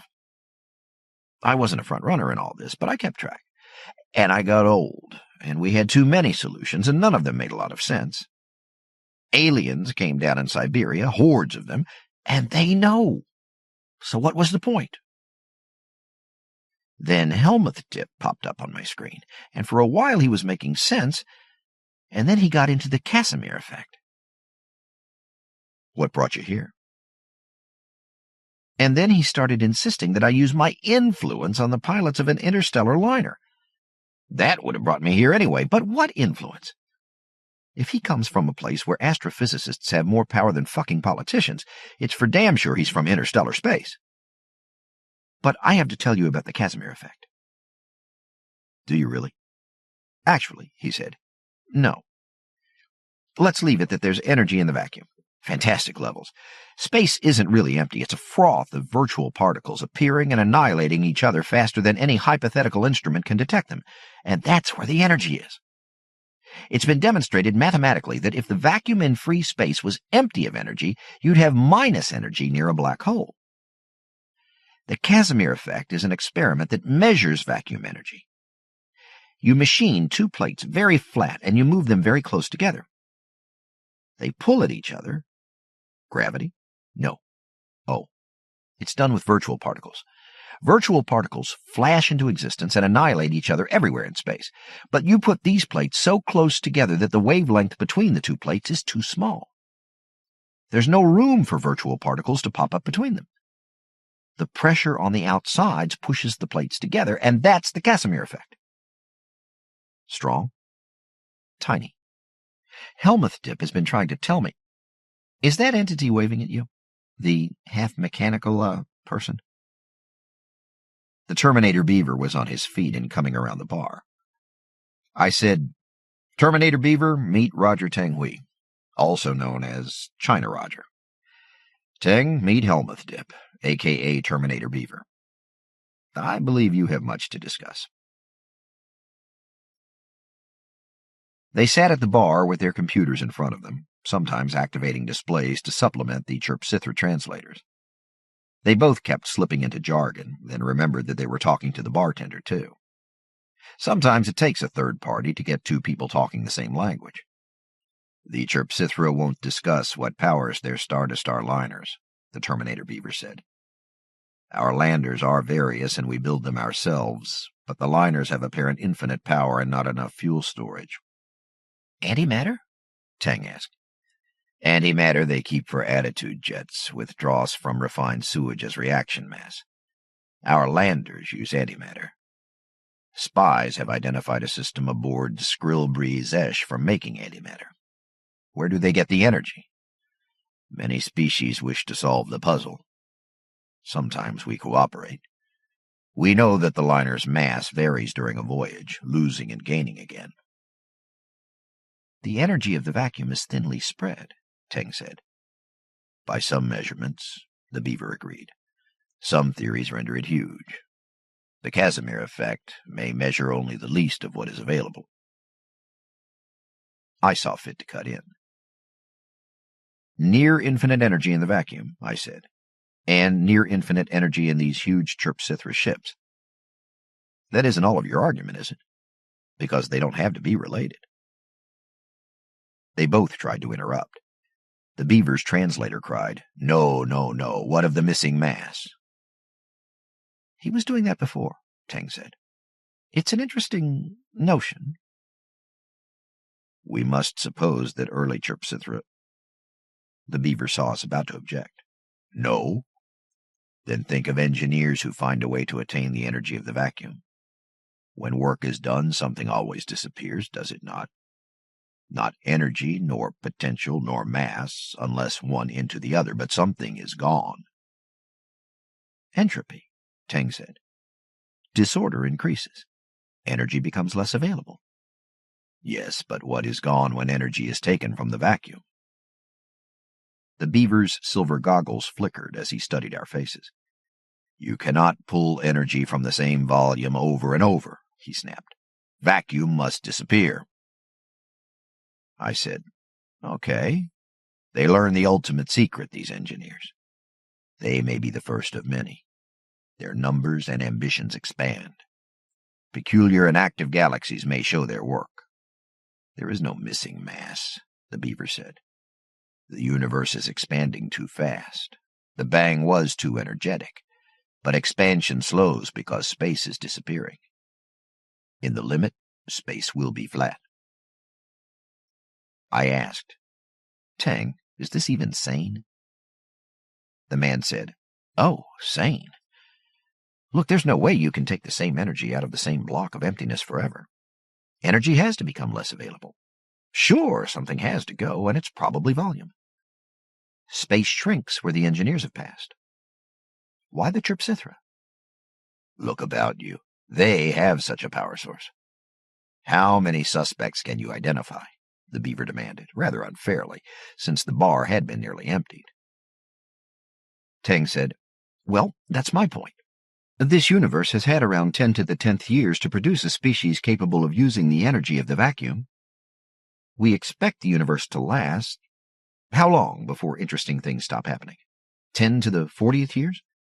10 to the 10 to the 80? We are in the earliest moment of the universe.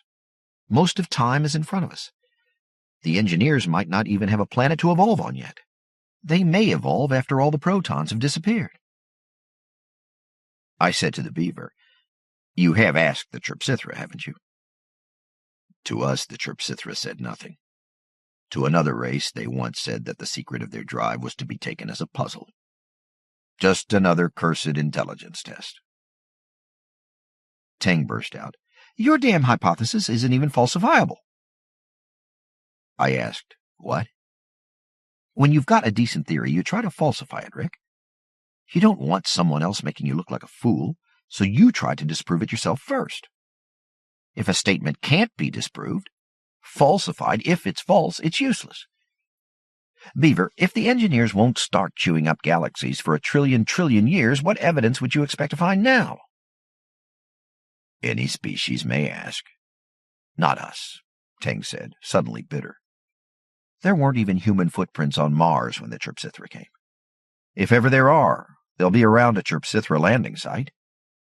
Passengers. Why would they give us an interstellar drive? We can't even build landers. And they use antimatter just for reaction jets. I made 2 cappuccinos while I thought. All talk stopped in the scream of steam. It seems I'm doomed to spend my life with entities brighter and more knowledgeable than myself. They gather to talk, all these different shapes and minds, and I am privileged to listen. I love it, but sometimes they talk and never act. A mathematician once told me that all of math is a mind game. The strangest thing is that any of mathematics can be fitted into the way any part of the universe behaves. The huge vacuum energies that fall out of mathematical formulations needn't be taken seriously. I knew that without ever seeing the equations, let alone being able to read them. Then again, come with me, I said. Let me do the talking. Tang, you may not know it, but any ongoing conversation should not be interrupted. It's a custom. Right. What have you got in mind? But I was in motion, and what I had in mind was very little. The big table was down to Herman, 3 Chrysalis, the silent Ssoroghod, and the big jellyfish in his aquarium jar. I placed the cappuccinos and pulled up high chairs for the rest of us. One of the chirps was chittering. My translator said, Not all of the life forms known to us enter the Draco Tavern. Poseidon masses as much as Skrilbrizesh itself. Skrilbrizesh was the big ship still orbiting the moon. The jellyfish spoke like a snore. Its translator asked, But this entity could visit Poseidon? One of our ships might cross to Poseidon's world. We would prefer to visit Poseidon before he dies. Wait but a moment. The chirp's monitor strip twinkled. Herman took the opportunity to half-whisper, We've been talking about water worlds. That's Scylla. Nothing to trade, but supposed to be a poet. Poseidon lives on a water world not far from here. He's huge. The chirp said, No such voyage is now planned. Learning to talk again to another of his species would be tedious, but we estimate Poseidon's lifespan in the thousands of years. But mine is not, Scylla the jellyfish said. We are sorry.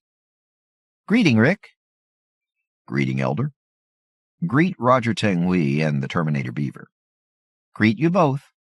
Greet Scylla, whose kind only recently made fire. A great accomplishment it was. We spoke. The translator spoke. Talk grew raucous, then stalled. Into a moment's pause, I asked, "What's the largest life form the Chirpsithra know of?" Extinct now, the Chirp said. They were larger than galaxies. They formed the galaxies. Your telescopes will one day be powerful enough to watch them. Would you witness this now? Teng wanted to speak. The beaver wanted to speak. But they both looked at me first, and Scylla's snore rang out. "Please show us this wonder." Our monitors. But you have a local computer, I see. The creature's long red armored hand reached out for the beaver's Macintosh computer and opened it, facing the jellyfish. Do not disconnect. The Chirp produced a little box of its own and plugged it into a piece of the beaver's equipment. Her fingers played over a surface. The beaver was still attached. He twitched. The Mac's screen raced, went black, then blue-white. Fast forward, the Chirp said. We watched. A wash of violet light dimmed to blue, to green, to yellow, then broke into an expanding chaos of filaments and dimmed further. The Chirp's translator spoke. Roger Tenghui, how do galaxies form? Teng said, "It's a puzzle.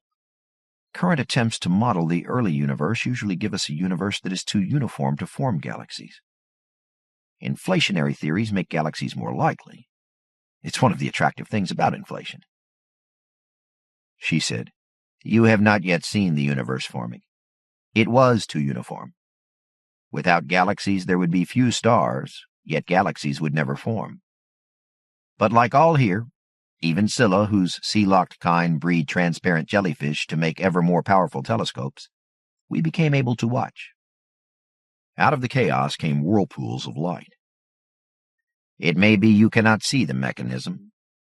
Teng, your people have wondered about the missing mass. Teng recoiled. She chittered laughter. What is unfalsifiable might still be proven true. You've been eavesdropping, I said. Our translators note key phrases, as missing mass in conjunction with energy of empty space. If engineers must use the power in the vacuum, and those engineers are yet to evolve, then they will be undiscoverable. But these life forms we call the firstborn evolved very early. They metabolized the energy of the vacuum. Wherever there was a bloom of firstborn, an orgy of uncontrolled breeding, there too were sudden concentrations of mass. Disappearance of volume leaves mass behind, yes? There, sudden stars flowered. We would study the firstborn further, but we cannot find them. We fear them extinct. During formation of a galaxy, the rage of light and heat may kill them, or else matter around them might grow denser until a black hole swallows all and remains behind to anchor newly forming stars. Yet we hope that they still survive between galactic clusters. See this great emptiness. She showed us on the Mac, a vast hole in the universe where there were no galactic clusters. We have never traveled that far. If we could study the firstborn, we might learn their secret. The beaver demanded, "But what drives your ships?" Our ships use a lesser effect. The firstborn hold the key to vast wealth. If we have not learned it, we, in our billions of years, well, some younger race might. Teng, Beaver, Rick, it is not in our interest that you should give up striving. Scylla's magnetic float plate floated out from under the table, and she drifted out onto the tundra. The rest followed. I watched them go, thinking that we must be a common thing to the Chirpsithra. A civilization is only beginning to learn the structure of the universe when interstellar liners appear and alien intelligences blurt out all the undiscovered secrets. Primitive peoples die when powerful intruders mock their lifestyles. Whole worlds might be saved if chirp diplomats can be trained to imply that vast secrets remain untapped, awaiting the touch of young and ambitious minds. "Paid you too much," the beaver told me. "Did you see animals the size of a galaxy?" "I did not. I saw blobs and colors." He ambled out. Tang caught up with him. I heard him say, "Let's think about expanding that Helmuth Tip website. Get some of my colleagues involved. Maybe some passengers, too." Tang was bouncing, his spirits restored. In a young universe, there were still wonders to achieve, secrets for a young species to learn. The Convergence of the Old Mind.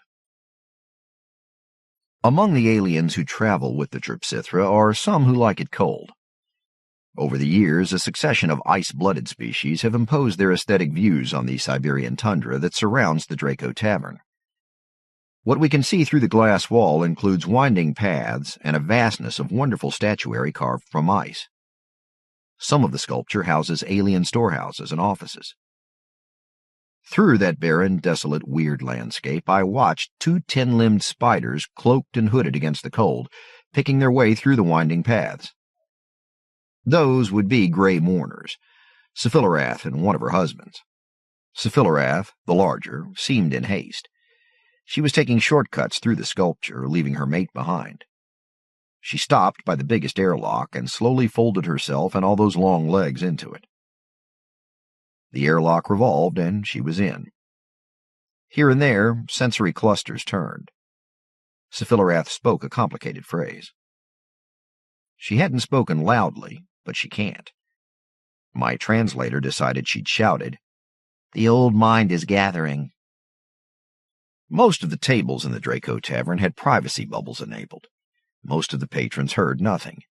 But 9 Babibabek, lined along the rim of the bar in front of me, tumbled off and streamed toward her.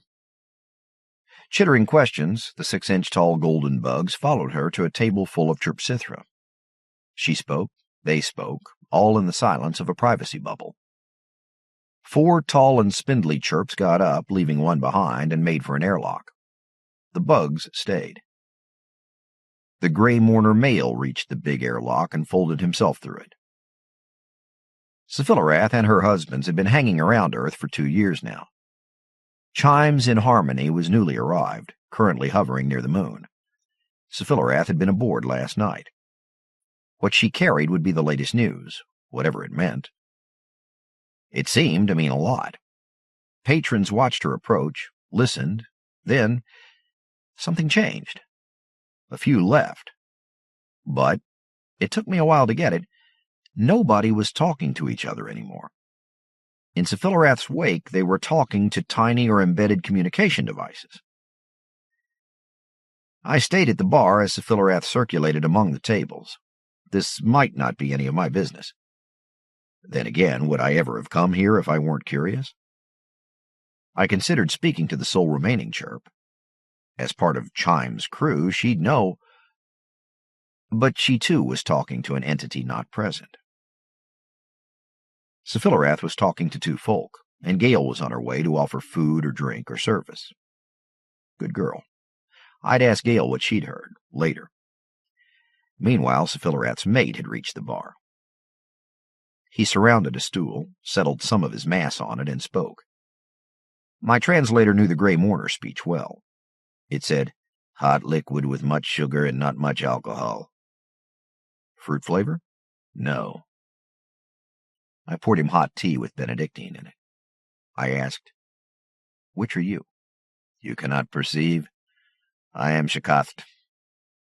I said, "The old mind is gathering?" "Yes, in the Orion cluster." "Who is the old mind, and what does it gather?" He stared, I think. Ssoroghod has too many eyes to tell. "Information," he said, "and intellect. Have you never heard reference to the old mind?" "Never," I said. He asked, "Have you ever wondered if there are entities older than Chrysalis?" I knew of very old entities that were supposed to be extinct. Otherwise, I asked, how old are the chirps? He might know. 100 million years, they tell us, or 500 million, or more, or less. It depends on where you set the brakes in speciation. They hold all the red dwarfs in the galaxy now, they say. Their first world joined their first sun before they knew how to prevent that, Ssoroghod said. But the universe is older than that. I wouldn't think species last 500 million years. No, certainly not species. Ssoroghod, what is your mate doing? Spreading the word, offering opportunity to all. The old mind is converging near the Orion birth ground. Chimes in harmony, prepares to depart. Perhaps the mind will talk. Orion, birth ground of stars? The Hubble telescope gave us pictures of fresh young stars and planetars in the trapezium cluster of Orion Nebula. I said, you'll be centuries getting there. You make it sound like a Grunion run. We will need more than centuries. A convergence doesn't happen all at once. Not many will choose to go. Some passengers will await the next ship. Some who plan to stay over will fight for a berth aboard Chimes in Harmony. They're all on their communicators negotiating, changing their plans. What is a Grunion run? I said, fish come up onto shore to mate in the sand. We catch the Grunion for food, if we can guess the right night. Ssoroghod nodded himself on a laugh. This is not a Grunion run. We go in hope of speaking to the oldest intelligence. No, not that. Most knowledgeable, it may be. Rick, permit me a question. What would you make of yourself if your options were infinite? I'd played such mind games in college. I said, I'd make myself intelligent enough to decide what else I wanted. More aliens were leaving. Rick, there will come a point for my kind, or for yours, or for any tool-using community that lives long enough, when intelligence may be made arbitrarily large. Can you see the danger in that?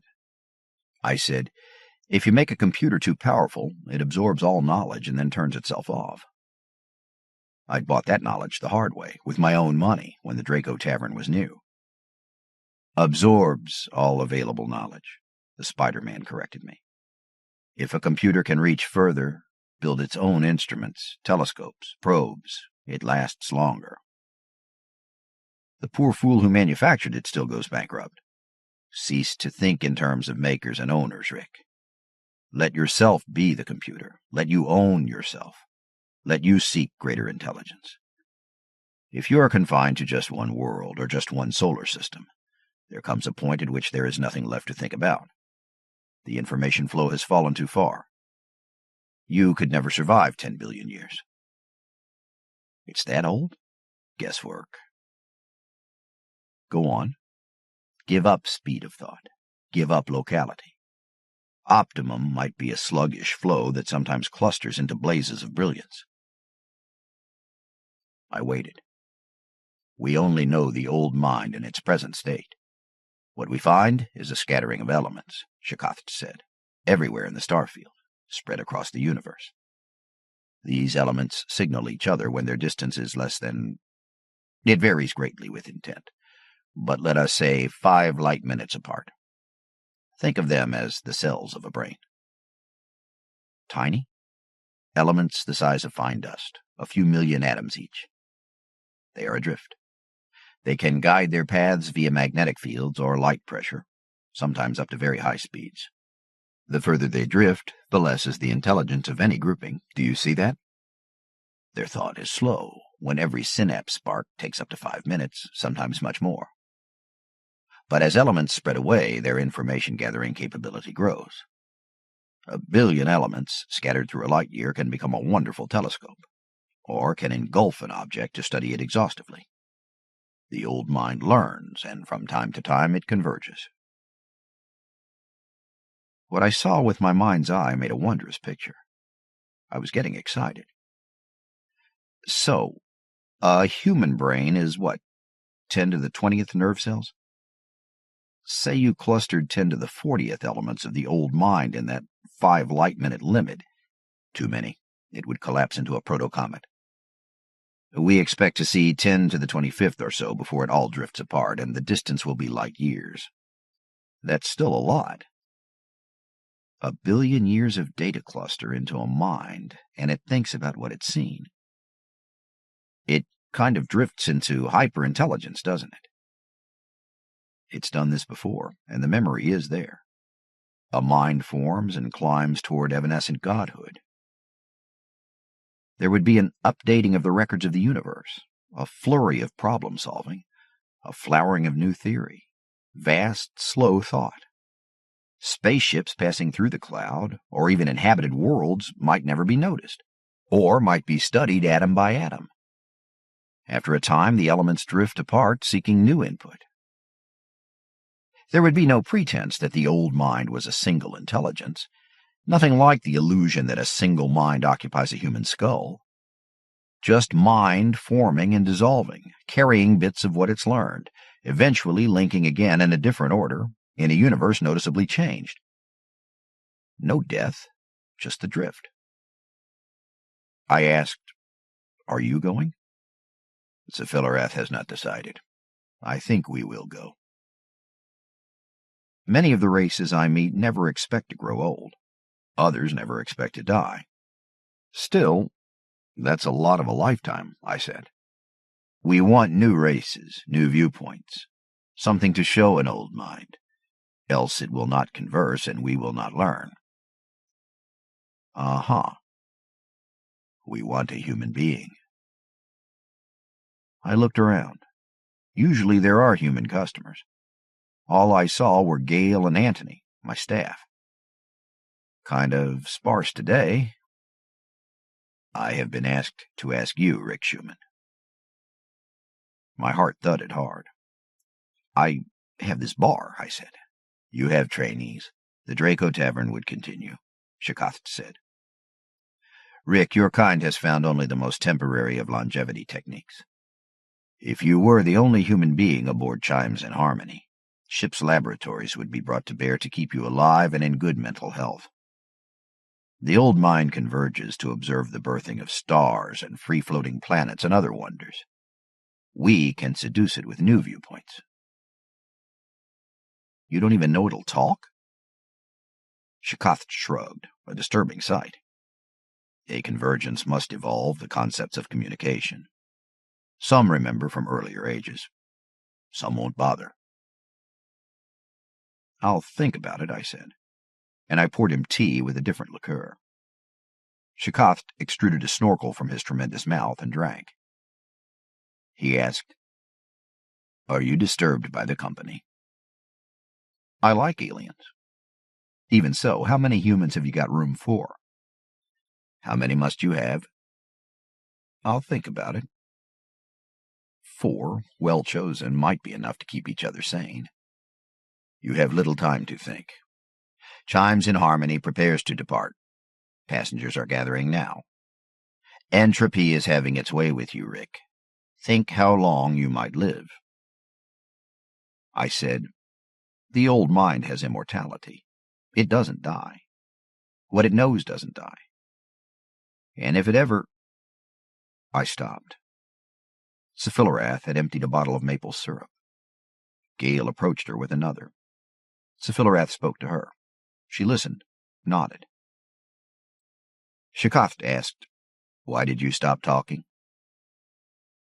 Ssoroghod, it never clusters all of itself, does it? How could that be since 12 billion years ago? It has spread itself across the universe. But we think the old mind almost stopped manufacturing new elements long ago, and we think we know why. It would have become the dominant natural force in the universe. Nothing interesting could happen after that. We wonder if it was too powerful for a time. For billions of years following the old mind's expansion, we see no sign of other intelligence. Rick, asked Gale, may I speak to you? They took an established science fiction writer from Sri Lanka. They took the manager of the San Diego Zoo. They took Gale. They wanted humans with a record for getting along with minds unlike their own. I hope 3 humans are enough to keep each other sane. I didn't go. After all, I have this bar. All the traffic between Earth and the universe passes through the Draco Tavern. There have been other convergences of the old mind. Other Chirpsithra liners must have gone to visit them. Sooner or later, the stories will come home to the Draco Tavern. All I have to do is wait.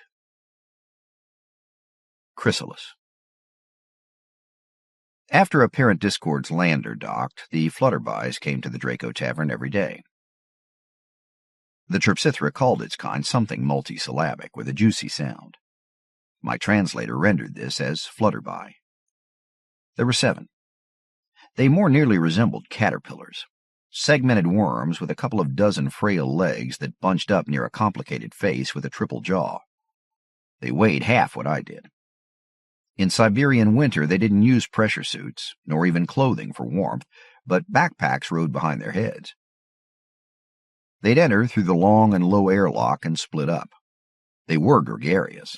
They mixed with their fellow travelers and humans, too.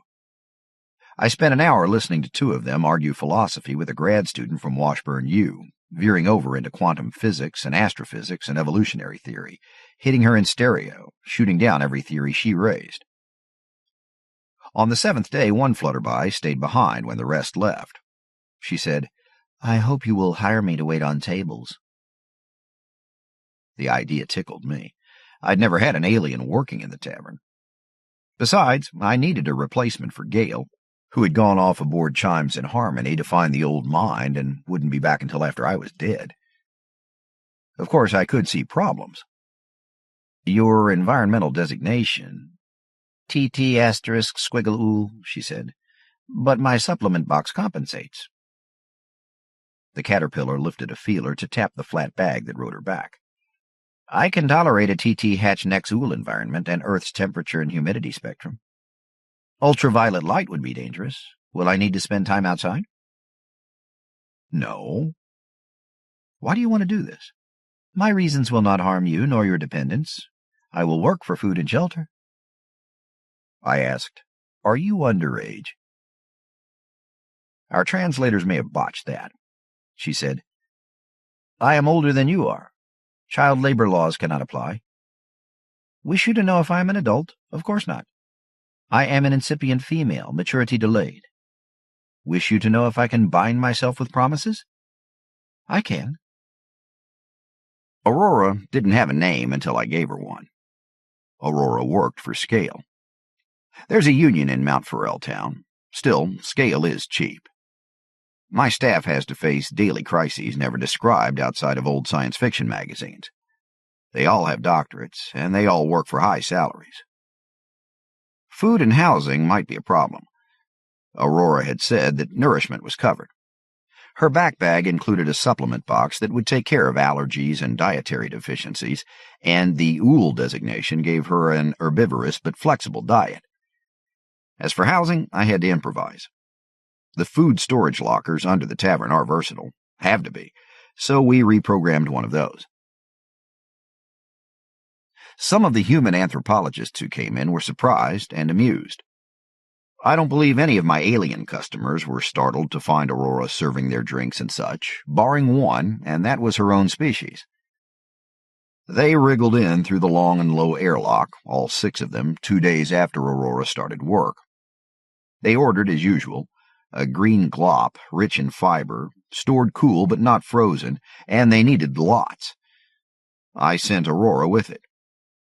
Their eye stalks avoided her, scanned in wide arcs around her and the big bowl of glop as they slithered toward the long and low airlock. One stopped to register a credit to pay for the abandoned order. They didn't speak to Aurora. Aurora seemed pleased afterward.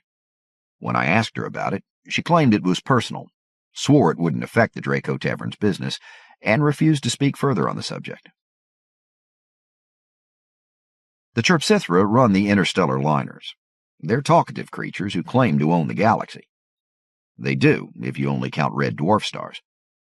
The Draco Tavern was built according to their plans, partly financed by them, too.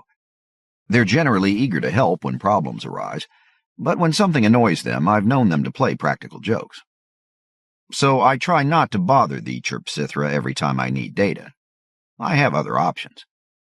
For instance, the translator devices. They have access to a vast library.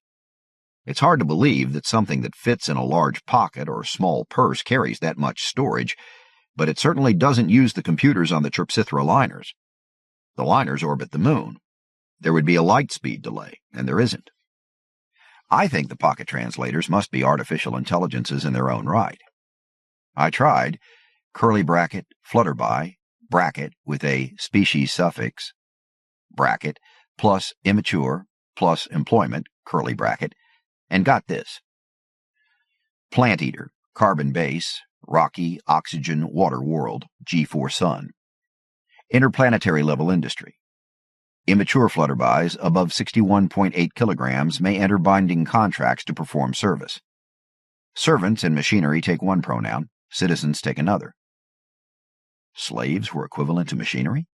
That sounded like a rigid caste system at work. Curly bracket, flutterby plus travel, curly bracket, got me too much material, a long lifetime study. Curly bracket, flutterby plus interstellar travel plus contractual, curly bracket, told me what hundreds of the flutterby species had done to themselves in order to ride the Chrysalis liners. Armed with that, I confronted Aurora.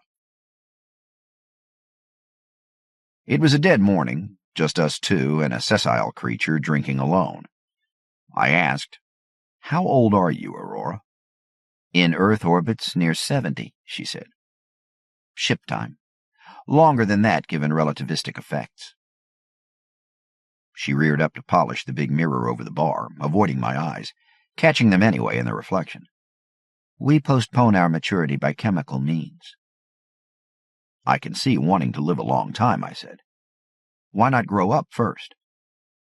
"Rick, how can you bear to ask such personal questions of a Waitron?" "Why not?" "But we are not of similar caste and rank." "I'm your boss," I said. "I'd be handicapped if I didn't know something about you."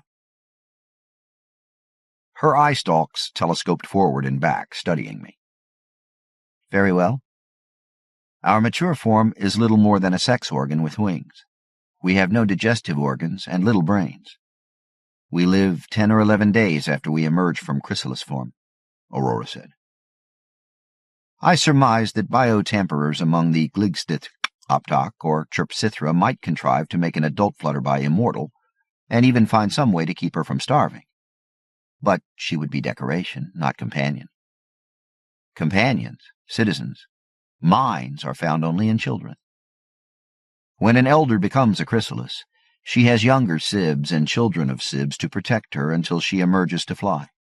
Over hundreds of thousands of orbits, our line has evolved to live longer, to postpone the mating flight so that we may become more capable of defending our genetic line. These other flutterbys, are they your sibs? They are my mating group, wives and husbands, the translator said. Why did they leave when they saw you? I have changed caste rank. They don't know what to do, she said smugly. They can order service of me, but only in context of our positions. Else they cannot speak to me, cannot persuade me of anything. What would they want from you? To go home. Then what? Set your metabolism running again? Become an adult? She avoided my eyes. I asked, Mate? Mate, and breed, and die, she affirmed. What do you want, Aurora? Stay here, work here. Wait until my mating group leaves Earth. What if they don't leave? Their berths are aboard apparent discord. They would lose those, as will I. When the next ship arrives, I may try to get a berth. Then again, your Draco Tavern is a convergence of voyagers. Here I would find a life as interesting as theirs. The Flutterbys boycotted the Draco Tavern for about 4 months. Then, on a day when rumors suggested that apparent discord's time was running short, all 6 Flutterbys filed in and split into pairs.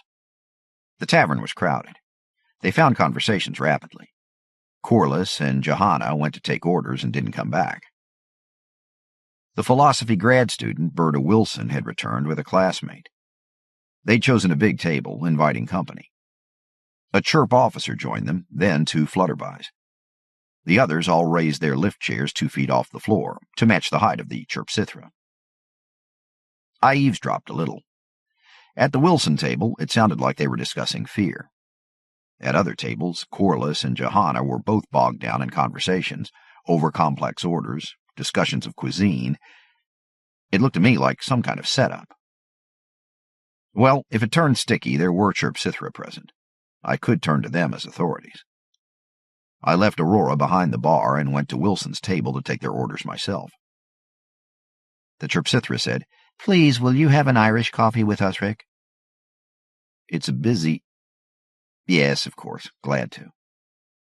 I dismissed the notion of begging off. The chirp bore rank markings. She was an officer. If this was a game, I could assume she was a player.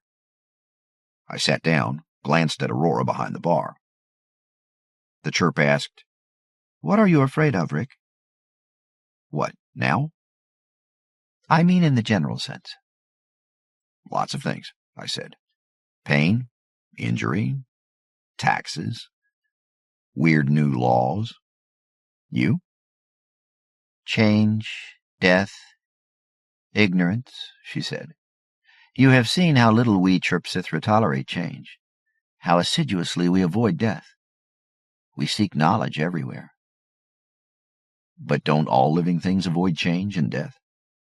And hey, animals generally evolve better senses as they get more complex." "These are not universals," said the chirp.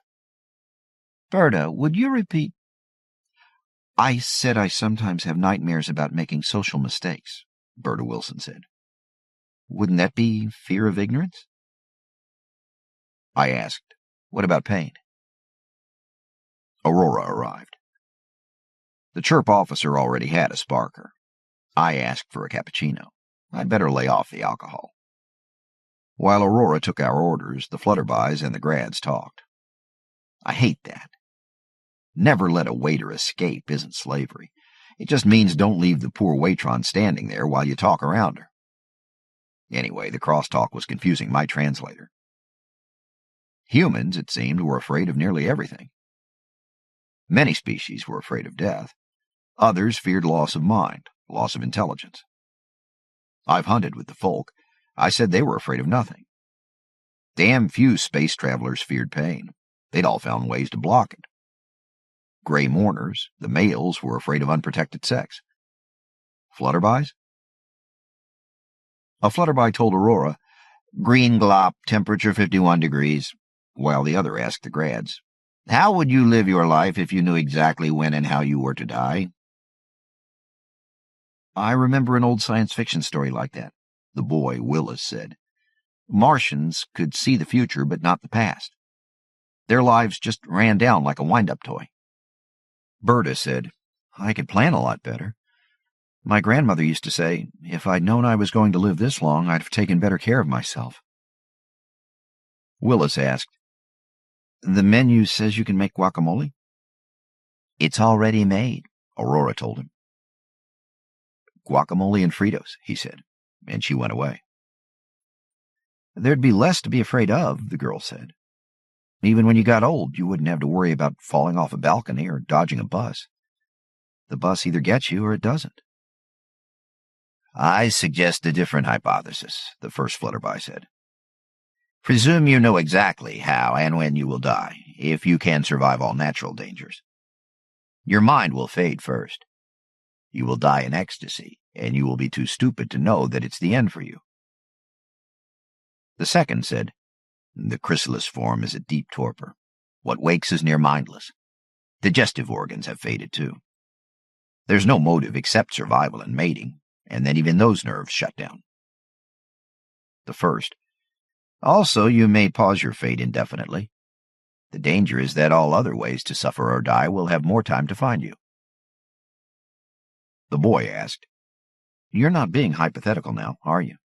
"No, this is our fate, but we must still fear all other mischance. Predators, A fall, a misalignment in apparent discord's antimatter containment could rob us of our destiny. We took this risk gladly in order to see more of the universe. Aurora returned, pushing a floating tray. Willis dipped up some guacamole. I hid my grin with a cappuccino mug, but I'd looked first to see he hadn't found the wrong bowl of green glop. He said, "We do the same." The flutterby seemed startled. "What? Do you really?"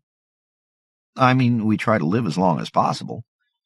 Whatever's currently killing our old people, we go through a lot of effort to cure it. That always means the next thing in line gets us.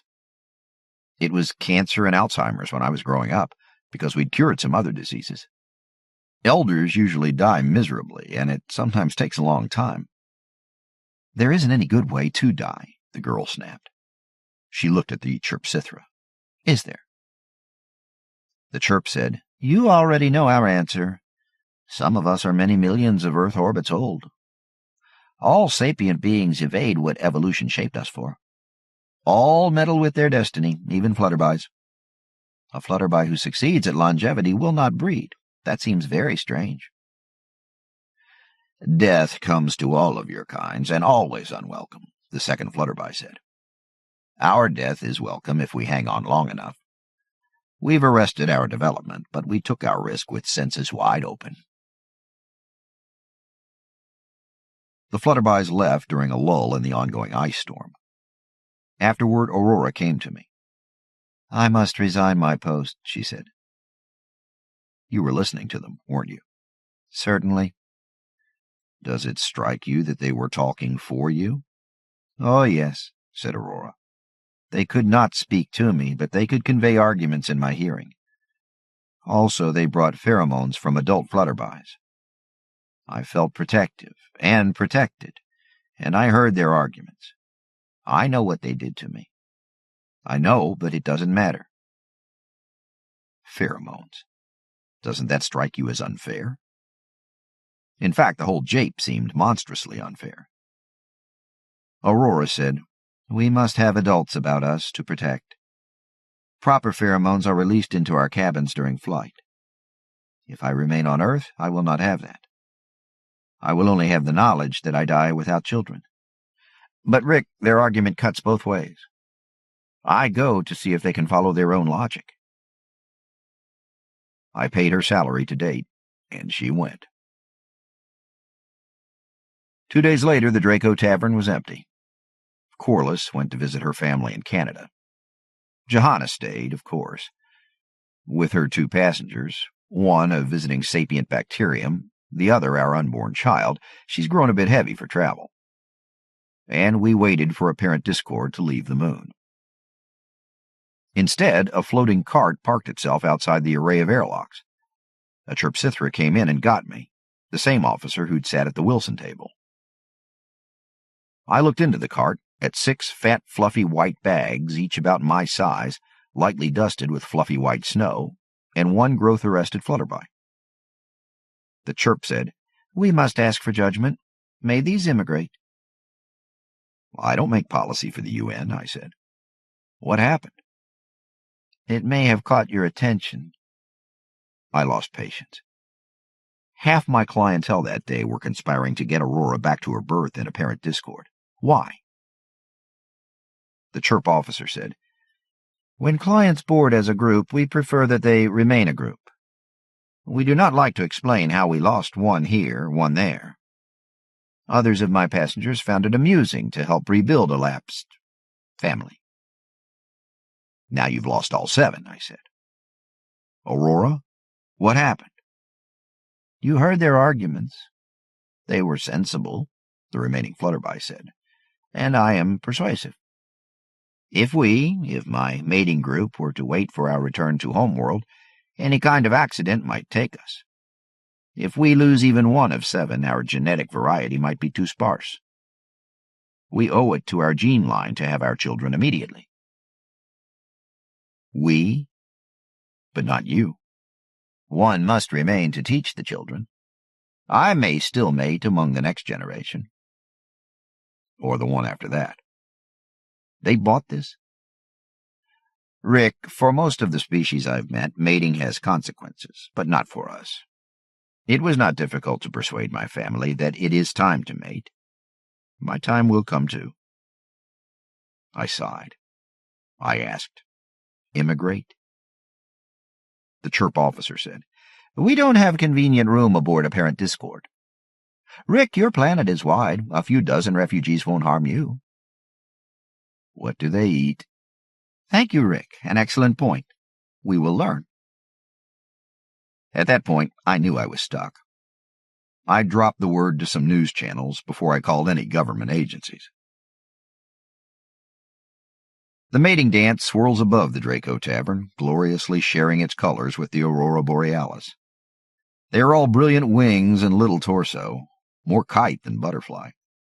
They mate while falling. Via movie screens and TV sets, it is being seen all over the earth.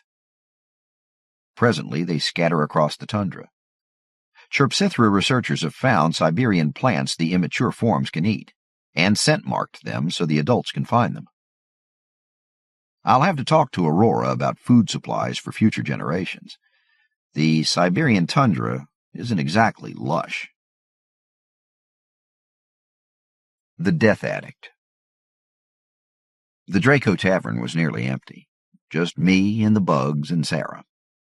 Sarah was complaining about the expanding universe. She's an angular woman with solid and elegant bones, not much flesh to cover them. She'd introduced herself to me. Dr. Sarah Winchell, anthropologist, a woman in her 40s, a bit younger than myself, who had lived with apes in the wild and had now come to confront aliens. I'd have expected her to be over-specialized. Her knowledge of cosmology surprised me. I'd brought her 2 Mai Tais with popcorn for the Bibibibek. Now she was drinking club soda. Her speech stayed lucid and brisk. The universe is expanding, she told the ring of bugs. Fine, I can live with that. I grew up knowing that.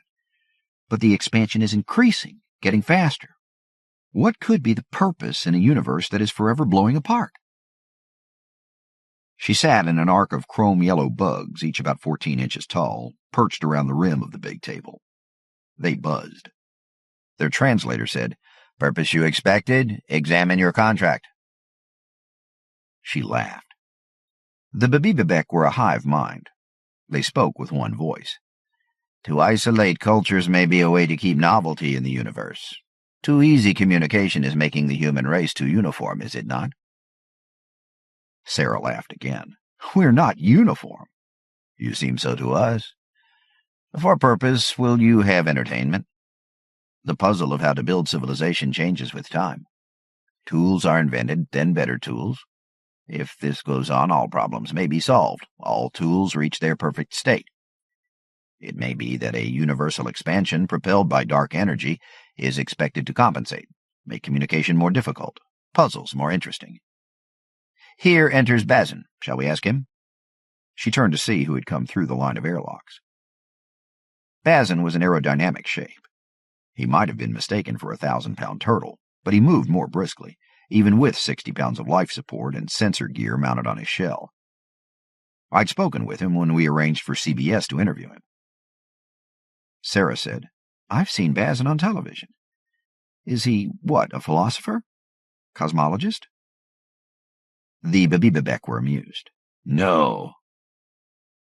I thought he was something like a stuntman. Rick? She turned to me. Do you know? I said, even before fly-by-wire made orbit, my customers all knew he was coming. I poured out a row of tiny golden seeds in front of the Bibibibek and gave Sarah her water. Out there among the stars, he's a star. Bazin is a daredevil, a risk-taker. Maybe he does some exploring too, but mostly he's looking for the biggest thrill. He makes some entertainments. Wire him up and you can record what he experiences. If he ever gets killed, they'll record that too. I stepped outside the privacy shield around the big table so he could hear me and shouted, Bazin! Bazin swerved toward us. The turtle analog's own voice was a series of eructations from under his flexible shell. His translator cried, Rick, what is the topic? I said, the topic is cosmology. He joined them at the big table. But more customers had come in, so I missed the rest of that conversation. Most of Earth has to put up with television sets, but the Chirpsithra had long since set up a huge hollow wall in the Draco Tavern. Generally, we let it jump randomly between news channels. Bazin was with us a few days later while we watched the Today interview. "I haven't decided what I'll do on Earth," Bazin's image told Wade Hanover, Today's talking head. "I don't know what Earth has to offer yet, and of course local governments have territorial rights. I welcome suggestions." Hanover asked, "Have you seen the Grand Canyon?" Bazin brushed it off. "I have viewed Valles Marineris on Mars. When I am done with Earth, I will sail it in a balloon." "Mons Olympus?" "Too shallow. A climb would be a mere walk." "Maybe I'll climb Everest." In close-up, I saw the gleam of his shell, polished to a mirror. The Bazin beside me had lost some polish. A webbing of old cracks showed deep in his shell. I remembered an actor, Jackie Chan, who had a scar for every movie he'd made. The image of Wade Hanover waved around at the image of the Draco Tavern. "Some of the visitors here know when they'll die. Some are immortal. What are you?" "I have longevity," Bazin said. "Nanosurgery has turned off the death wish in my genetics. I may be killed, but I will not die naturally." Afterward, Bazin asked me, "Did you enjoy the interview?" "They cut too much," I said. "I was only talking. They'll pay more attention when I test the Earth for its potential." We watched Bazin as he went about the Earth. My customers came less often, though fly-by-wire continued to orbit the moon. In Disneyland, Bazin took the Star Tours ride 3 times straight. In a movie theater, the only viewer, he watched Nightmare on Elm Street, The Thing, and Die Hard. He made news by riding roller coasters, the tallest, the steepest, the fastest. At all 3 parks, they had to alter a car for him. The commentators were getting disgusted when Bazin moved into Phase 2. He strung a wire across the Grand Canyon and crawled across it, with a groove stapled to his belly plate and a small pack added to the gear on his back. We learned later that that was a pop-out hang glider. He went hang gliding, using his own aerodynamic shape and modified swim fins on his flattened hands and feet to steer toward a target, popping his parachute at the last possible moment. He jumped from the Brooklyn Bridge with a bungee cord, after elaborate testing. He went whitewater rafting on the Colorado River. The humans wore life vests, he wore artificial gills. When the raft tumbled, his shell bumped rocks until he could recover. I began to see elements of Bazin's style. He did every dangerous thing in the safest possible fashion. He must have studied Earth's history of flamboyant stunts. Most of what we had to offer didn't apply to him. On Earth, he needed life support. But where did life support end and protection begin? With his shell and his low center of gravity and an oxygen source, he could plod up Mount Everest with no danger. With sufficient padding, he could go over Niagara Falls. And so what? What is skydiving if you have anti-gravity? In his absence, the Draco Tavern's clientele discussed his adventures. They told of his testing new forms of armor, ballooning through a Super-Jovian free-floater, skating across a lake of molten sulfur. On Earth, a chartered aircraft set him down at the South Pole, with equipment piled on a dog sled and more balanced on his shell. He walked out over several weeks, pulling the sled. The huskies he treated as pets. He walked through Death Valley, carrying a small version of what they sold in the Sahara and Los Angeles, a device that condenses water out of the air. I wondered why. After 7 months' absence, Sarah Winchell came back. The tavern was empty. She picked the big table. I brought cappuccinos and joined her. "I've been on a Stephen King binge," she said. I said, "He was good. I've got his whole library on here." She tapped her bookplate. "When you spend a lot of time traveling, you need a good library, otherwise you'll go nuts. But I've been wondering, Why do we want to be scared?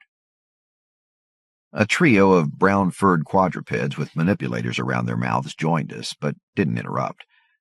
I said, maybe we just want to forget what we're really scared of. Sarah asked, what would that be? I said, taxes, terrorists, slipping on a rainy sidewalk, cancer. If we do everything right, we grow old. Well and good. Most star-traveling species know roughly what that means for them. For a flutterby, it's rebirth as a brainless mating machine, ecstasy before death. For humans, it's swollen joints, failing organs, maybe Alzheimer's. You Horka, you have longevity, don't you? What do you see in your future? One of the furry quadrupeds answered, I see what was always my doom. Bones turn brittle, nerves slowed, until a prey takes me as predator. We only postpone. But other species may postpone forever. They can lose all sense of place, of continuity. Like this one, as a Chirpsithra joined us. We're all afraid of some things, Sarah said. A writer like Ray Bradbury can show you what he's afraid of. But there must be horrors we don't even dream about. One Hork said, Dream. I grinned and left her to explain dreaming. And a shape like an over-streamlined turtle slid through the low and wide airlock. Bazin. Rick, I see you lack for customers. What's the topic? Fear. What can I bring you?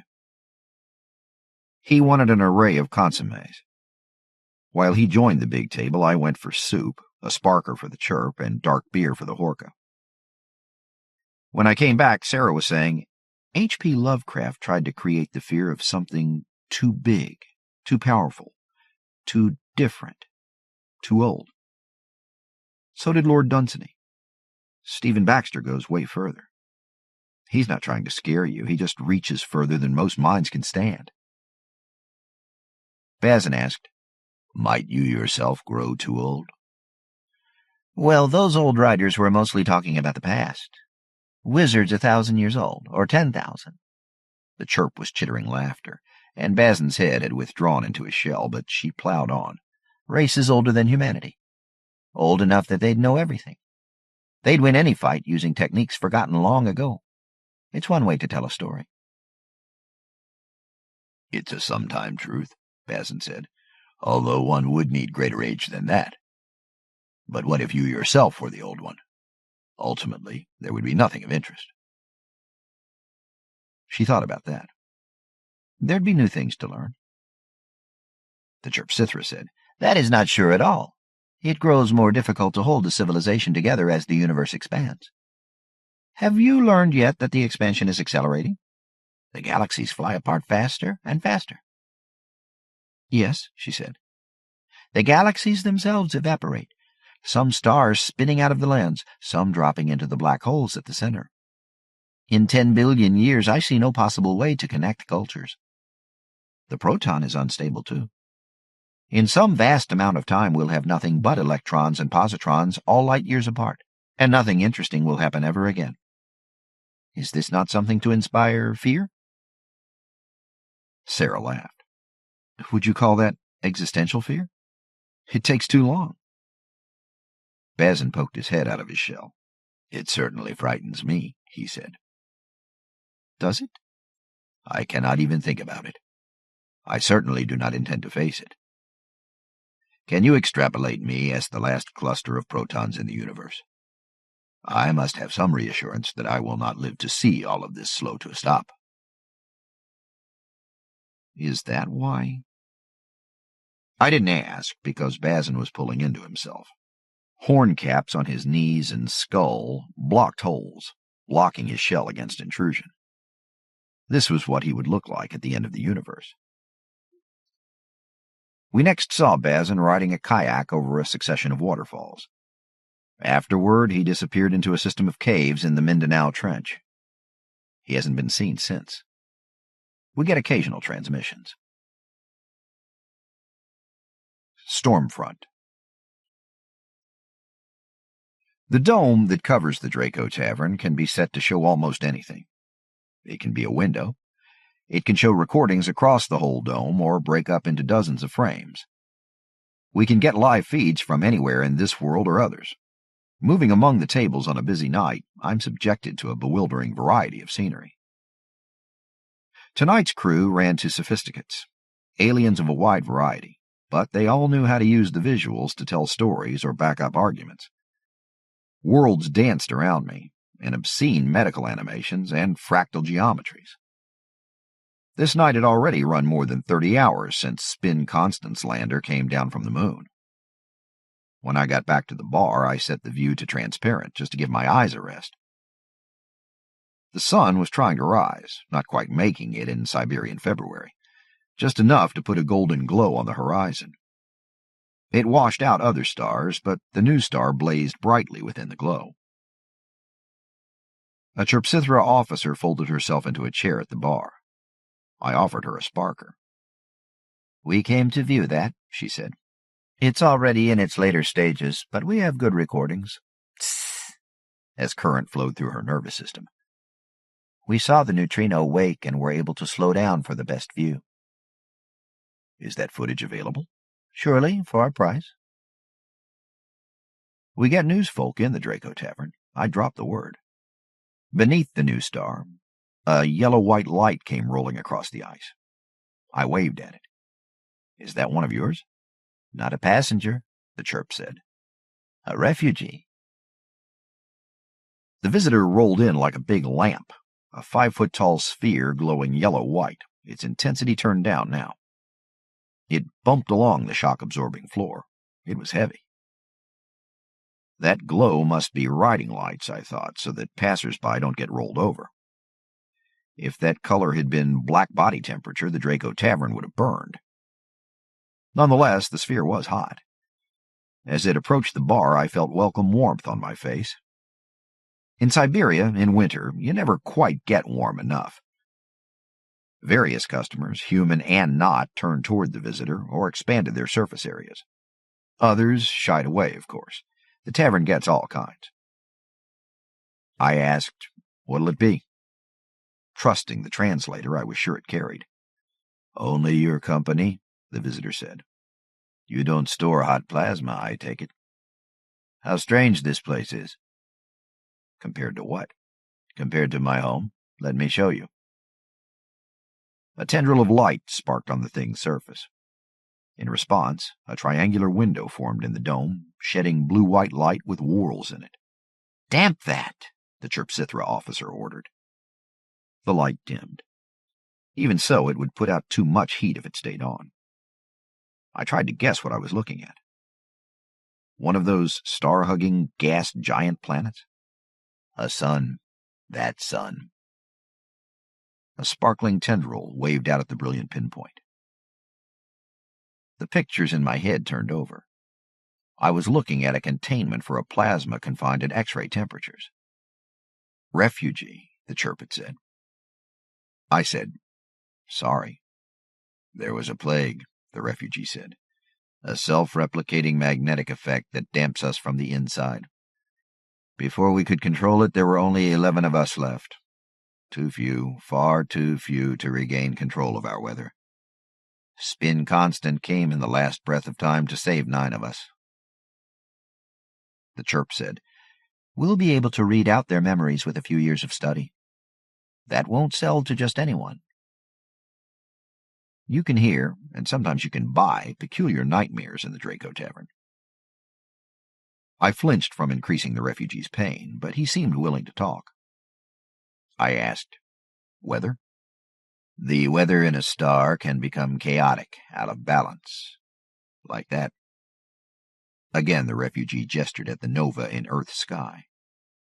The sunset light had died, and it had become more brilliant yet, with shockwave patterns traced around it. To the Chrysalis, I said, "That's too close for comfort, isn't it? Close enough to hurt us." "We can sell you some shielding," she said. "Good." Of course, someone would have to explain this matter of cosmic rays and a ruined ozone shield to professional politicians in the United Nations. It would be like talking to handicapped children, but otherwise the funds wouldn't emerge. I decided that wasn't my problem. I asked the refugee, "What will you do now?"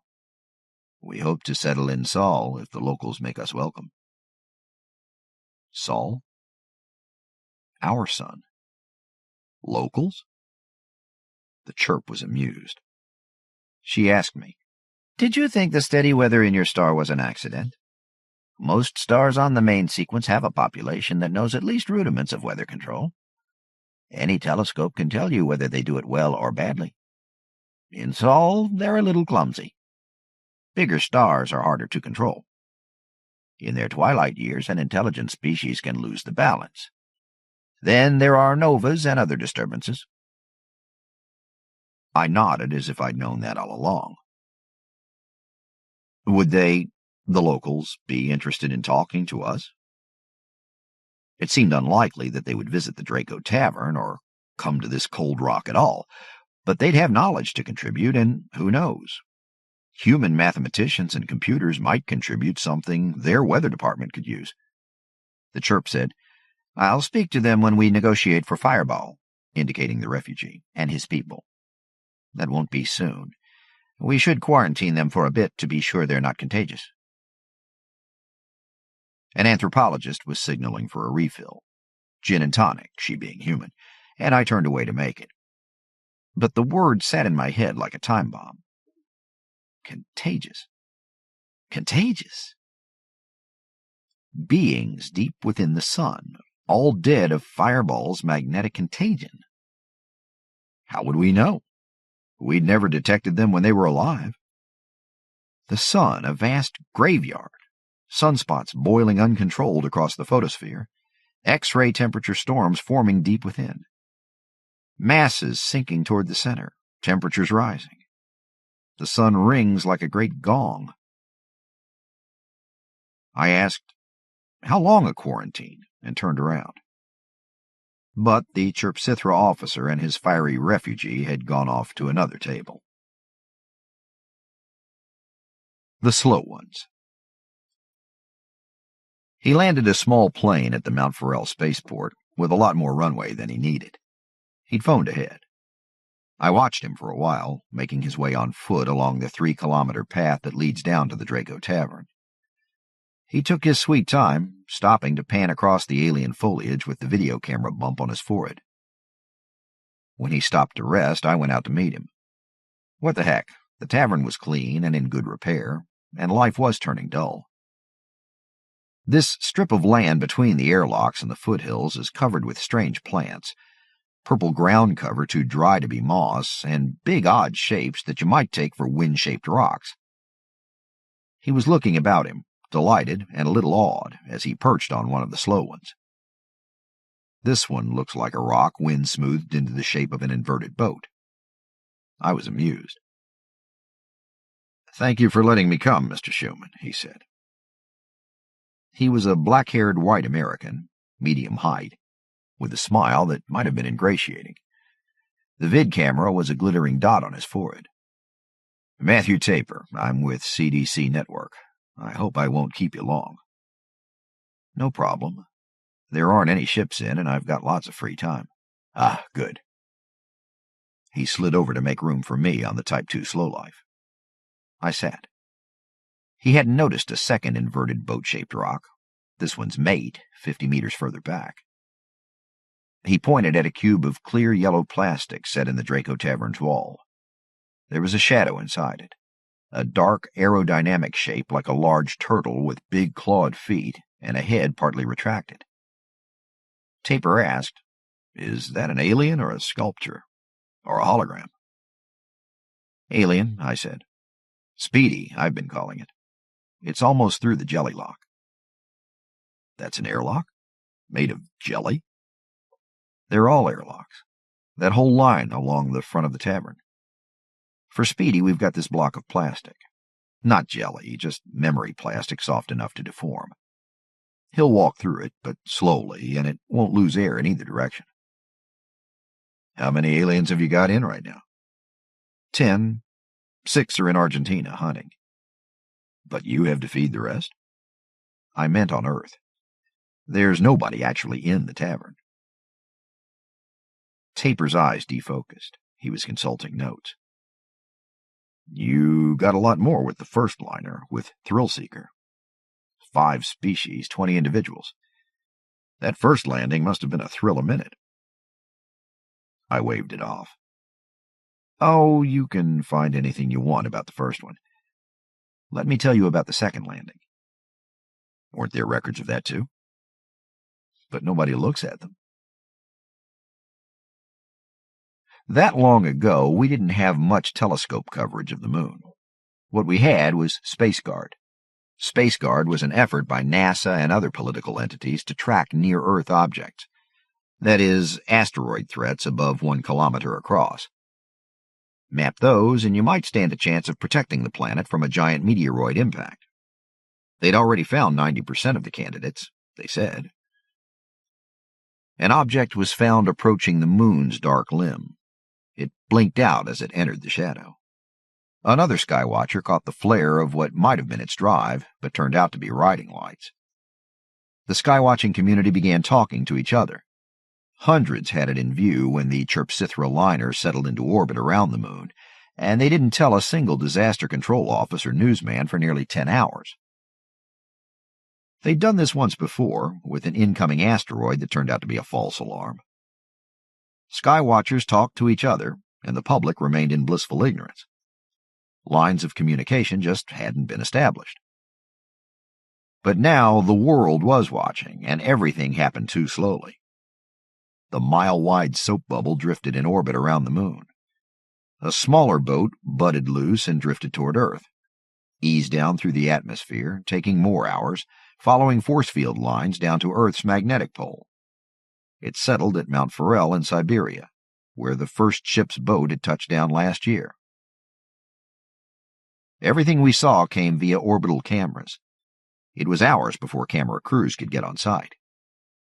We saw aliens 11 feet tall and very slender, plated with dull red armor.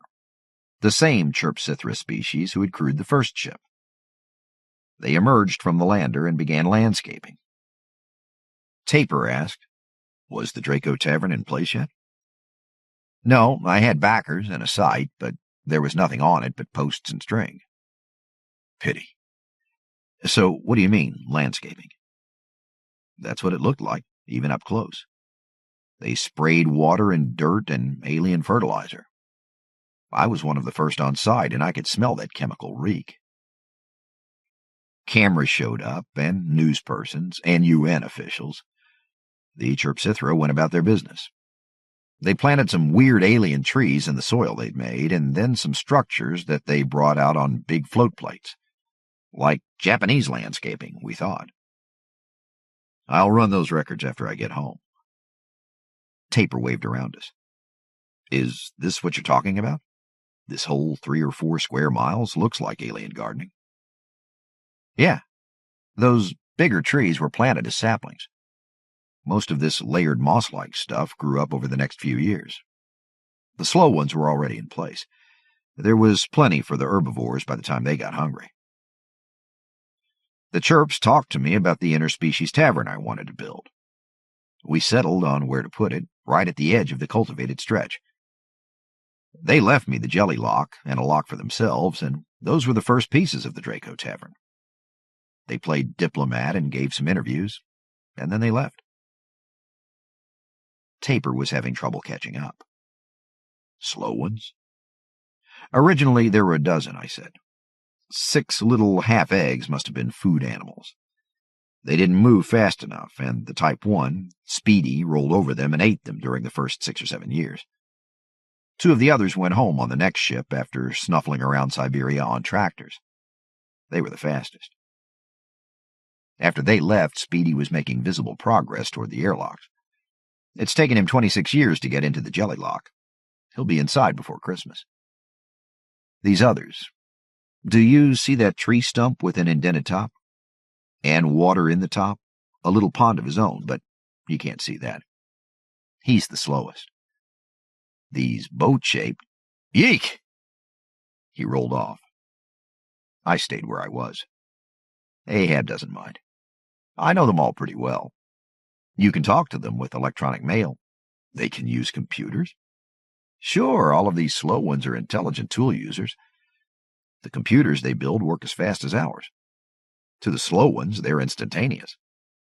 To talk to them, you just trade letters. It doesn't matter how slow they write. I watched him working out how useless that would be to a newsman. I said, of course, they need terrific protection against spam. Otherwise, yeah, what do they talk like?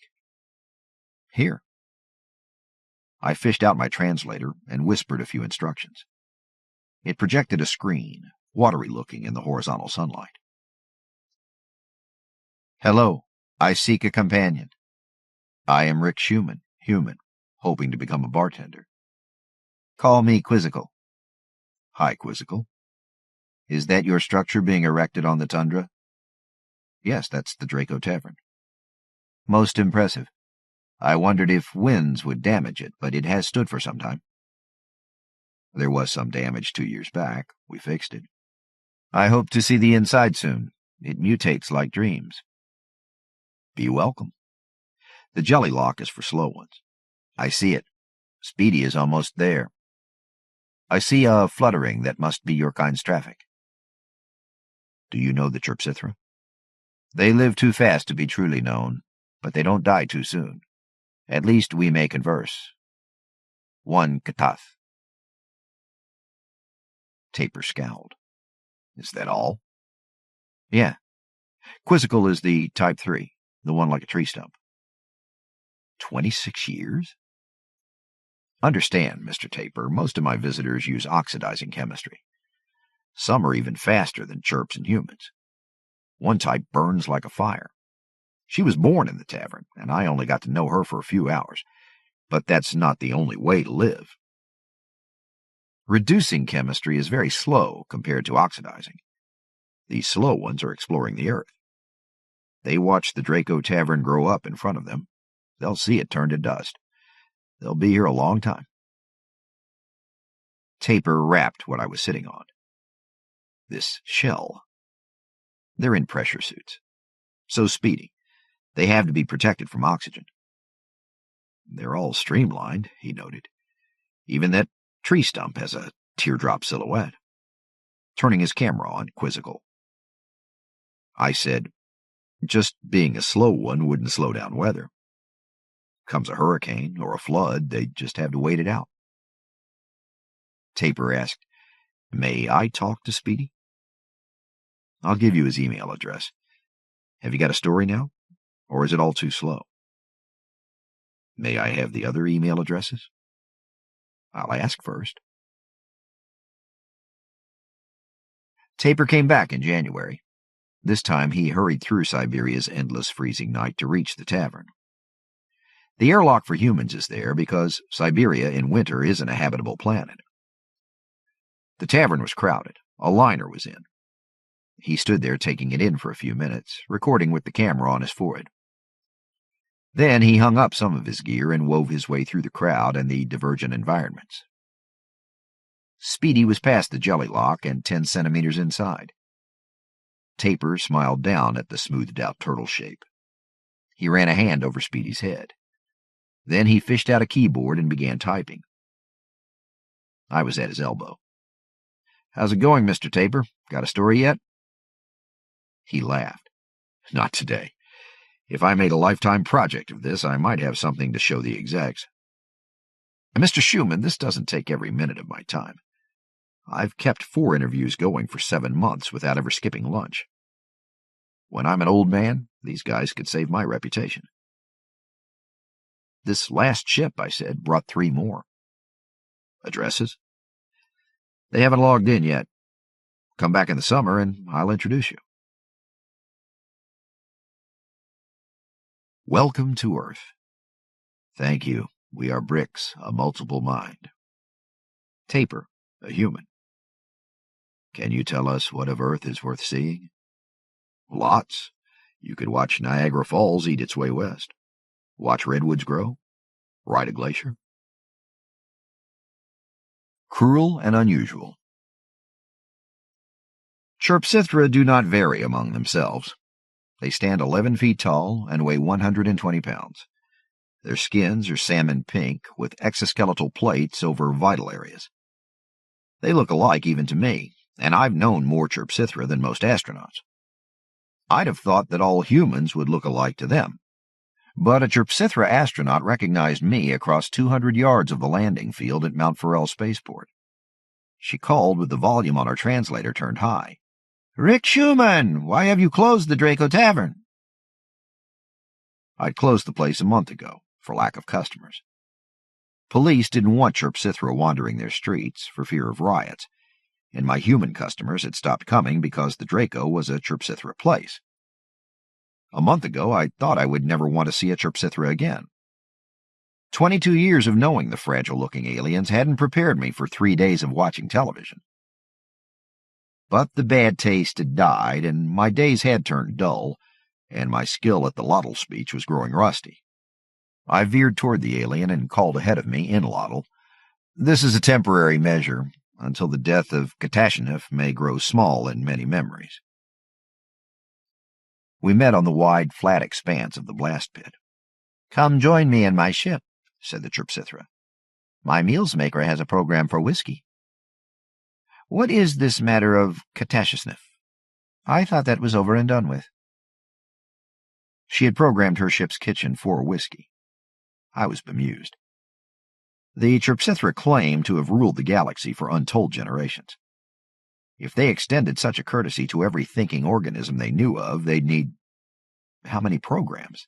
Hundreds of millions? Of course, it wasn't very good whiskey, and the air in the cabin was cold. And the walls and floor and ceiling were covered with green goo, and what the hell? The alien brought me a dry pillow to ward my ass from the slimy green air plant, and I drank bad whiskey and felt pretty good. "What is the matter of Catashnef?" she asked me. "A decision was rendered. Sentence was executed. What more need to be done?" "A lot of very vocal people think it was the wrong decision," I told her. "They also think the United Nations shouldn't have turned the kidnappers over to the Chirpsithra." "How could they not? The crime was committed against a Chirpsithra, diplomat by choice Catashnef. 3 humans named Schrenk and 1 named Jackson did menace Catashnef here at Mount Farrell Spaceport, did show her missile-firing weapons, and did threaten to punch holes in her if she did not come with them. The humans did take her by airplane to New York City, where they concealed her while demanding money of the Port Authority for her return. None of this was denied by their lawyer nor by the criminals themselves." I remember. The week following the kidnapping had been hairy enough. Nobody knew the Chirpsithra well enough to be quite sure what they might do to Earth in reprisal. "I don't think the first Chirpsithra landing itself made bigger news," I said. "That seems unreasonable. I think humans may lack a sense of proportion." "Could be. We wondered if you'd pay off the ransom." "In honor, we could not. Nor could we have allowed the United Nations to pay that price, if such had been possible, which it was not. Where would the United Nations find a million's fifth in Chirpsithra trademarkers?" The alien caressed 2 metal contacts with the long thumb of each hand. Sparks leapt, and she made a hissing sound. "We wander from the subject. What quarrel could any sentient being have with our decision? It is not denied that diplomat by choice Catashnef died in the hands of the—" She used the human word. "Kidnappers?" "No. 3 days in agony, then death, a direct result of the actions of Jackson and the 3 Schrenks. They sought to hide in the swarming humanity of New York City. Catashnef was allergic to human beings, and the kidnappers had no allergy serum for her. These things are true."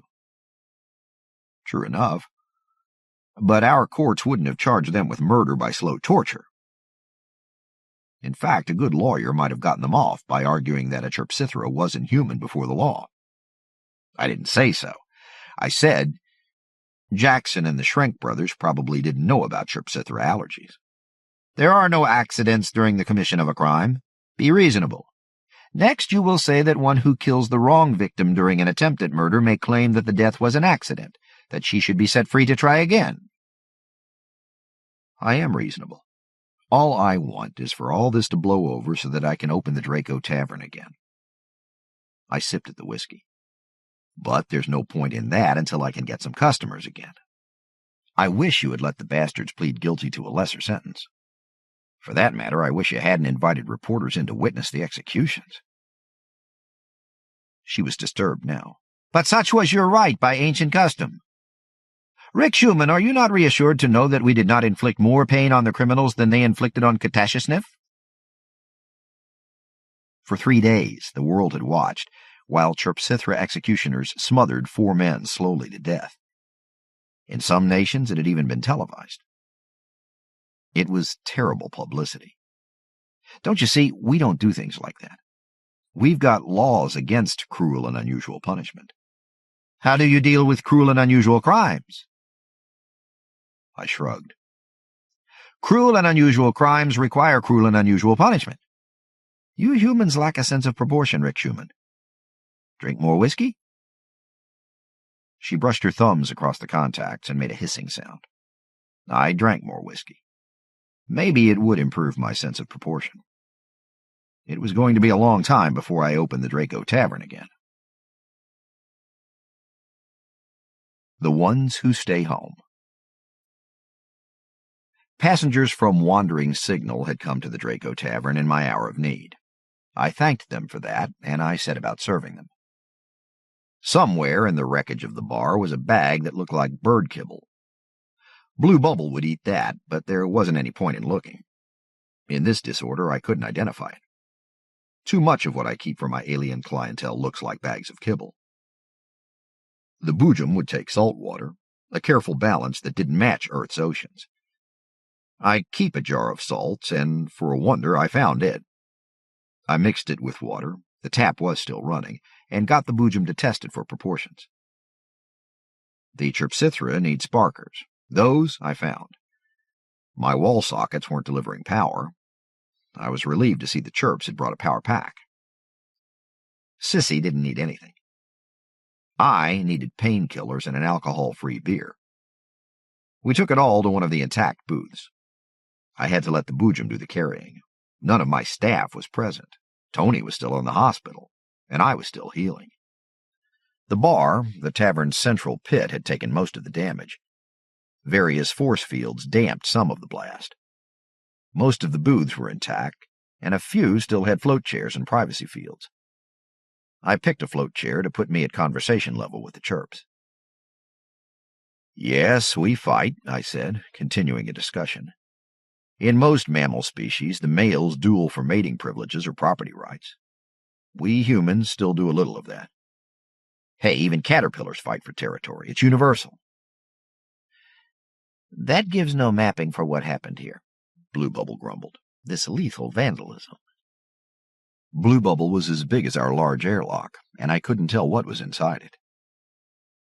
Sissy was an energy pattern who lived in a bell jar of thin ionized plasma. Her native habitat was at the rarefied edge of a gas giant planet's atmosphere. Her life processes gave out a thin, wavering hiss. She spoke through a standard translator. "In the archaic state of nature," she said, "we might wrestle to overwhelm each other's magnetic patterns. We do this to gain dominance within a vortex. Victor superimposes its memory on the loser. It is not normal to die in battle, but it can happen. Patterns merge and conflict. A flare. Both gone." "Then you don't have a problem with terrorists?" "A tale out of history," Sissy said to me. "Weshent's Bondbreaker's family vortex built an iron kite and ran it into a stratospheric storm. The tail he guided into a meeting of the guidance vortex. Half the guidance was blown out. Weshent's disrupted too. Would you call Weshent's a terror maker?" I said, "Not unless he was trying to frighten someone." "Weshent's was trying to kill the guidance, wasn't he?" "Yes, I don't understand this term, terror." "Extreme fear," I said. "It isn't what one can do to an enemy. It's what one can make an enemy do to itself. If one can put an enemy country, political entity, culture, whatever, in a state of terror, the enemy may do crazy things." "It's not a useful term," one of the Chirpsithra said. The two looked identical, slender lobsters 11 feet tall, and I didn't try to tell them apart. Blue Bubble said, "When we fear an enemy, we fight him. Why would any entity want us to fear him? Among us there is doubt as to what is a person, Sissy said. Attacker and defender may merge or trade packets of information.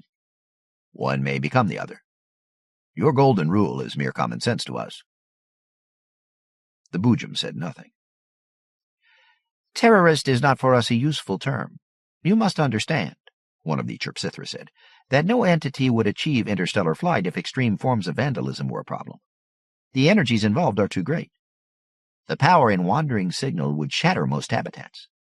Planets, for instance. What do you do about vandals? I asked. Many things. Our greatest threat is from the dead universe, from kinetic energy, from impacts, large or tiny. Most tool users cannot match the fury of a meteor impact or a blast of cosmic rays. We make the ship self-repairing. We blast small intersecting masses and steer around large ones.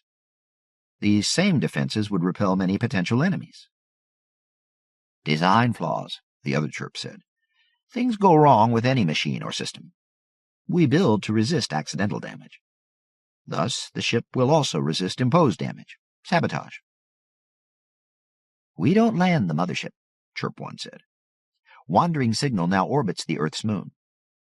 Wherever entities probe the universe more deeply than you have, we still leave wandering signal out of easy reach. Chirp 2 leaned toward me. Rick, your people say terrorist and freedom fighter and soldier, espionage and murder and homicide as if you must know an enemy's motive. You deal with only one species. It must be easy to predict what people of your own kind will do. But we deal with a myriad kinds of intelligence. More than that, there are deviants. Few species evolve toward the conditions of interstellar travel. Therefore, it is deviants who board our ships. We must be very wary of our own passengers. Even ourselves. Even crew may go mad. So our concern is not with who might try to damage us or why. Some of you use another term, threat estimate. For every creature or hive or plausible grouping, there is a threat estimate. How much damage could it do to us? How shall we protect against it? That sounds insanely complicated, I said. Intrusive, said the blue bubble. We were probed down to our atomic structure before we were allowed to board. We entered wandering signal naked and found life support inside. All are so treated. What the crew learns is useful for medical treatment, so we are told. That sounds likely, I said. Objection, Blue Bubble said. Medical repairs interfere with our ongoing evolution. What if we refuse the probes? Stay home, one chirp said. To stay home is easy, the other said. Stay within the bounds of one's evolution. Stay where dangers are known. Most sapient species can't travel. They would need life support so extensive that they could not perceive the universe beyond. Information flow is so easy. Why do we go? I asked, why did you? She didn't answer. I looked to the Boojum, who said, I was made an elaborate multisensual camera. I was to carry sensations home to my makers who were not able to leave their swamp. The swamp's dried despite all efforts. To stay home is only relatively safe. May I show you some of the wonders I have collected? I said, my systems are down. But the danger to wandering signal suggests its own solution, the blue bubble said. Why not bar everybody? Why not explore as the Boojum's people did? I thought, why doesn't Congress shut down all airports? The chirp said, knowledge. All this mingling of near-infinite varying viewpoints is certain to produce new tools, ideas, techniques, philosophies, art. Whether these things are worth the risks is a judgment call. A tiny few of us choose to travel. 10 to the 14th Chirpsithra stay home, those who see risks as greater than rewards. Blue Bubble said, yet you claim all red dwarf stars. Only travelers settle other worlds, mate and breed. Most Chirpsithra descend from travelers. Most of every species worth talking to descends from travelers. I said, Robert Heinlein once wrote that you do not truly own anything that you can't carry in both arms at a dead run. Yet you stay home, Rick Schumann, said one of the chirps. And look what that got me. You will rebuild. Somewhere among your population are the vandals who attacked the Draco Tavern. They will be brought to our justice. We have set folk in charge of finding them. Half our passenger complement is playing the detective game, enjoying themselves greatly, building or borrowing forensic techniques. Like a role-playing game, I thought. Wait now. The folk? Who better? The folk are hunters. They don't eat unless there is prey to track down. The thought gave me a moment's vicious pleasure. Then I asked, what if there are a lot of terrorists involved? The law is already established. One of us died in the explosion. They belong to our justice. Why would numbers matter? Whole nations had backed the killers who brought down the World Trade Center. The bomber who attacked the Draco Tavern might represent a political party, a nation, a religious movement, or it was not beyond possibility that a whole world could be held responsible. I said, a sense of proportion can be a valuable thing. Trucks were pulling up outside. These must be the repair crews I'd asked for, though of course they'd have to get through our security. I'd best deal with this, I said. One of the chirps said, vandals of a species now deceased once destroyed a planet housing 4 times 10 to the 9th of our kind. What sense of proportion should we have shown then? Would it matter that most of us escaped? But men in hard hats were waving at me, and I went to answer them. Breeding maze. The Draco Tavern can be hot and cold, wet and dry, the air compressed or rarefied, and of varying composition.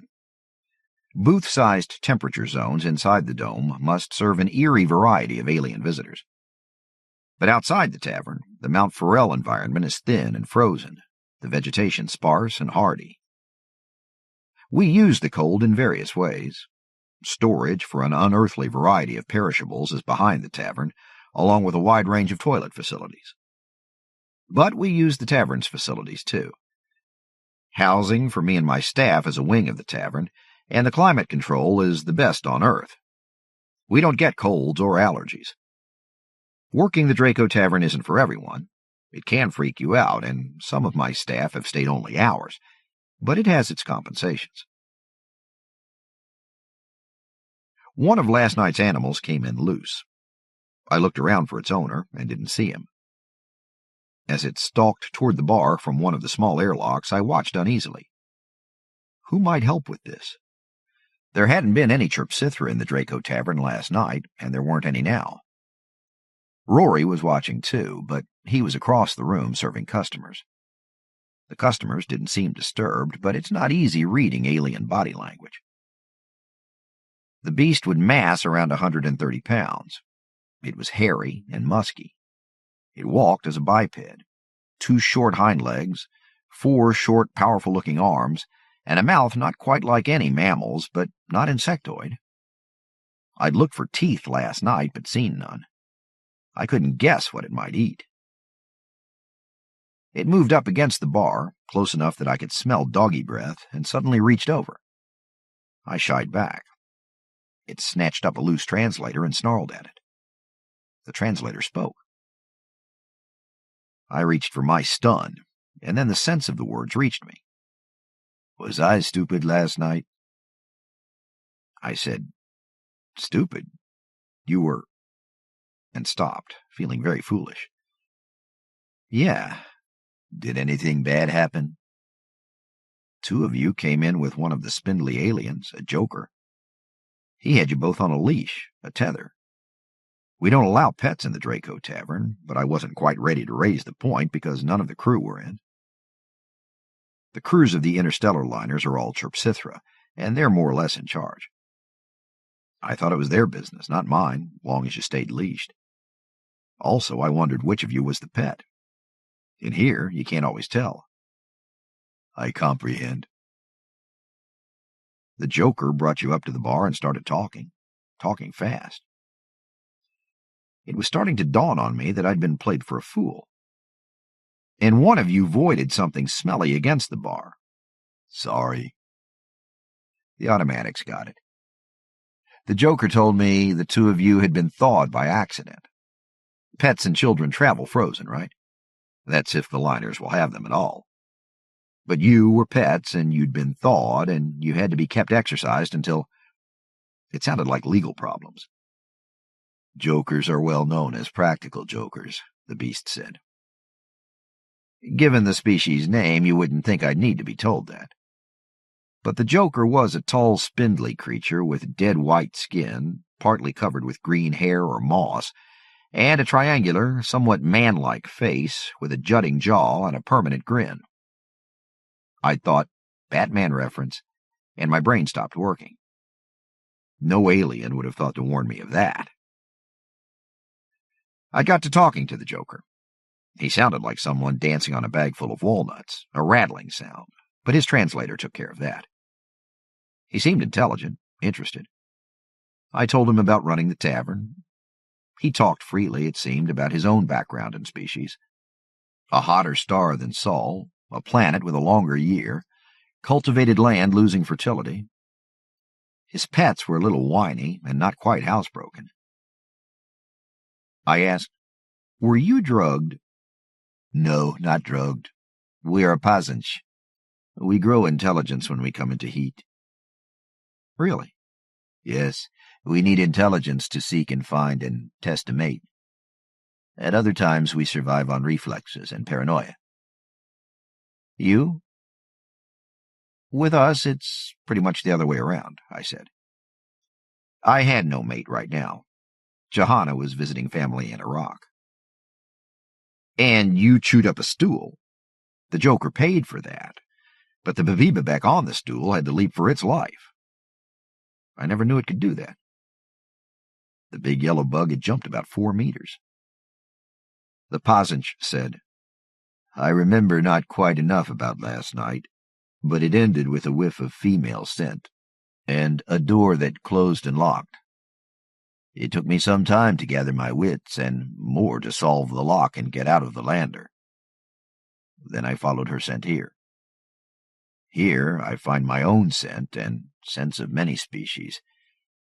And now I must ask how badly I've embarrassed myself." "Nothing we can't handle," I said.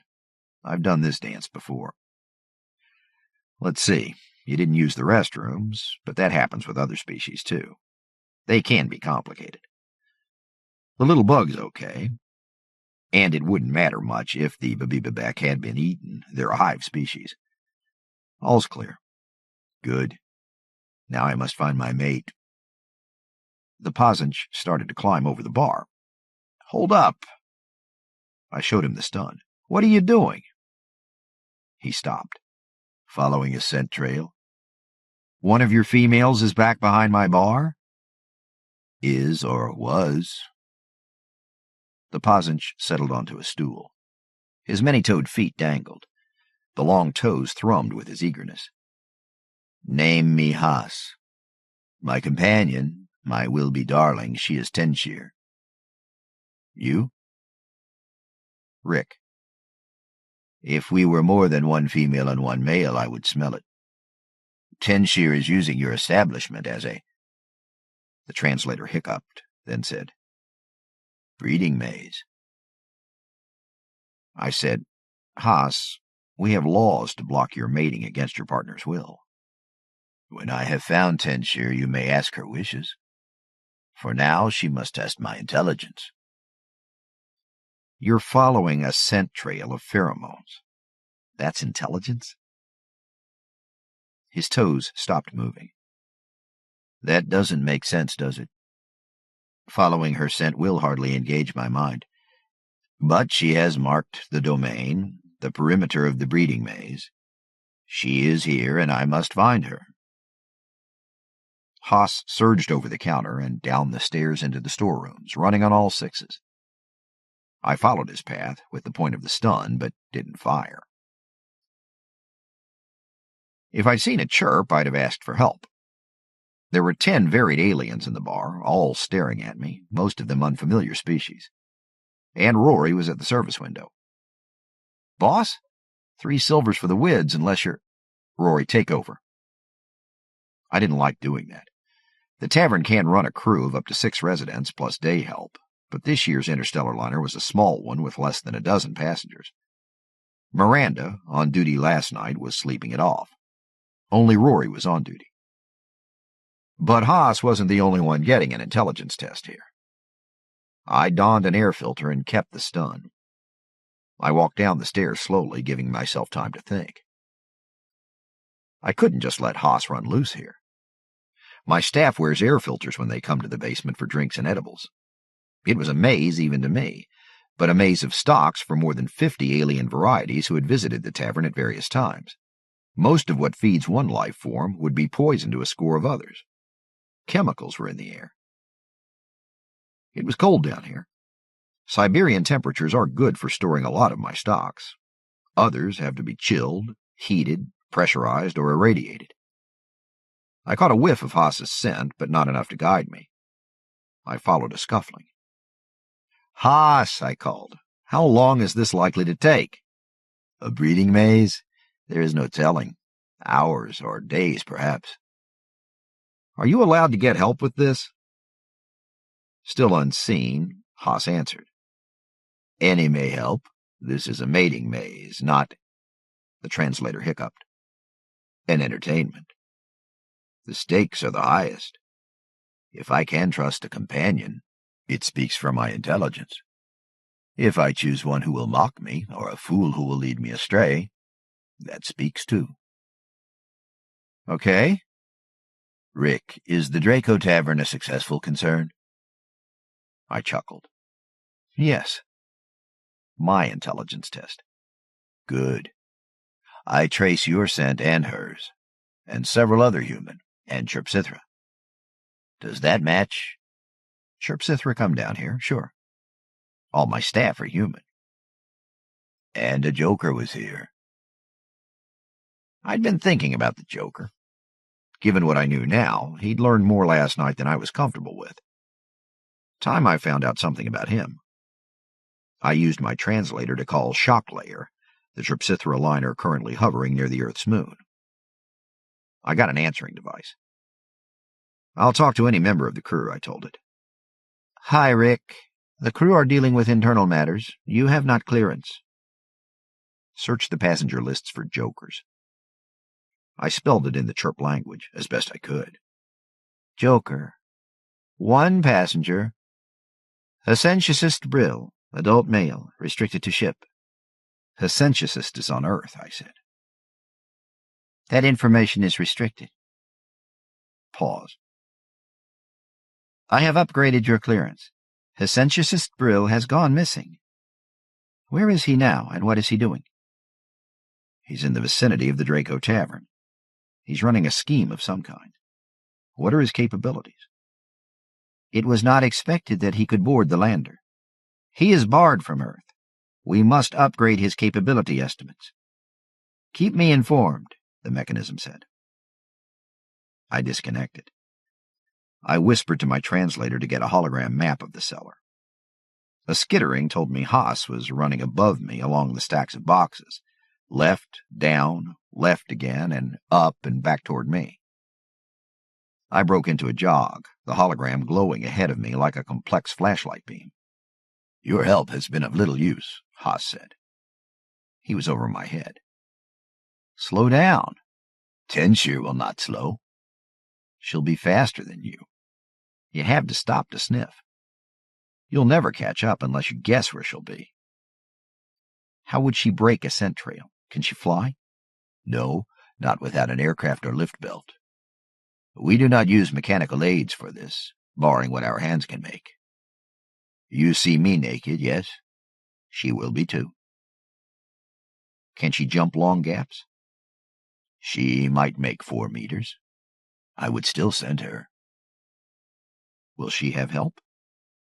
"Ascensionist Brill must have thawed us at the same time. The med system that held us was in the lander, and the scent led here. Snowfall might have disturbed the scent trail." "Who would we meet on the path to the Draco Tavern?" "You," he answered himself, the obvious suspect. "And a female human server." "Has Tensure approached you?" No. And it's Jennifer's sleep cycle. And you didn't come near her last night. A long, low, modulated snarl. The translator said, "Did Tenshir speak to you of a stalker with rape in mind and beg help?" I repeated, "No." "Last night, who else did we approach?" Things have been pretty dead this trip. There were only 7 or 8 customers last night, all at one table. Brill and his pets tried to join them, but they got yelled at. "Do you think she's alone, then?" "Rick." His voice dropped as if she might be in earshot. "The toilets." "Right. Here. These steps lead out." I store some stocks outside in the Siberian cold. Animals won't come near the weirder chemicals, and the temperature stays low enough. Housing for human staff forms an arc partway around the dome. The toilets are outside too, completing more of the arc. Haas dashed ahead of me. "Humans have a poor sense of smell," I said. "How I envy you." But Haas's spongy tip of a nose was in the air.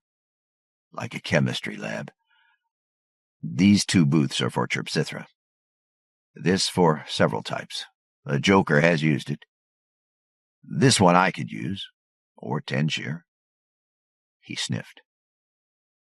"Tenshir has not used it. Some Tik-Tik have." "How long can she hold her wastes?" Haas spoke. The translator said, 2 days or longer." A sudden yip. "Rick, the ceiling!" In the booth that a Pazinch might use, I looked up at an alien pictograph. 100 tiny symbols arrayed in a near ellipse.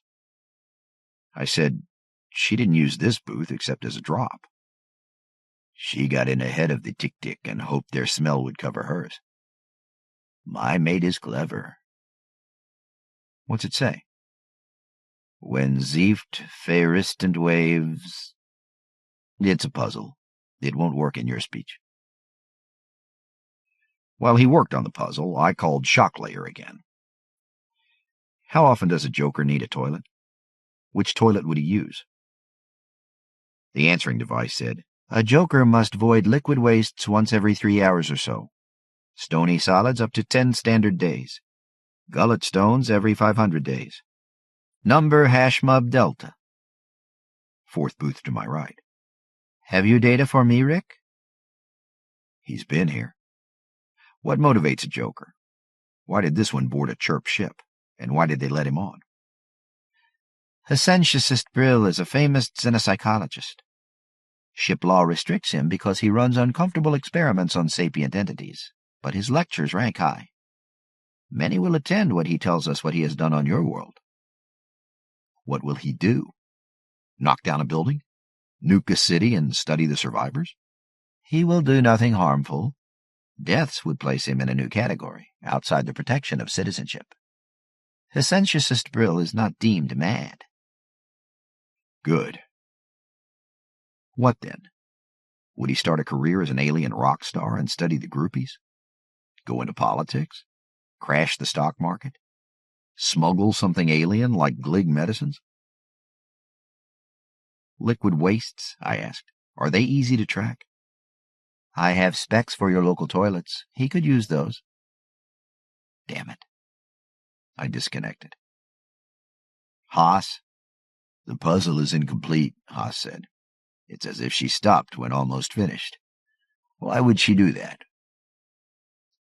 Drew the rest of it elsewhere. The ellipse of markings had a bite missing. Fits here. I looked hard at the oddly configured bowl that was the centerpiece of the cubicle. Detergent spray from here, warm air from here, 2-stage flush, outlet underneath. It was in my mind that if I wanted to hide a puzzle from a human woman, I'd draw it on the bottom of a toilet seat. But I couldn't see anything analogous here. The puzzle had me in thrall. I went outside. Piled snow allowed me to crawl onto the roof. The roof was covered with packed ice, and no patterns had been carved into it. Haas wouldn't carry a heater, no store-bought tools, but he might make a scraper to get through this ice sheet to reveal a message. Haas, you've been telling me she wants to be caught. We're not looking for anything terribly difficult. Haas? Nothing. I got off the roof and looked into the cubicle. The Pazinch was gone. So the question was, did I want to lead Haas to Tenshear? We weren't looking for the same thing. Puzzle aside, it wasn't my species' problem. Further, despite the appearance that she'd left a message, it was still possible that Haas was a stalker. What I wanted was to find the Joker. Whatever devilment Brill was planning on Earth, he'd played me for a fool last night. He could use a men's room or a ladies', but he couldn't pass for human. Where could he hide and still accomplish anything? We sometimes use pressure suits for a cleanup. I went back in and put one on. Now a Joker couldn't smell me. I went back to the appropriate toilet, Hashmub Delta, and set a tiny security camera. He'd need food, but the age of terrorism is not quite faded. There were already cameras in the tavern's food preparation area. It couldn't be this straightforward. Think of something else. I hadn't needed to call Shocklayer. All of my possible customers are in my registry before they ever reach the tavern. But Brill wasn't supposed to have come here at all. I used the translator to look him up, and there he was. Physiologically and chemically, Brill was a TT Arrowhead Slant Ool, which meant he'd have to carry supplements, pills or a needle. Otherwise, he could get what he wanted at any market. Of course, any market clerk would see him for an alien. He wouldn't be too conspicuous if he stayed in the Mount Farrell spaceport area, unless someone called the cops. Me or any Chirpsithra officer. Could he risk that? Aliens did often possess special valuable knowledge. If Brill left the Mount Farrell area, he might persuade someone that he had, say, the secret of immortality. Hell, it might be true. He might have got it from a glig. So someone outside might hide him. But what did he want with the Pazinch? For the first time, I wondered if Brill might have taken the Pazinch female. For what? And left Haas behind. Why? But if there were a scheme involving the Pazinch, he'd have to hang around. Where? Actually, to a Joker, that might have an answer. I stripped off my pressure suit behind the bar. Rory, how's it go? Rick, the Wids want to try Sparkers. Shall I? I thought Sparkers were just for Chirpsithra. Sure, and alcohol is just for humans, but a lot of aliens want to try liqueurs. I always check their registry. I reset the translator. There. Wids are anti-Hatchneck-Zep. It won't injure them. They wouldn't like it, though. He took a couple of Sparkers and went, and noticed I was following him. Under a sound suppressor, I stopped him. Rory, you weren't in last night. There was a Joker named Brill. It's a fugitive. Isn't that up to the Chirps? If I'm right, it's our problem, too. I'm going back to my room. If anything more goes wrong, call Shocklayer. This is what you tell them. Rooms for the staff are roomy enough, and the communal complex includes a pool, some exercise equipment, stuff you'd expect at a mid-level hotel. There's also quite a lot of security stuff. Staff knows and accepts that I can use a screen in my room to spy on them to a certain extent. Brill would not. Brill had learned that most of the staff complex was empty. Of course, he could be hiding on the endless miles of tundra, but where was the humor in that? And Jokers like it warm. Hiding in the staff complex would be a fine joke on me. Where? Another species might have chosen the pool or spa. He might have captured Miranda and taken her room, if he thought she might stumble across him. I told Brill about Johanna. My bet was that he was in her room, my own mate's room. I hesitated outside the door to my apartment, stun in hand. opened the door, and for an instant froze. Another Pazinch was there, partly embedded in something like lime jello. Tenshear wiggled, and I swung left and right with my stun held high, and Brill's stun got me first. I was still standing up, stun held high, every muscle rigid in spasm. I concentrated on breathing. It was too slow. The spindly green and white Joker eeled out from under my breakfast table and looked me over. The grin didn't change, and he didn't laugh. He stepped toward my door, and I heard it close and lock. Something flew past my ear. I heard two solid impacts, one as it hit, one as he fell. Haas ran past me. I heard another thud, and more. If Haas could have used my stun, Brill would have been a lot better off. Locked in a full-body cramp, I listened to the lovers talking. Haas asked, "Do you know a way to get this stuff off you?" "Only one way. Think of it as the last test."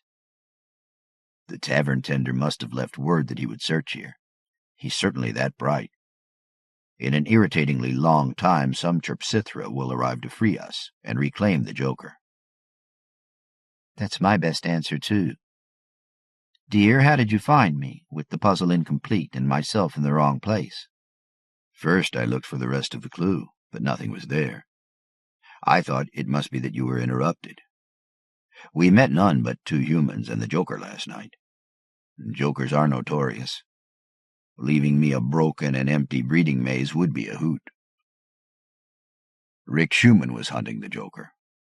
I can't use any tool I don't make myself, but Rick can. I followed Rick. His scent trail disappeared when he put on a pressure suit, so I had to work out where he'd take such a thing and follow him by eye." "You let this local do your tracking for you?" "I did." "Darling, that's brilliant." He spoke of the staff housing. I found the Joker's scent there.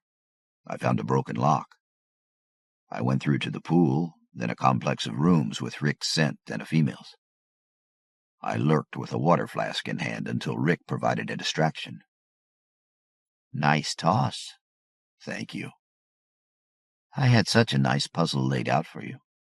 There was so much more. Did you find the sticks?" "No, I went straight to the toilets." "Look them up later." "I wish I could break you loose from the police goop." "Minor foreplay?" I hadn't thought other life forms were as versatile in their petting as humans. Things were getting interesting when the door behind me was blasted open and two identical Chrysalis came in. One sprayed me in the face with something acerbic. Gradually, my frozen muscles relaxed. The other set some humming thing against the green gel, and that melted away from Tenshear. They put the Joker on a float plate, and one chirp took him away. The other stayed. I thought she would question me, but she did it her way. She led me back into the bar, leaving the Pazinch to use my rooms as they saw fit. She got me to sit down at the biggest table, me with an Irish coffee and her with a sparker, and I told the tale to every entity in the tavern. Playhouse. Day 0. Longview reached lunar orbit, as so many Chrysalis-manned passenger ships had done before, but faster, skipping steps.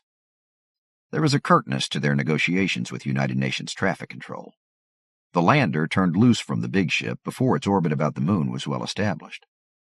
I was spending a few weeks with Johanna and Walt in Saddam Hussein's palace in Tikrit. The army had turned some of his old palaces into hotels back in the 20s. Amenities were primitive, and the fad had wilted, so it wasn't that expensive, considering. Saddam had had lots of interesting playground equipment. For adults, of course, but Walt was having a good time, too. Then the liner hove into view near the moon, and I was called back. I left Walt and Johanna there.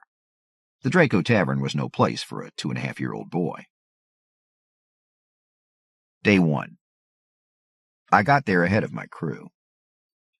Reworking the Draco Tavern to accommodate new species takes preparation. I spent a few hours looking around the tavern, then called the ship to learn what kind of visitors to expect. I was waiting on the line, chatting with the translator device, when 4 Chirpsithra filed through the tall and narrow airlock. Chirpsithra stand 11 feet tall. They're exoskeletal creatures, usually wearing tools and pouches, and rank marks attached to their scarlet chitin shells. I've learned to recognize some of the marks. 3 were ranking officers. The 4th wore a sigil I'd never seen before, a triangle with curved edges. They looked around, chattering to each other with their translators turned off. I pointed at a sparker. "Want this?" The triangle bearer spoke in Lottal, and I heard, "Rejected with thanks, Rick Schumann?" "That's right." "Proprietor of this?" "Yes, the Draco Tavern. Welcome." "Thank you. I am Queeblishes, matriarch of Life System Support. We have a—" The translator hesitated. "Situation." Running the world's only interspecies bar for nearly 40 years, I've seen more situations than I could count. I said, "See if you can describe it." "Our cold sleep facilities have failed." "Oh boy," I said, before my mind quite caught up. How many extra visitors? "Just a minute. Don't most of your passengers come down anyway?" "The Draco Tavern is popular. So's Earth." "Passengers, yes," Queeblishes said. Still speculating, I said, "You'd have to fix what's broken before you can leave. You'll play hell finding tools for spacecraft on Earth." We'd abandoned the moon more than 40 years before the first interstellar liner showed up. "How long?" "Perhaps 40 days. We carry tools to make tools." That didn't sound bad. But the other chirp officers were still chattering at her, and she turned off her translator and chattered back. Then, "Barman, we must upgrade your facilities, particularly your defenses." Defenses? Oh my God. Sooner or later it had to happen. What is Longview? A prison ship? Close. Unlucky guess. Longview is not unusual. A typical passenger liner with cold sleep facilities for prey animals, pets, and children. These are breaking down. The ship is too small, massively too small. We'll go insane if we can't set some of our children free on Earth. And prey animals, too? Do you plan to run hunts through my place? Those we may slaughter and clone again later. We may require the owners to care for their pets or slaughter them, too. Our concerns are for the children. We have 4 varieties awake. That doesn't sound too bad, I said. Yes, but we must begin at once. We must child-proof the tavern. I phoned Arlen and Genevieve and told them the situation. Staff at the Draco Tavern are always volunteers. Their scientists come to interact with unearthly intelligences and alien disciplines. Children were not of interest. They both bowed out. Children and pets are normally barred from the tavern. Variety in adult tool users has always caused problems enough. The chirps put electronic locks on the airlocks and toilets. I worried. What if a child was locked out? Queeblishes reassured me. The children would have barcodes tattooed on their hides. Only the appropriate locks and toilets would open for them. And they wouldn't lock with a child inside. Ha! That lesson must be universal. Walt hasn't locked us out of a bathroom yet, but it's a basic intelligence test for grown-ups. The first child was already down. DeJill was a streamlined humanoid massing around 200 kilos. Most of a human's features were in place, but she had lids over everything. Eyelids, earlids, no nose, no hair, a gristly filter behind the lips, and no obvious openings that a human would cover with clothing. I pictured her as coming from a windy, sandy world. We put her in a shirt and jeans. She didn't object. DeJill explored the Draco Tavern and watched Queeblishes impose childproofing changes. I watched it all carefully. Fragile stuff out of reach or locked away. Stairs blocked with a repel field keyed to the barcodes. Odd chemicals kept out of sight and touch, and that included everything behind and beneath my bar. Most of what I serve is lethal to something. When a party of anthropologists showed up, DeGill served their drinks, then got into an intense discussion of experimental methods. Her parents are too big to travel, Queeblishes said. They can arrest the development of children for a time. DeGill is nearly 70 years old by your counting. She can babysit, but she must be watched. Why? She sounds like an adult to all intents and purposes. Watch her. Tend her. DeGill's brain has not reached full weight, and she is as self-centered as any child. Day 2. We barred humans from the tavern. Protests came from various directions. Sooner or later... But first, we'd better see just how much of a problem the children were. There's no need to think of me as a child, DeGill told me. I'm older than you. My parents are excessively protective. They tried to stop me from leaving. We reached a compromise. I'm listed as a child with fewer rights than a passenger. That's a pity, I said. But why were you chosen to guard the younger children? I'm an available sitter and barred from roaming at will through Longview. The Chirpsithra are economical. I'd still keep a watch on her.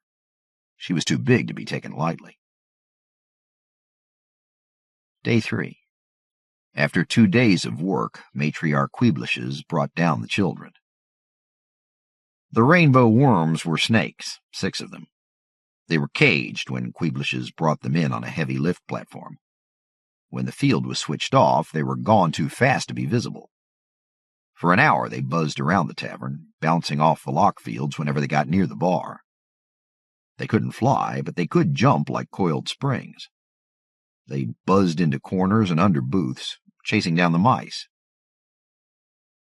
A few minutes wore them out, and they slowed down. They were glittering orange and green, each half a man's weight, each about 3 meters long. You could see a fringe of little limbs growing down the ventral line.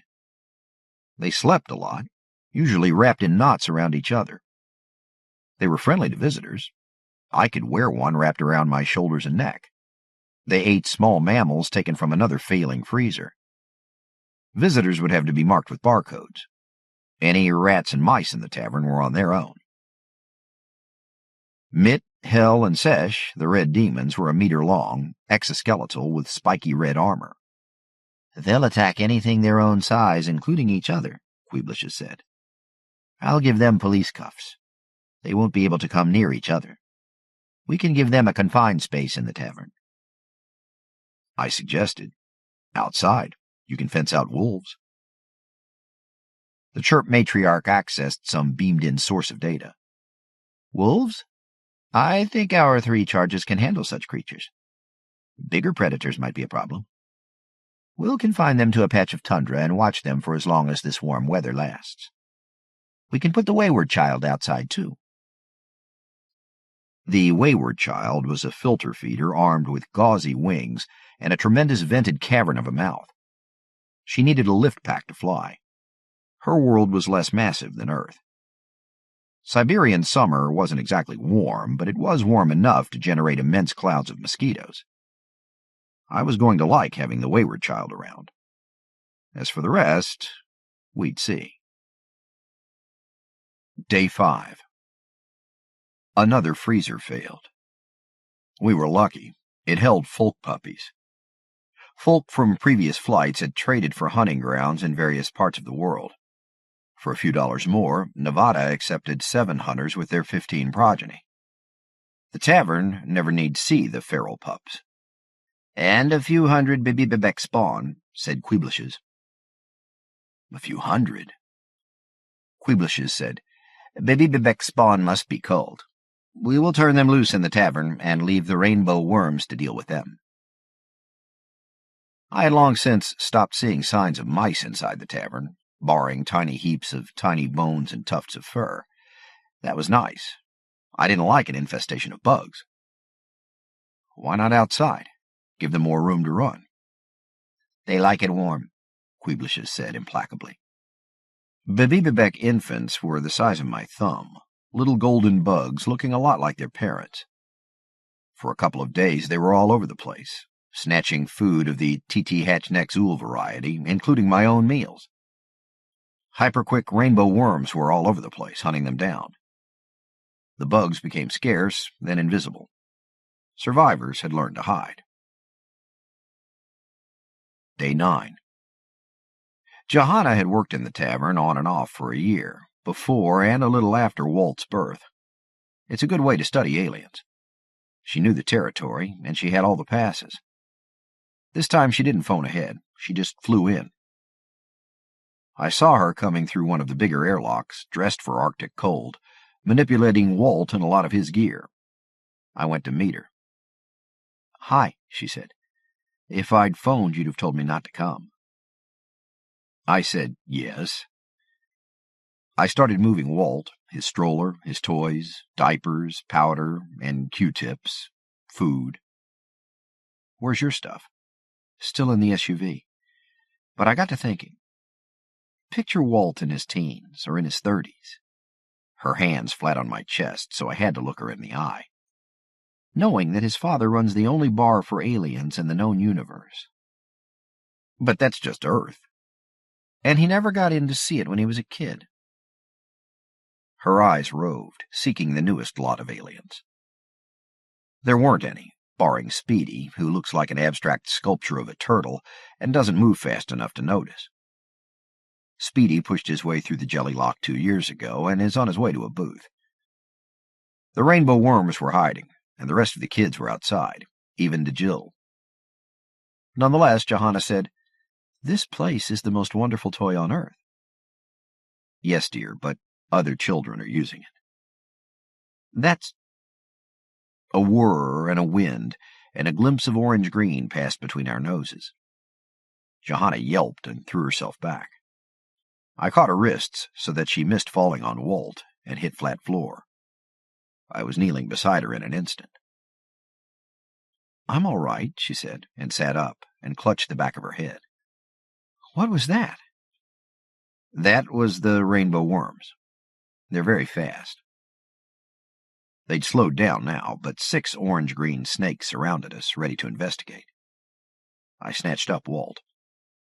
"I have to put a barcode on him right now." "Barcode?" She tried to follow me behind the bar. The field stopped her, so she watched while I peeled down Walt's shorts and stamped his butt. The mark was a simplified picture of a set of alien fangs. "It keeps the others away from him." "Keeps him from being eaten," I didn't say. "The tracers can read the mark through clothing." "Show me some skin, woman." She didn't argue. She bared enough of her butt for a flu shot. I stamped her. "Rick, did you mean actual children?" I started to explain. DeJill had come in through the big lock, and I waved at her awesome pink bulk. "That's DeJill. She's old enough to babysit." "DeJill, this is Johanna." "The red demons are loose," DeJill said. "Loose? How loose?" "Barman, I only turned my back for a time hack. The sky was full of birds. The wayward child tried to catch one. You know, she shouldn't do that. These birds are much too big for her mouth, but there aren't any big birds where she comes from, and while I was turning around, the bird wriggled loose and dove down over the red demons, and it hit the origin point of the field, the singularity." She waved her arms. "Flash! And the first thing the demons did was try to get me. I got to the airlock." "Good. Don't go out there." "Johanna, don't go outside." DeJill said, "The toilets are all around the back." Not true. There was a bathroom for humans in my quarters, but all the alien sanitation equipment. "We'll find you a bucket. Are you all right?" The smell had just reached me. DeJill was scorched across the back of her clothing. "I am not hurt." "I'd better call the ship." One of the red demons was trying to batter its way to me through the tavern's glass wall. Though half my height, he looked spiky and devilish. I couldn't see the others. That bothered me. The translator said, "Rick, hello." "Get me Queeblishes, or any crew person connected with children." Matriarch Queeblishes came on. "Barman, your call is opportune. Another freezer has failed. The lander is here boarding. The red demons are loose. Your confinement field failed. Details? I described the situation. The red demon was still watching me through the glass. I've lost track of 2 of them. DeJill, what were you doing out there? Feeding them, barman, but they didn't come. They wanted the birds. See, I dropped their food at the airlock. Yes, I could see the cage and the red-furred prey inside. Queeblishes, they're hungry. They'll be outside chasing ducks. They'll still be wearing police cuffs if you can activate them. Can you track them? If they're on the tundra, we can stun them from orbit once the lander is in place. Keep them occupied. She clicked off. DeJill said, "Don't do anything to hurt the red demons." No. You didn't harm children, if that's what they were. Worse yet, but call them children. The one I could see was under an overhung roof. It stopped clawing at the glass, made a rude gesture, and went around the curve and out of sight. The lander was near the moon. We wouldn't get help from the Chrysalis for many hours. A bit of a search found the other red demons. All 3 were now wandering around the line of airlocks. One found a way to open the cage. They ate the prey animals, messily, then continued to explore the locks. I hadn't been thinking in terms of escape until now. No problem. We could get out through the bar, downstairs, and through the storerooms under the tavern. But it was safer in the tavern. Then one of the demons figured out the small airlock. "Behind the bar," I ordered, and looked around and didn't see Walt. "DeJill," I snapped, "get into the bar." I didn't want to worry about her, too. Walt, at 2.5, was surprisingly agile. When he saw he was being chased, he chugged off between and around booths, under float chairs, around the bar, and off again. Johanna and I tried to corner him. It wasn't that easy. The Draco Tavern has been a dome for most of its life. There weren't any corners, and there were plenty of obstacles for adults. Another problem was that DeJill hadn't obeyed. She, too, was trying to corner Walt. I think Walt found her scary. She was too big. He tried to climb the ladder to the loft. The field repelled him, and he dashed around a booth and was lost to us. The red demon who had figured out the lock got inside, then looked around, undecided. The rainbow worms buzzed around us, bouncing off the fields. Walt charged at the demon from around a booth, then stopped, startled. They looked at each other, then at Johanna and me easing toward them. Another demon was coming through the small lock. Where was DeJill? DeJill came up from the storage space under the bar. She was carrying 4 cages occupied by furry red creatures from another star. She opened the cages and shook the creatures out onto the floor. The third demon stopped just inside the lock, confronted by a lot of motion. He decided. He scrambled toward a sudden cluster of golden bugs. Something snapped, and he howled. "They mustn't be hurt," DeJill cried. "Can't you see? They're the Chrysalis males." Well, yes, I'd seen the resemblance. The Chrysalis never talk about their sex lives, and nobody's ever seen one pregnant, and sexual dimorphism isn't uncommon even on Earth. Sure, they could be carrying their mates in cold sleep. The poor bastard was wriggling like he'd stepped into a bear trap. I couldn't see what had him, but it wasn't my doing. I guessed that the tiny Babibabek were setting traps. We'd better stay clear of them. Walt cooed and tried to reach the demon. The field held them apart. An airborne snake ricocheted off the demon, then Walt, not attacking, just using the repulsive fields to play with momentum. "Johanna," I said, "get behind the bar. Watch your footing." "I have to get Walt." "Walt, follow your mother." "Johanna, the fields won't let you pick him up out here. They don't work inside the bar." "Walt!" But Walt was playing with the snakes. When I tried to get to him, I stepped into something that snapped shut on my toe. It didn't quite cut through my shoe. I wrestled my way out of it, noting the tiny components of a trap, noting also the rainbow worm wriggling out of another. 2 red demons freed the third. I got behind Walt and shooed him toward the bar. Day 10. The lander came down 11 hours after I'd called for help. They hadn't found anything from the air, barring the wayward child, who had wandered several kilometers in search of bigger and better clouds of mosquitoes. Queeblishes came out surrounded by 11 bibibibek. They were normal size, the size of a fifth of Hague Pinch and somewhat the same shape. A massive yellow and purple snake followed them, a score of skinny arms folded along its belly. What followed the snake looked like a polar bear in a fur suit. The head was conspicuously large, with a shortened snout, and a pair of darker fur lapels ran down her snowy white fur torso. They made their ways through various airlocks. The red demons, Walt, Johanna, and the 5 remaining rainbow worms were playing together, all separated by the fields. I saw Walt pounce on something small and furry, look it over, then toss it two-handed to one of the snakes. The little snakes came at the big snake's whistle. I don't know what the bibibibek did, but a score of little bugs crawled out from somewhere and ran into the ring of big bibibibek. So it was nearly over, and I wasn't sure how to feel about that. I told Queeblishes, the kids can't get to each other, but that doesn't mean they can't play with each other. It's been like an invisible zoo. They like it. Walt dashed out there while we weren't looking. DeJill turned the prey animals loose, and they've all been scampering around catching them, even Walt.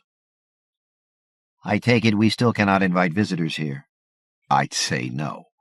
Look at the place, it's infested. But we're recording everything. We'll have videotape to sell. How are your repairs going? We'll have a cold sleep locker in 2 days. Which of the children would you like to be rid of first? I thought. It's getting colder. I wouldn't want to bring the wayward child inside. Better take her. Not these, not the red demons. We seem to have struck a balance. Just reassure me that the fields will hold. The fields will hold, and so will the police cuffs on the demons. Also, you will have parents. We have persuaded them to tend their children until more tanks are available. My apology, Rick. That should have happened earlier. Our passengers are explorers. They may neglect their duties. Of course, there are none to supervise DeJill or the wayward child. DeJill wants entertainment. We brought down a virtual set for her. The wayward child is harmless. Let her roam free. The bibibibek have finished their culling and will go back to the ship with their clan. I will stay to guard the red demons. One got injured. I see that. They heal fast. We lost a worm, too, to the traps. Who is the bulky individual? Harharish, come and meet the barman. Rick, she has been in cold sleep with her brood. Harharish opened her lapels. 7 on each side, nestled in 2 vertical runnels, her brood clung to folds of skin and suckled. They looked like miniatures of their mother. She isn't sapient while she suckles, but that time is nearly over. Tomorrow the children will be all over the tavern, and Harharish will begin their education. Give me the barcode marker, Rick, before all chaos breaks loose. Day 31. Her brood surrounded her in a ring. Harharish was reading to them in English. Walt was among them, listening quietly. The wayward child was inside, hovering near the top of the dome. She wasn't happy. I couldn't help that. A blizzard was raging beyond the dome. Queeblishes spoke, and I jumped because she wasn't in the tavern. Rick, the lander is down. We will take the children aboard as soon as your climate is habitable again. How long will that be? I never know how long a blizzard will last, I said. Pause. We'll send a tank. Oh, yeah? You carry a tank big enough for the wayward child? Pause. Hell, she must be in orbit around the moon, not on the lander. We'll generate it. 1 hour. Rick, this affair must have cut deep into your profits. We will pay recompense. That's fine. 2.4 seconds passed. I would have come to bid you goodbye, but I cannot tolerate your environment. Are you all right? We're all pregnant. The impulse to laugh disappeared in an instant. What are Chirpsithra children like? Voracious, Queeblicious said. Goodbye. Johanna handed me an Irish coffee, half-strength. I'm going to miss them, she said. Which? Well, the mother bear. The rest I can do without, except that Walt loved the snakes. DeJill, where do you go from here? DeJill said, Colorado. The folk are planning a Grand Canyon run, puppies and all. They'll go home on the next ship. Where do you go? Johanna looked the question at me. I said, from this point on, the tavern is for adults, unless it's adults and Walt. You've played barmaid here. You think Walt is safe? She thought it over. She said, yeah. Lost. 2 United Nations personnel were waiting for me when I wobbled off Vanayan's dinghy. Vanayan looked at them, then brushed past. They stepped out of his path. He massed around 300 kilos, and within the bubble helmet his mouth was a horror show of blades. The tall one, a Nordic-looking woman, forced a handful of papers on me. You're Rick Schumann, proprietor of the Draco Tavern? Lucky guess. I took the papers without looking. I'm Dr. Sherry Kaler. This is Carlos Maliocco, a dumpy Mediterranean-looking guy. We need to interview you, debrief you before you forget anything. May we? My mind was one long fog bank. I said, the tavern. She looked at me doubtfully. Then she took my arm before I fell over. The dumpy man drove us down in an SUV. He didn't say much. We entered the tavern through one of the big airlocks. The tavern was unchanged. Intellectually, I'd expected that. Emotionally, I was just starting to resume my life. Nothing was broken, nothing added, nothing vanished. The customers were the same I'd left behind, a few missing, a few added. Vanayan was chattering with some Chirpsithra at the big table. David Cho, whom I'd left waiting tables, came to greet me. "How was the ride?" he asked. I shook my head. "Feed me." "What do you want?" "Doesn't matter." Dr. Kaler said, "Mr. Schumann." "We can talk while we eat," I said. "You want anything?" "All right." She looked at her companion and asked, "Nachos?" Looked at me, took my arm again, and got me settled in a booth. "You could use a drink, Mr. Schumann." "Yeah." "David?" "Tea." My hands trembled. Kaler said, "That must have been quite a ride." I smiled. I hadn't smiled in some time. "You might say so." "You've only been gone 7 hours." "Really? When did they send for you, Dr. Kaler?" "Mr. Cho phoned us before you reached the airlock, he says. We've been waiting in the tavern. This place is a wild experience, Mr. Schumann." "The tavern? I've gotten used to it over the years," I said. 32 years now since I founded the Draco Tavern. 34 since the first of the Chirpsithra interstellar liners took up orbit around the moon, and the bubble shapes of the landers floated down the Earth's magnetic lines to Mount Forel in Siberia. Spaghetti arrived. I began to eat, but slowly. It was a good choice, but I wasn't used to it. She asked, "How did it happen? Nobody else has ever been offered this privilege." I shrugged. I'm the proprietor of Earth's only interspecies bar. Odd opportunities do come my way.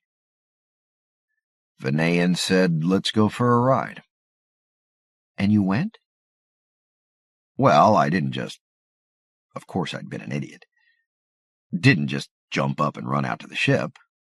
I asked, 'Can you bring me back here before the evening crowd?' And Vanayan said, 'Not a problem.' She looked behind her at Vanayan, a great gray-striped mass of muscle, big eyes and iron teeth under a bubble helmet. Venean now. He's a new species, isn't he? Yeah, predator. Likes lots of room and not much company. Slow metabolism. Oxygen is a poison to him. He has his own ship. He came in behind the liner, quark mapping, following the neutrino trail. We were all at the big table, 7 or 8 species, when he came in. He steered a floating cargo bin around to the bar. I store foodstuffs for my alien customers, but the supplies have to get to me somehow. I stowed the tank and ran him up a drink. A bunch of the other aliens gathered around his table. I served them, and then we sat around talking for a while. About what? Familiar food was clearing my head. I still had to concentrate to remember. It was so long ago. Me, I said, and the tavern. My customers, the aliens, they're all temporary. Most of them are gone when the landers lift. A few stick around for a year or two. The humans who come in here, they're usually collecting data for a doctorate or a news burst. So are my staff, all doctors and grad students, all here to learn something and then go write it up. The only permanent feature of the Draco Tavern is me. She waited.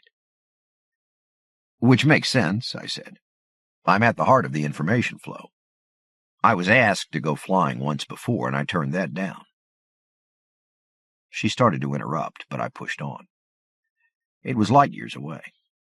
Whatever they learn, it'll come back to the Draco Tavern. And I still couldn't make them see why I don't go anywhere. Drink, she said, and poured tea. Shall I order something stronger? Maybe an aquavit? Thank you. Does it satisfy you, this answer? The reason you don't travel?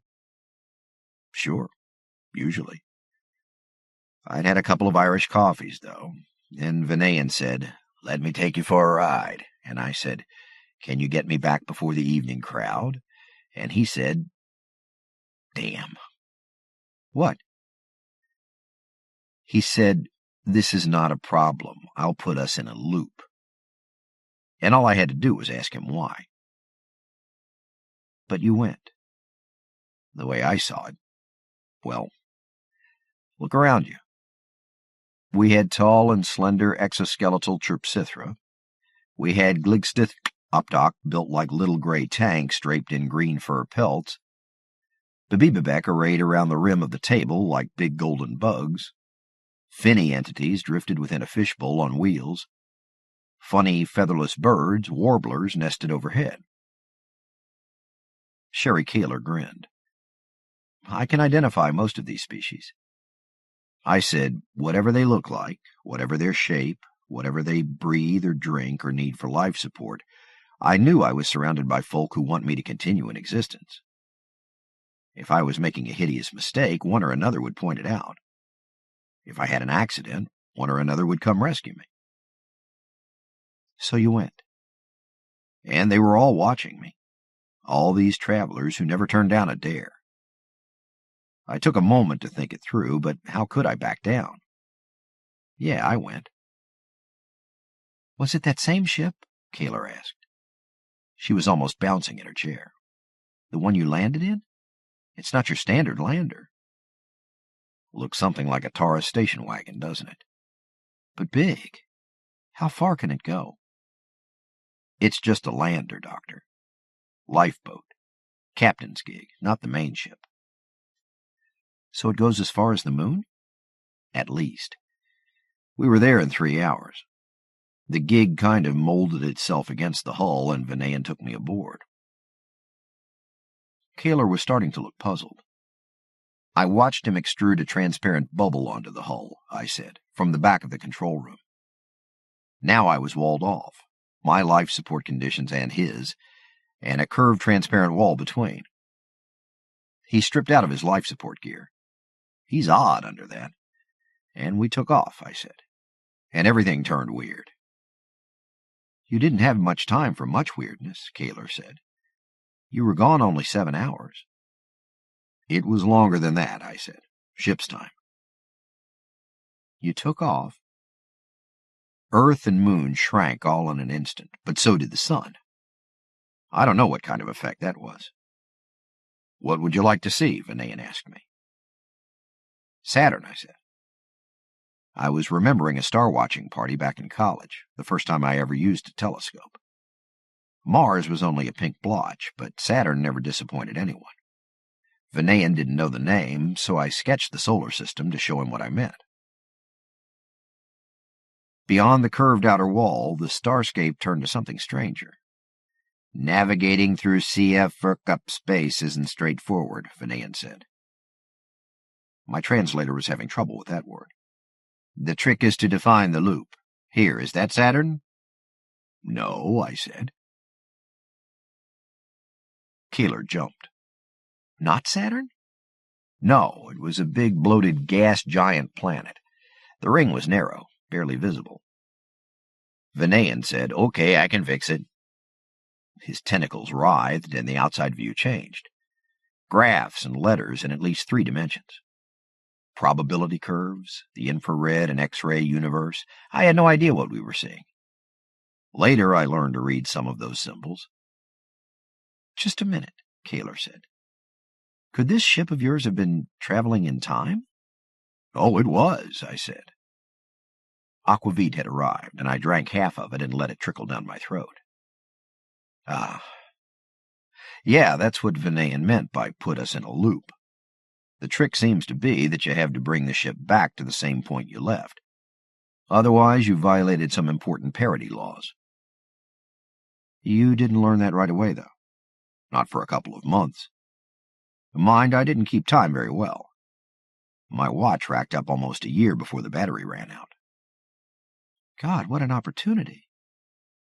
But Saturn's rings aren't a permanent feature, Mr. Schumann.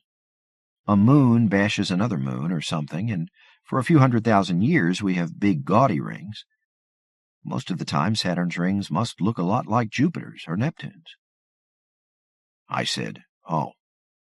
But Vanayan thought he'd gotten lost. What happened then? He started searching. He was trying to find the neutrino trail from quark mapping. First, we went to a view of nothing but galaxies. Flat space, he said. That didn't do it. He took us to other domains, black holes, peculiar galaxies, always getting more and more lost. God, it was all wonderful. But it took weeks or months to get anywhere. The displays didn't usually show normal space, normal suns and planets or starscapes at all. Vanayan spent some time fiddling with my life support until I could get food. TT Hatch Nexul means it won't kill me, whatever it tastes like, but I had to explain about vitamins and fiber. He showed me how to use his library. I did some research. Eventually, I could read some of his displays. He was looking for the point in space-time from which we'd left. It was the only way we could get back into the universe. Were you worried? Scared out of my mind at first. I was watching my life disappear. Vanayan never did consider himself lost. He was having an adventure. I got on his nerves. Eventually, Vanayan stopped talking to me. Then I kind of settled into the routine. I learned a lot from Vanayan's library. It was my only friend. It's sapient, near as I can tell. It taught me how to fiddle with the paste dispenser so I could get some variety into my diet. I made some changes in the medical system, too. I invented 2 or 3 chemicals that would have a decent street value if I could manufacture them. After a while, the library cut me off and made me sober up. I don't know how Vanayan worked out how to get us back. If that first planet really was Saturn 1,000,000 years ago, or 1,000,000 from now, or 50, and if he figured that out... Anyway, he still wasn't talking to me. He got us back to the moon, and then he just pulled me into the gig and took us home. Wonderful, Sherry Kaler said. Lettuce, I said. David, when you get a minute, get me any kind of salad. I haven't eaten anything normal since... I still can't tell. Marioko hadn't said anything this whole time, but now he was looking at me like some sort of strange bug. He said, It should have been me. Sherry gave him a look. Idiot. He ignored her. I've got credentials in cosmology and astronomy. He showed you sights the rest of the human race might never know. I might even have figured out what he was doing. Why a bartender? I was the wrong man, I admitted. You, Dr. Kaler, any human being in here would have been a better choice. I just hate being lost. I looked around at the evening crowd, a dozen assorted sizes and shapes, a whispering background of alien buzzes and clicks and screeching, 7 or 8 species from hundreds of light years around. I'm glad to be home. Losing Mars. The latest crop of visitors to Earth came rolling across the tundra, 4 shapeless beanbags glowing like psychedelic rainbows. They formed a queue and rolled through one of the low and wide airlocks into the Draco Tavern. 2 Terpsithra turned from the bar and watched them approach. It had been a quiet afternoon. I spoke to the first bag to reach the bar. Welcome to the Draco Tavern. What can I do for you? An insert on the bag spoke in the soft accents of a standard Terpsithra translator system. We seek to speak to any representative of the United Nations. There aren't any in tonight, I said. There rarely were, though it's not unheard of. Is this urgent? Of huge import, but our timeline is flexible, said another of the bags. Rick Schumann, the barkeep, can you contact the United Nations for us? I can find somebody. I still had phone and email codes for Sherry Kaler and Carlos Malioco. That is well. The Terpsithra have demanded too high a fee as mediators. Would you accept 2 to the 20th part of what we deal for? Less than 1,000,000? I have no idea. What are we dealing for? Mars? I tapped out what Dr. Kaler had scrawled on her card and got her voicemail. Sherry Kaler, leave your name, number, and vital statistics. An Arab slave master will contact you shortly. That could hardly be her business office, I thought. Rick Schumann, Draco Tavern. Some of my visitors have a strong interest in talking United Nations business. Worth a trip to Siberia? Dr. Kaler had picked up. Worth more than that, I gather. I don't have the full details yet. Shall I call Mr. Malioco, too? No, hold up, Rick. I'm actually in Siberia, in a bathtub at the Mount Farrell Hotel. We can get Carlos involved if this looks interesting. Who's talking? What do they look like? Where are they from? She sounded cheerful and intrigued. They haven't said. They're in full pressure gear. I think they're fish. Give me half an hour. I'll have an Irish coffee. I hung up, wondering why she didn't want Malioco. A bit of work-related rivalry? Until the first alien lander came down 36 years ago, the United Nations had spent most of its time in internal bickering and grand theft. These days they presented more of a united front. Sherry Kaler and Carlos Malioco dealt with people like me, people who dealt directly with aliens. The life support bags were arrayed at a big table with 2 Terpsithra and a bear-like creature who had walked down from the lander with not even an extra coat. Wen Goldsmith took their orders. The bags wanted water, any interesting flavor. Okay, I'd guess they were water dwellers. I poured them pitchers of tap water and glacier water to get them started, and I joined the circle. Mars, I said. We are not involved, one of the Terpsithra said. The others said, we may be asked to judge. One of the bags said, we should wait for an official, should we not? Dr. Kaler will be here shortly, I said. Another bag said, we have no secrets. What would you have of us? We look like this. A picture formed on the bag's side. A deep-sea eel with long, elaborated fins manipulating a keyboard, goggle eyes, and prominent pink gills.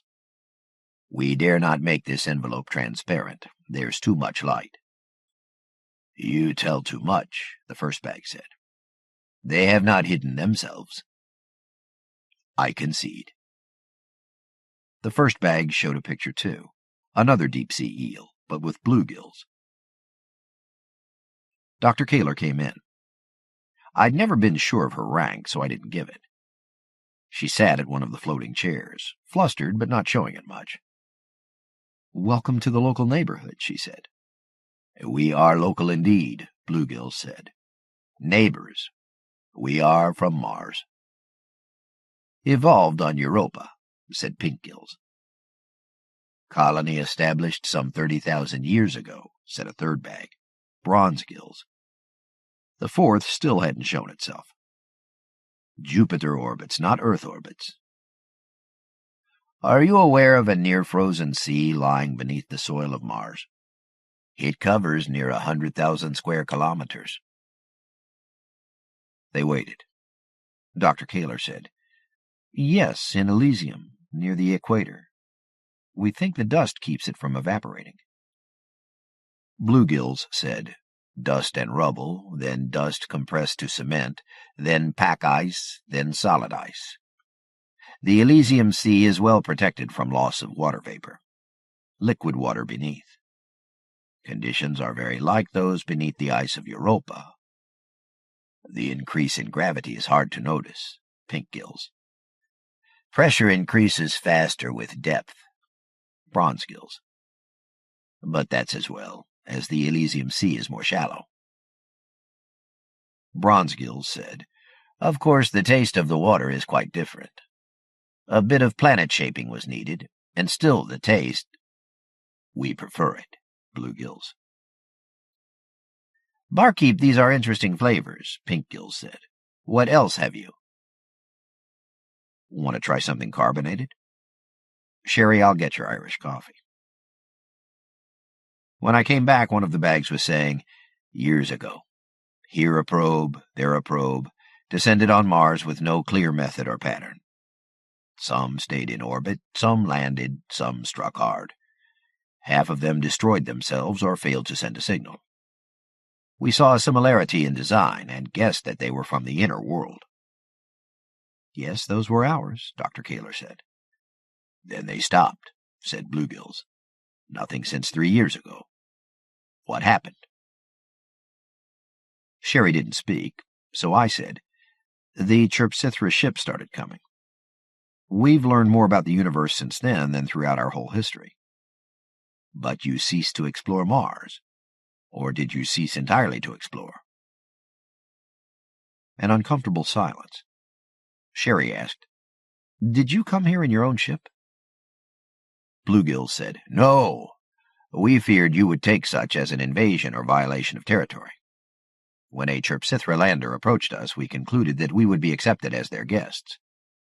We come regarding a matter of territory, after all." "Who owns Mars?" Pinkgills demanded. "Well," said Sherry, "I don't speak for the United Nations. I can bring this to Hermes Padat, I think." "The Secretary General." Bronzegills asked, "Can we settle this quickly? I myself dwell on Europa. Life support is a problem here. Too much gravity, too little pressure." "Oh, no, a case like this could take years," Sherry said. "I should try to call the Secretary General." In a stunned silence, we watched Sherry dial. One of the Chirpsithra said, "No, I think we can decide more quickly than that. We hold authority in this part of space. Dr. Kaler, do you claim Mars?" "Of course. It's our next-door neighbor, the nearest planet. Much closer to us than Jupiter is." "Do you currently build ships capable of reaching Mars?" She swallowed. No. "Has any human being ever set foot on this neighbor planet?" "No. We would have, but you came. You already own most of space, most of the galaxy. You've said so yourselves." "Rick, would you have gone to Mars if we had left you alone?" "When I was a boy, we had gone to the moon and come home and stopped. Mars had changed whenever someone looked again, and always there was talk of putting a man there someday." "I'm not sure." I give Mars to the European colonists. Sherry gulped. She said, We will protest the decision. You have that right. Submit your protest to the ship, to safe orbits, before our departure 61 days from today. Rick, bring us sparkers. The rest stayed at the table, but Sherry Kaler followed me to the bar. I asked, another drink? She spoke in a suppressed wail. I've lost Mars. Irish coffee? What do I tell Hermes Padat? They'll never react in time. The UN can't decide to order dinner in 61 days. I've lost Mars. Yes, Irish coffee. I talked while I worked. Not by yourself. You didn't lose Mars without help. Mars has been there all along. For hundreds of years we've known we could get there. For 50 years we've even known how. It just wasn't important enough to enough people. We never had Mars in the first place. They aren't even Martians. I wouldn't mind being kicked off by Martians. They didn't seem to mind the probes. Maybe they'll want visitors. And if they don't? Sherry, how much territory is a millionth of Mars? Why? It's my commission. It might be enough for an embassy. It turns out to be around 140 square kilometers. Playground Earth. It was wonderfully peaceful in the dark beneath Europa's ice. The VR setup saw in infrared. The little scooter tootled among schools of alien swimmers lit by their own heat. Most of them looked like translucent squid or ambulatory jet engines. One variety had carved the underside of the ice into channels and buildings, a whole inverted city. I had put my life on hold while recovering from a chain of misfortunes. A Terpsithra, diplomat by choice Katashasniff, had died of allergies while in custody of human kidnappers.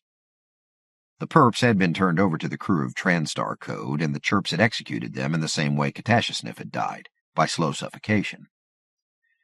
In a flurry of bad publicity, Transtar Code had departed Earth and Sol system and left me holding the bag. I'd closed the Draco Tavern. I had little choice. Wandering Signal took up orbit around the moon a month later. Various diplomats inside and outside the UN attempted to stop the ship from sending landers. They may have been too subtle, and nobody fired any weapons at visiting aliens, though we'd worried about that. The landers the Terpsithra use are nowhere near the size of their interstellar liners, but they're big and conspicuous. It may be a good thing that Mount Farrell is so inaccessible. The ship got its share of news cameras anyway. And someone mailed a package to the Draco Tavern that turned out to be a bomb. Some of us were inside doing maintenance. The bomb killed another Terpsithra, Engineer Harashantry, and left me with internal injuries. It would have hurt a lot more of us if the tavern hadn't been closed. In the weeks that followed, I sat or lay around being entertained by little sensor packages that various aliens have been sending out among the planets. The proxies crawl or swim across most of the interesting places in the solar system. Departing Terpsithra liners don't bother to collect them. The next starship just links up, and Earth's satellite network have access too. Mars was fun for a while, but there weren't any life forms to make the place interesting. Pluto and Charon hosted actual tourists wearing video cameras and other sensors, entities who could never visit Earth. Jupiter was just confusing. Europa. My virtuals went black and jerked me from under the European ice back into my bedroom. I blinked and tried to sit up. Beth? You have friends, Beth Marble said. I've got lots of friends. I sat up, lifting mostly with my arms, but my belly muscles were growing back together. Soon, leg lifts. Beth said, Your friends in lobster shells that are too tall for the ceilings. Can they come in? Terpsithra. Sure, bring them in. Beth Marble had gotten a raw deal. She'd been a psychiatric technician taking care of developmentally disabled patients until, in her mid-30s, She'd opted to work with minds more alien than that. She'd put in for work at the Draco Tavern. She was lucky the bomb hadn't caught her. Now she was taking care of me until we could get the tavern rolling again.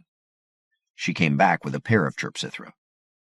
At 11 feet tall, they entered crouched over, and immediately sat on the floor. Beth took the reading chair. "I wish I had better hospitality to offer," I said. "I don't even have sparkers for you." "Travel involves occasional discomfort.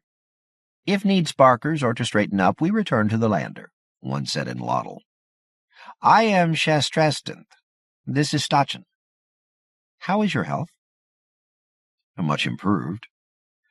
I would have been crippled without Gligstith Optoc medical assistance." I wondered how much the Glig had learned of human physiology that way, then dismissed the thought. They'd studied human tourists on their own world. They had our DNA. I asked, "How are your passengers?" "Restless. Some have decided to travel." She was still speaking Lottle. Beth's translator was on. I reached for mine. "I saw some of that on the news," Beth said. "Gligstith, the gray ones, built like little walking tanks. They wear green furs. They've been visiting hospitals. And the wolf-like things..." Unease crawled up my rebuilt spine. "Tell me more."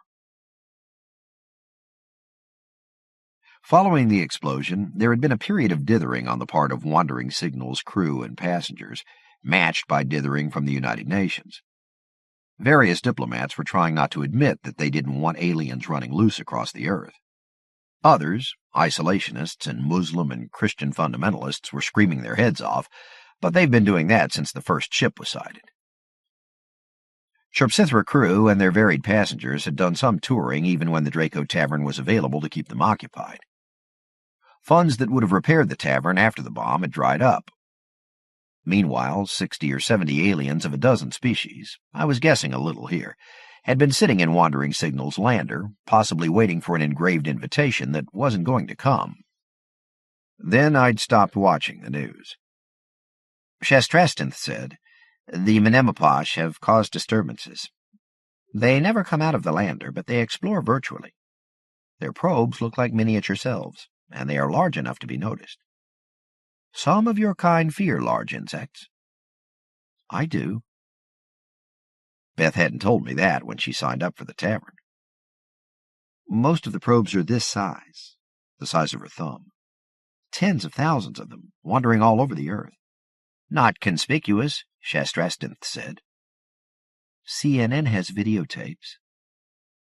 "These are complex machines for all of their size," said Shastrastinth.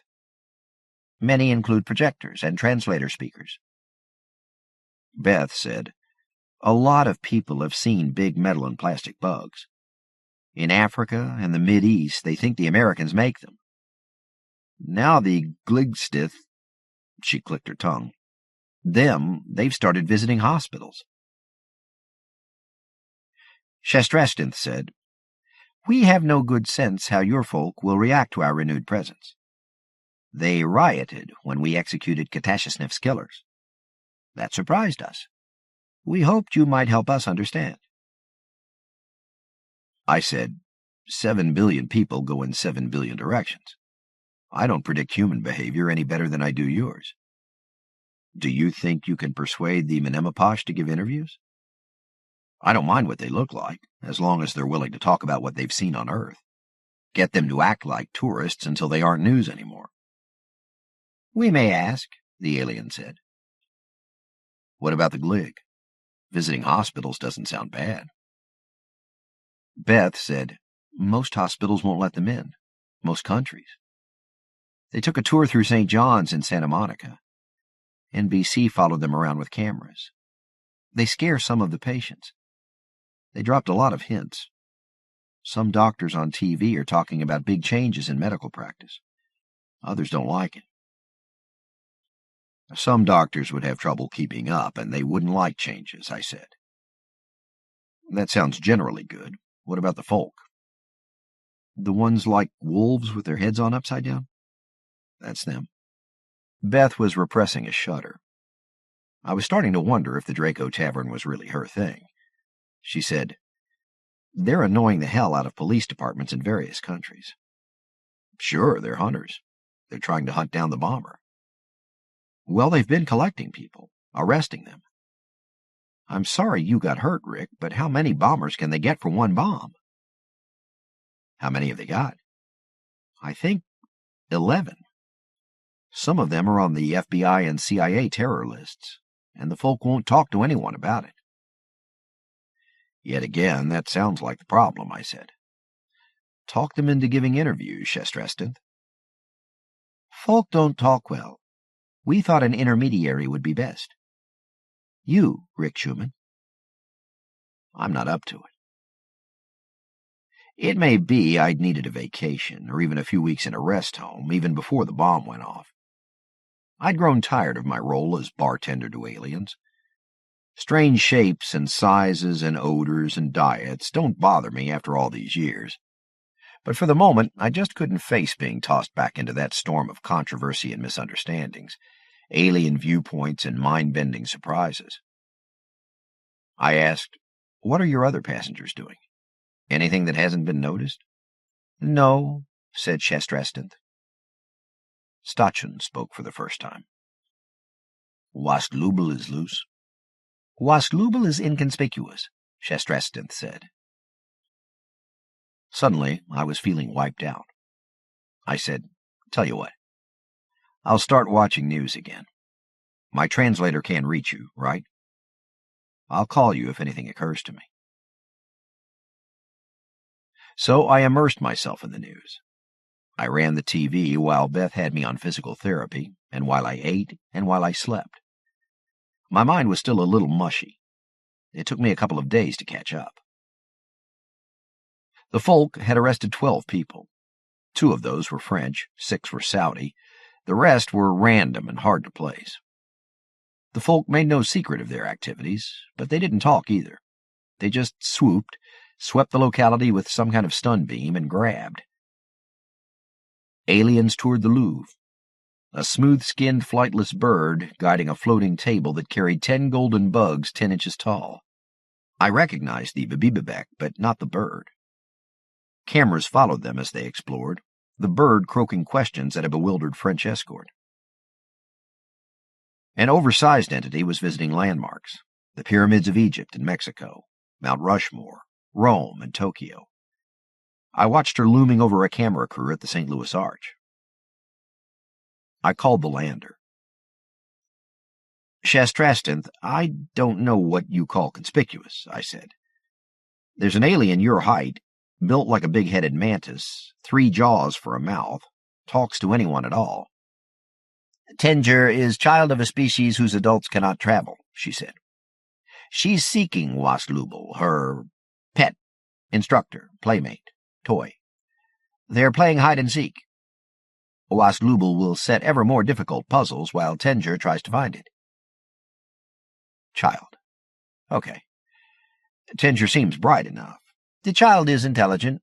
Adults are even more so. Is Tenger giving enough interviews to satisfy you? Sure, the kid just doesn't make much sense. Now, was it you who got the folk talking? I asked them to be more interactive. If that was a mistake, it was mine. I said, "One of their prey has confessed to blowing up the tavern. Amory Salomon, American, wants to sell the story to NBC. The folk don't want to let him go. Problem will solve itself if we wait. Can he talk from his confinement?" I'm not his agent. Let them thrash it out on their own. Now, what's going on in the ocean around Hawaii? I did expect those to be inconspicuous. The sea people hail from a world much like your own, but lack exposed continents. Would you wish to swim with them? Some adults wear sensor gear. You can use a virtual link. Maybe later. Adults? Are they breeding? Complaints had been reported from fishermen. Their catch was being depleted. Their progeny will be unsapient and sterile, 1 generation only. What do they eat? They eat what they find in the sea. It would help if you could get the sea people to keep their numbers down. We will ask. Next. Do you know anything about a Diana Gustall? She's claiming contact with an alien. One of our passengers? Who else? There weren't any other aliens. Then again, the woman sounded crazy. Her alien seems to be the fount of all wisdom. It's been everywhere, done everything, seen every interesting moment in human history. Trouble is, I've heard Chirpsithra talk like that. Is there one of your people who just can't stand not talking to the natives? Shrug. Rick, our concern is to keep the peace. What threatens the peace here? Don't know. I'm glad the folk are doing their job. They'll find the worst threats. I wasn't sure of what I was saying. Watching the folk in action could scare a lot of people over the edge. They put me on physical therapy. It would have been hellish, but I remembered worse. I remembered being unable to move at all back a few weeks ago.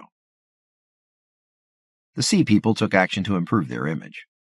With the help of a Venezuelan company, they did underwater work to set up an OTEC power plant. It would use the temperature difference between surface water and bottom water in the ocean to make electric power. The side effect? Currents would stir up sea bottom soil. More trace elements in the water, more fish. I hoped some of Earth's 6 billion would understand its purpose and take it as a kindness. Still, the sea people, when they finally appeared on television, were shocking. They were eels, their streamlining ruined by a collar of limbs and a tremendous toothy head. Beth didn't like them at all. Earth's fish and crustaceans can be surpassingly ugly, but they couldn't match the sea people. Yet the virtual link to the sea people became hugely popular, especially in hospitals and rest homes. I tried it myself. I loved the dreamy feel of effortless swimming. Diana Gustall announced that her alien contact was, or had once been, Elvis Presley. People around the world started seeing bugs the size of a 10-year-old child. I called the lander. Yes, they were hologram projections of the Menemeposh. Shastrastinth had a word with them. Now witnesses began seeing transparent people who talked like stand-up comics. That didn't go over well either. The Tonight Show host, Jay Leno's successor, started talking about biblical plagues. I was yanked away from the dark blue deeps off Maui. What? I demanded. Human on the phone, Beth said, with composure. From Washington, D.C. Says he's with the Secretary General's office. One Harold Macy wanted me to meet him at the Draco Tavern. He couldn't say exactly what for. I agreed because I was becoming a little stir-crazy. We put my motor chair in the SUV, and Beth drove us over the tundra. Macy looked like an actor, tall, square jaw, intense green eyes, wonderful blonde going gray hair. He looked around at the row of airlocks in front of the tavern. Damage wasn't visible from here. That doesn't look bad, he said. Sonic shields took some of the force. Most of the damage is inside, I said, toward the back. So I took the chair through the big airlock and we toured the inside. Macy's nose wrinkled at the interesting chemicals released first by the explosion, then by what was happening to the various foodstuffs stored here. We should have moved those outside. I hadn't wanted to see what the bomb had done. It was bad. Not just the shattered booths, but darkness and mildew. The magic lost because of lost power. The dead feel to the place. Yet I felt a fierce pride. I'd built this over half my lifespan. This was mine. The spa took Macy's attention. Do you need this? I'd put it in when I had some spare money. I said, sometimes a customer uses it. The Zash held a mating ceremony in there. They'd invited me and Corinne to join them. It needs a lot of cleaning. We can't use chlorinated anything. What would it cost to... Nothing. It didn't get damaged. He nodded. How much to repair all the damage? We're guessing $30 billion. That sounds like a lot. Could be more. Let's go around back, I said. I tried my motor chair on the icy paths and found it good. The back of the Draco Tavern was a row of plug-in toilets. Here. I opened one that the Carnivorous used. It looked like a miniature chemical factory, and smelled like one, too. Macy shied back. I asked, "Can you see any damage?" "No. I can't either. They say it's a total loss. I understand some of what makes the tavern work, at least well enough that I don't poison anyone, but these toilets are a mystery. Doesn't matter, they're all plug-ins. The users bring their own. But the interfaces are all up against the back walls, so the explosion ruined a lot of them. I lost half my booths, too. Sonic dampers, translators. The news anchors talk about Harashantry's death and my injuries, but a translator network died, too. That's an intelligent being. We'd need a volunteer to replace it. 30 billion is just a guess." "Okay." "What?" Macy opened his briefcase. "I brought a contract." "Who's supposed to pay for this?" "Officially, it's the Emergency Funds Office branch of the United Nations. There were assessments and contributions. Your aliens can be really annoying, you know. It's not that we want to live without them. They've been changing civilization, the knowledge they bring in, and it's usually for the better. But we'd rather they stay here, most of the time anyway. The, fish? You could feed them here, can't you?" "That bomb blew up my aquarium. Otherwise, sure, except that they've been breeding, and they don't do that when they don't have room. And that Godzilla-sized kid and his toy. It'd be easier to catch if it didn't have the run of the whole planet." The tavern was too small for that kind of chasing around. "How about confining them to just the Mount Farrell environment?" "Whatever. What are you doing?" I was crossing out clauses in his contract. "I don't want to give away the tavern." "They won't go for it." "I'll keep my autonomy, thank you very much. Why in hell would I submit to inspection by people just out of the Stone Age if that clause were strictly enforced? Always look a gift horse in the mouth." "I'm still healing, Mr. Macy. I don't really want to go back to work yet. Give the Emergency Funds Office some time to talk it over." Want to try something? Chickenthil Interstellar sells a liqueur called Opal Fire. During the next 2 weeks, ahi, mahi, and swordfish went off the menus in most restaurants. Elvis Presley revealed a list of commandments, and Shastastranth caught the pair who had been manipulating that poor woman. Diana Gustal had been communicating with a Menemeposh hologram, and that worthy had been getting its cues from a Volek merchant ready to sell a new religion. A big-headed mantis, 11 feet tall, with a 3-jawed mouth armed with dagger teeth, chased its giggling prey through the Northridge Mall in California. The damage was more spectacular than expensive. Chirpsithra negotiators offered to pay for repairs.